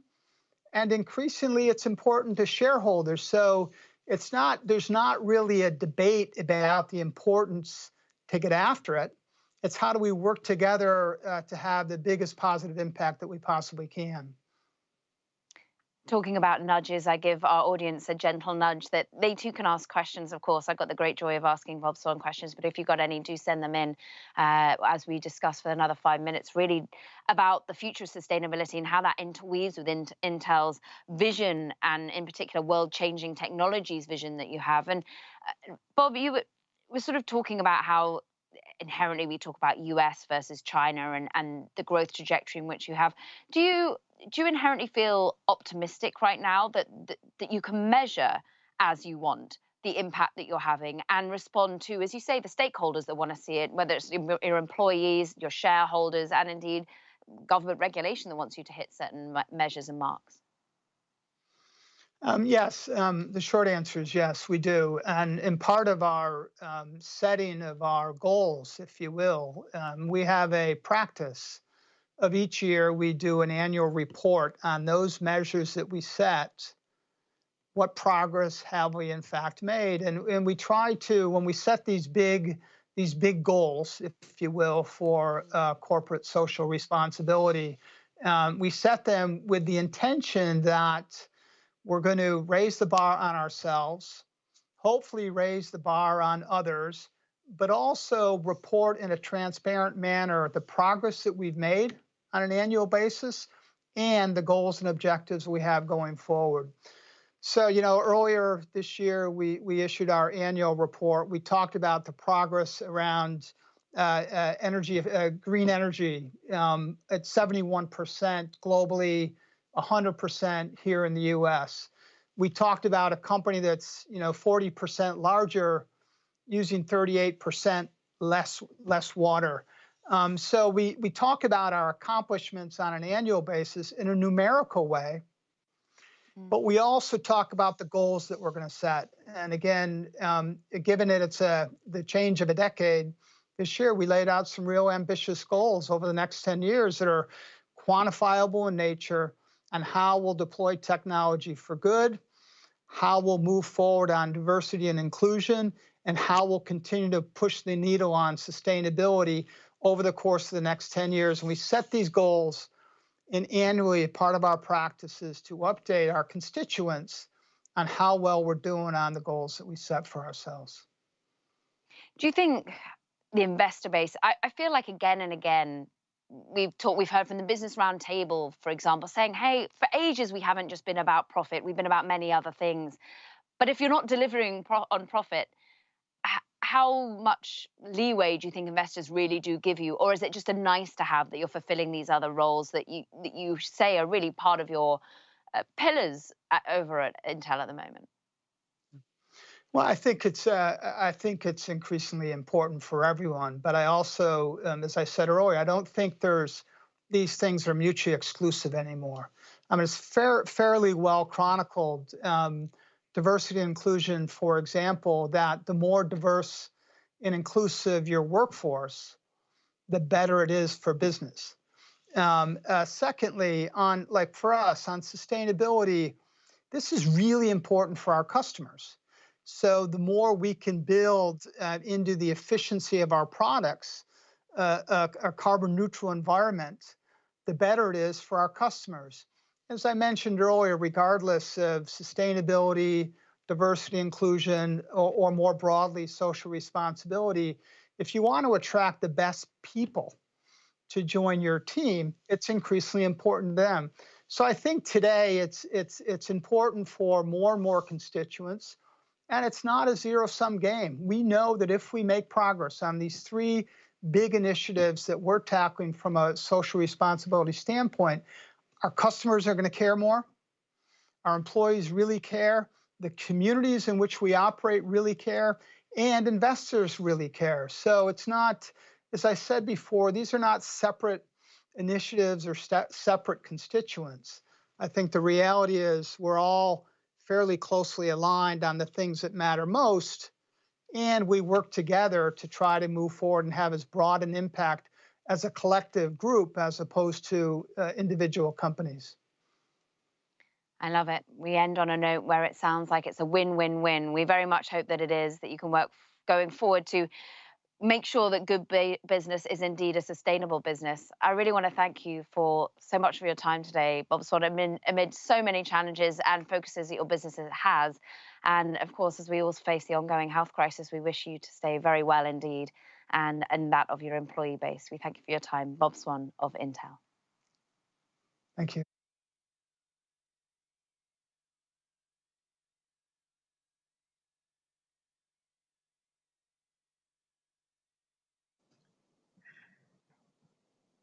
I'd like to welcome now Lynn Good. She's the CEO of Duke Energy, and Duke Energy just outlined a big plan for net zero emissions to zero them out by 2050 and the natural gas operations by 2030. They also just released a big ESG initiative and report. Lynn, it's always fun to catch up with you. I'd love to just talk about the E part of it, because there's a lot that's going on with the E part and a lot you have to do and a lot of money you have to put into it. Can you just walk the audience through where you are, what you want? Sure. And Alex, thank you.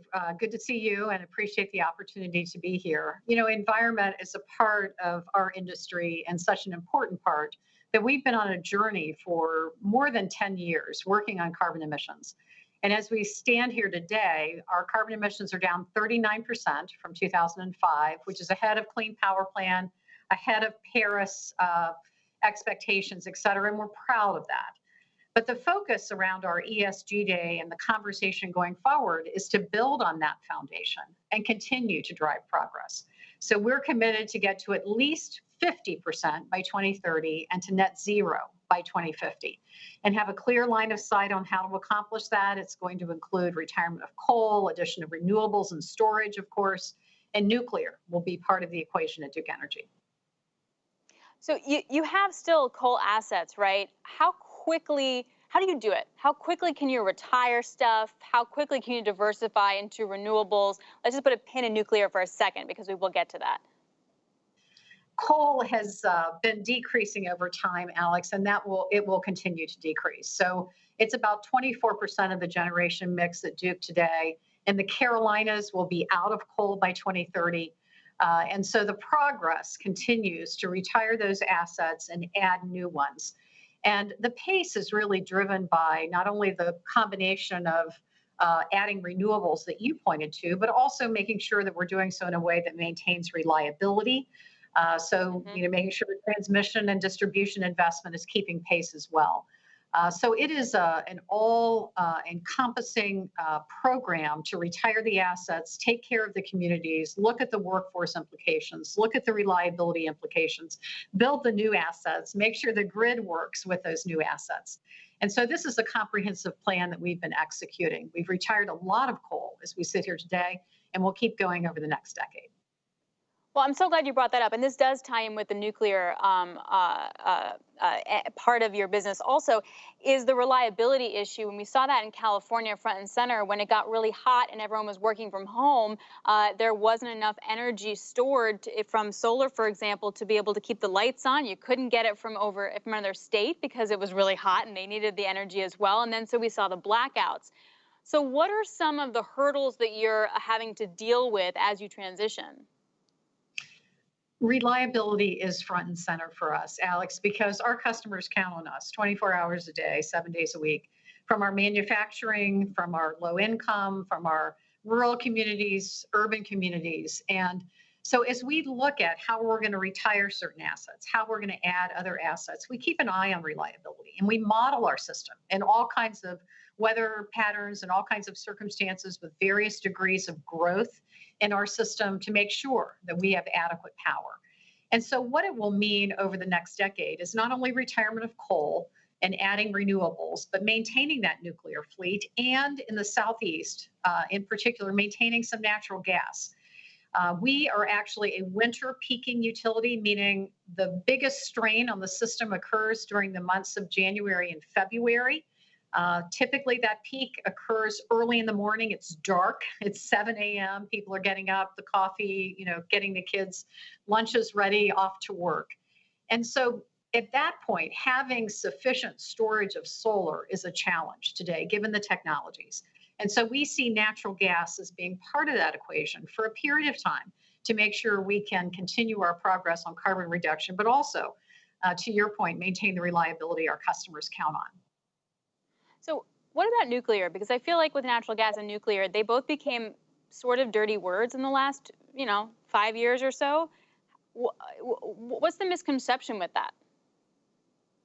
Nuclear for Duke Energy is a foundational resource, Alex, and it is a carbon-free resource.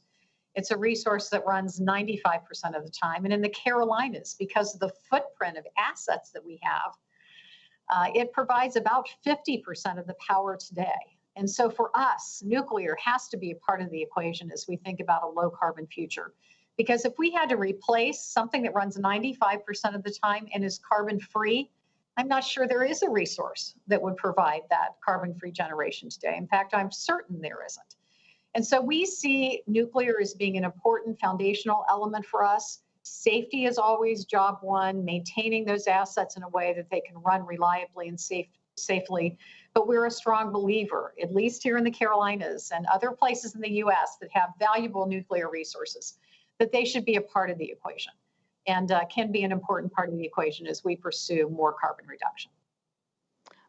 In terms of natural gas, how much of that portfolio do you want it to be? Because for so long it was considered like a bridge fuel, and then it's like, well, maybe it'll just be here to stay, and then people started hating natural gas because of the emissions. So like, how do you see that evolving? Natural gas is part of the conversation, Alex, but to your point, it's a difficult part of the conversation depending on the stakeholder groups that you're engaged in. And I think about it still as an important tool to achieve carbon reduction. And one of the processes that's been underway here in the Carolinas is to look at what mix of resources would it take to achieve 50% carbon reduction by 2030? What about 70% carbon reduction by 2030? And what would it look like if we pulled natural gas out completely? And so that's given us a chance to really illustrate, talk about the value that natural gas brings to the system. Because frankly, with the set of resources and technologies we have today, if we were to go to no natural gas, it actually results in coal running longer. And that's not an answer that any of our stakeholders are looking for.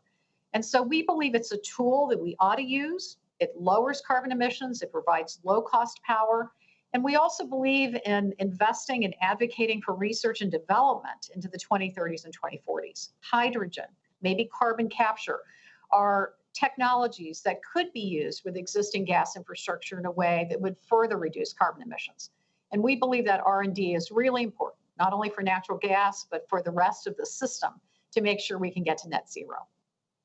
What are you learning about hydrogen right now? We're spending a lot of time on hydrogen, and I think, as are many in the industry, Alex, to understand where it is and the development curve, how it can be used with existing assets, what additional investments we would need to make. It's expensive now, it's early in the development process, but we're not only watching it here in the US, but we're watching it around the world because there are other countries that are looking very closely at it.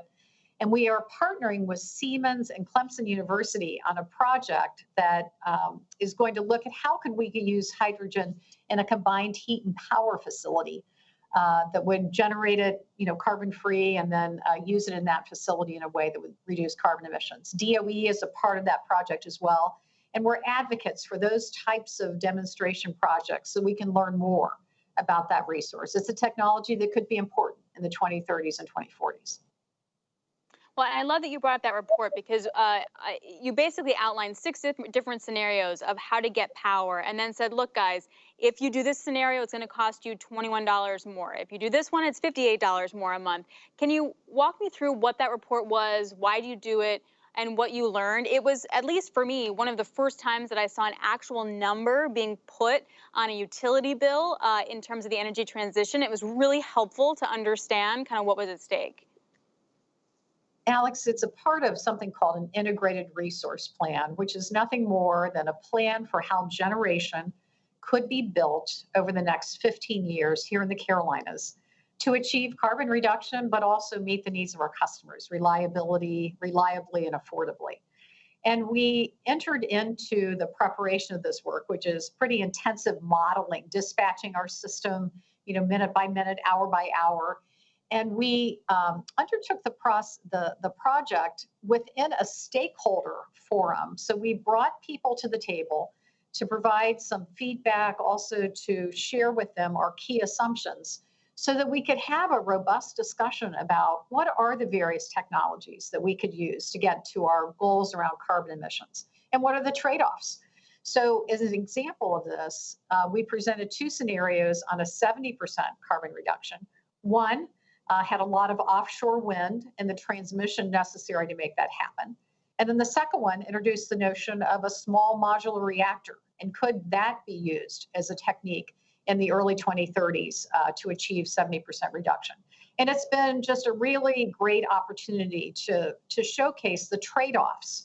So pace, technology, price, it has been useful for stakeholders and policymakers and others to really understand that we have some choices to make, and we should be working together to make the best choices for our customers, for the environment, for the economy as we move forward. What's the response been like? Because something that's come out of COVID is that there's more than just shareholders, there's stakeholders, there's the people, et cetera. What's been the response in the conversation? The response has been really favorable, Alex. It's a first of the kind in the Carolinas. We've never presented, multiple options as we did this time. And I think our objective in doing this was to have the kind of conversation that we are having, that we don't have all the answers. We also don't have all the technologies to solve all of the problems and all of the considerations over the next 15 years. So let's make good decisions. Let's find the right trade-offs. Let's move at the right pace. Let's keep an eye on affordability. And so I think it's been very well received. I think there's been a lot of education that has occurred as part of it. And we have heard a lot of feedback. It was the result of the stakeholder feedback that generated the no natural gas scenario that was included, because we heard from stakeholders. What does it look like if you pull natural gas out of the equation? So it's that kind of, building trust, transparency around assumptions, discussions on the complex things that are necessary to make these big moves. It's been very useful and very well received. When do you have to make a decision? Like, what do you do? It's a good question because there are 6 options. Which do we pursue?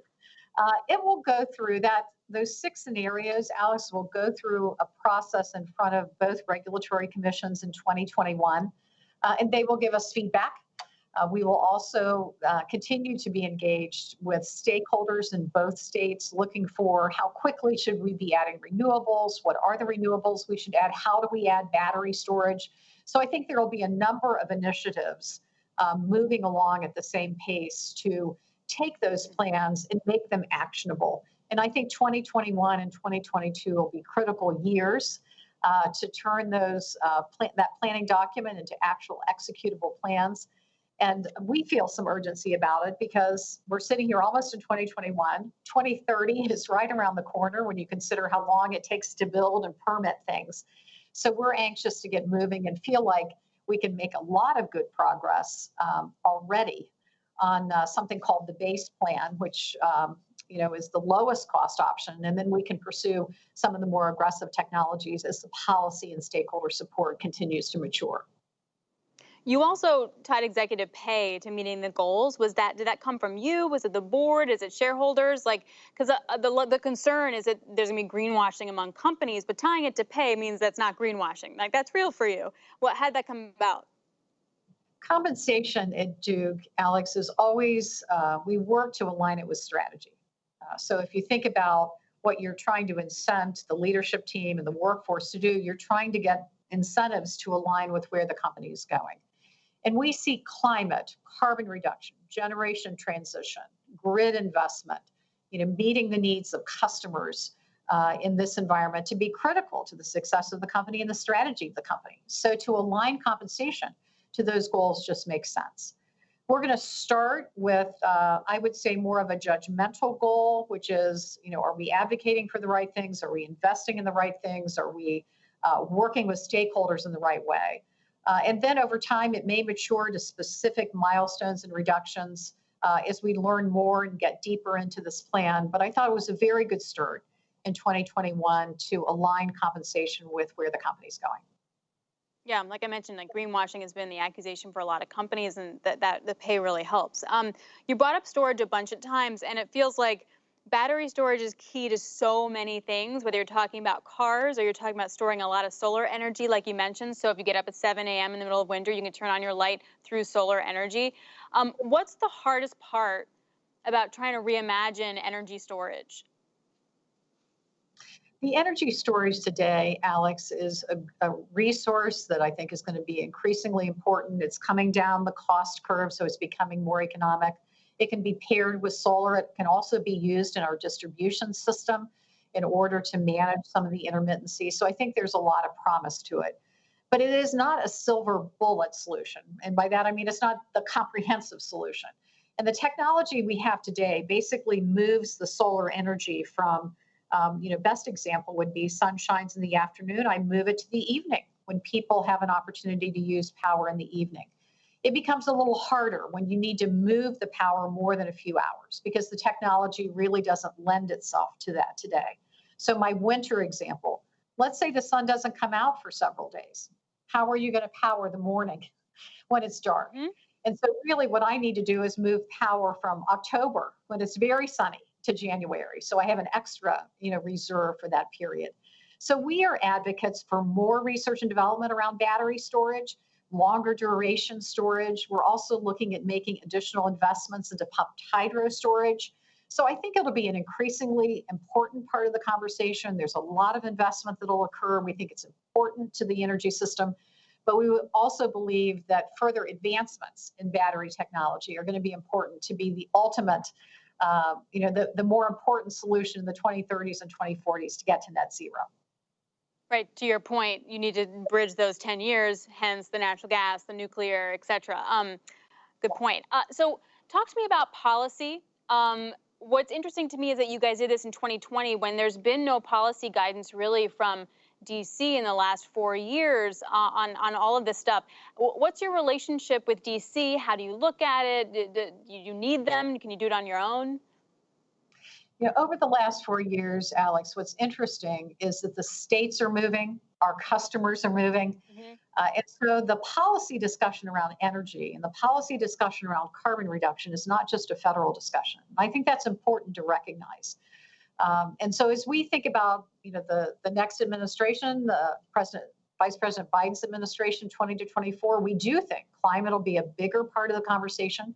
And our goal at Duke Energy is to have a vision to be at the table, shaping the conversation in a way that benefits our customers and really allows us the opportunity to continue achieving the strategy that we've outlined. And you think about a strategy of net zero by 2050, I'm going to have several administrations to work through. The company will, right? Both at the state and federal level. And so we work to make our strategy and our investment plans politically durable. They appeal not only to those who want to achieve carbon reduction, but also to those who are focused on job creation and economic development, affordability and reliability.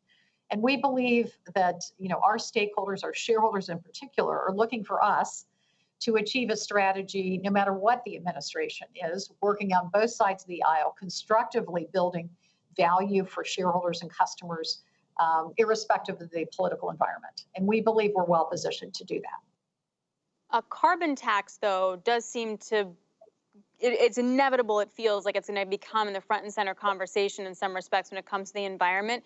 Do you have a take on carbon tax? How does Duke look at it? I think an economy-wide approach to carbon is something that we're an advocate of, Alex, and the devil is always in the details. And the carbon tax in particular, what happens to the proceeds? Where does this investment in research and development come from? How do we make sure that the distribution of the tax occurs in a way that's helpful to customers, particularly those jurisdictions that still have some dependency on coal? So it's those kinds of issues that we would be focused on as that conversation progresses. I think what's important is reducing carbon is a key objective for Duke Energy, and we have plans to accomplish that, and we are anxious to be at the table as policy is discussed, whether carbon tax or any other method, clean energy standard, all of the tools that might be evaluated closely in the next administration. What else are you doing within the company to meet the goals? And this might seem a little granular, but it's things like making sure that there are no leaks on the pipelines or using different inputs, iron, steel, electrifying your fleet, for example. Can you walk me through the other cool stuff that Duke is doing that's not these grand, big goals, but that can really make a granular difference? I would go first to methane emissions, Alex, because methane is something that has a lot of attention, has an impact on the environment. And so, as you mentioned early on, we have set a goal to be net zero methane emissions out of our distribution operation by 2030. And we believe having that stewardship around the environment is an important part of continuing to use natural gas. And we will also be very active with our upstream suppliers around methane emissions to ensure that appropriate measures are being taken there as well. So methane, I would put it on the list. I would also put electric vehicles on the list. We think electric vehicles not only take carbon out of transportation, but also benefit from the low carbon work we're doing in the electric sector. And so we've been active in all of our states, working with regulators and policymakers to put a baseline infrastructure for EVs in place so that adoption can pick up hopefully over the next decade. And we see that as a win-win, not only for for customers, but also for the environment, and look forward to ways we can continue to incent adoption of electric vehicles. How quickly can you do all those things? Because the big strategic shifts are going to take a long time. How quick can you get these things done?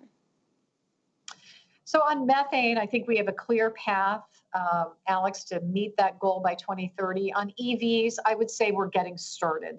We've made a commitment on our own fleet to get to all electric on our light duty vehicles and to 50% electric or hybrid on our heavy duty vehicles, really working with suppliers where there aren't as many options in some of those heavy duty vehicles. And so, actively working over this next decade to really make progress. I think in our states on broader adoption of EV, the Carolinas has a goal. We've continued to invest in infrastructure in Florida. I think the issue will be, when does that really catch fire? Not only consumers buying electric vehicles, but policymakers really making it a priority. And our hope and expectation is that'll be the case in the decade of the 2020s. So at the end of the day, do you feel, and I know you're early in the exercise, but do you feel that your customers are going to be willing to pay more money for electricity even though they know it's green? It's easy to have the conversation on the C-suite level. It's like, I can ask you these questions on a C-suite level, right? But when I get my bill, I might feel very differently. And I just want to get a sense from you, how that conversation is right now. It's such a good question, Alex, because when I say reliability and affordability, I really mean it. And if you think about customers, when you think about customers, I can have a group of customers who want 100% renewables tomorrow. And I also have a group of customers that would say to me, I can't afford $1 more for energy because it's too much. I'm on a fixed income and therefore I can't afford more. And so as we talk about these environmental goals that we all share, as we talk about generation transition, we can't lose sight of affordability. And so we continue to drive productivity, lowering our costs, looking for ways that we can take costs out of our business, Alex, because you can't put all this investment in and just allow prices to keep going up. That is not a sustainable solution. And so as we look at the generation transition that we laid out, on the lowest cost option would be about a 1% increase in the price of energy per year. As you get closer to 70%, we see that in the 2 to 2.5% range. That is exactly the focus of the conversations, or one element of the focus of the conversations with stakeholders, because we have to make choices that keep price in mind. It's such a great point, and I'm really interested to see how this develops for you. I know it's going to be a multi-year process, Lynn. Thank you so much for your time. I love speaking with you. I've known you for years, and it's interesting to see how this will wind up shaping up as well. Lynn Good, CEO of Duke Energy. Thank you very much. Always a pleasure. Thank you. Thank you all for joining this session of Bloomberg Sustainable Business Summit Global. We hope you enjoyed the first day of this event. Thanks again to all our speakers and moderators for a wonderful program. And I'd like to thank our summit advisors, ADM, Ball Corporation, BMO, EY, and Schroders, and our participating sponsor, Qatar Foundation, for making this session possible. And most of all, thank you for being such an engaged audience. The Bloomberg Sustainable Business Summit Global event will continue tomorrow. We'll explore a host of important topics that range from empowering the workforce of the future to impact investing, to advancing the circular economy. The first session starts at 7 a.m. Eastern Time or 12 noon British time. And I also encourage you to check out the agenda section of this website to see tomorrow's program in detail or to rewatch any of today's interviews that you may have missed.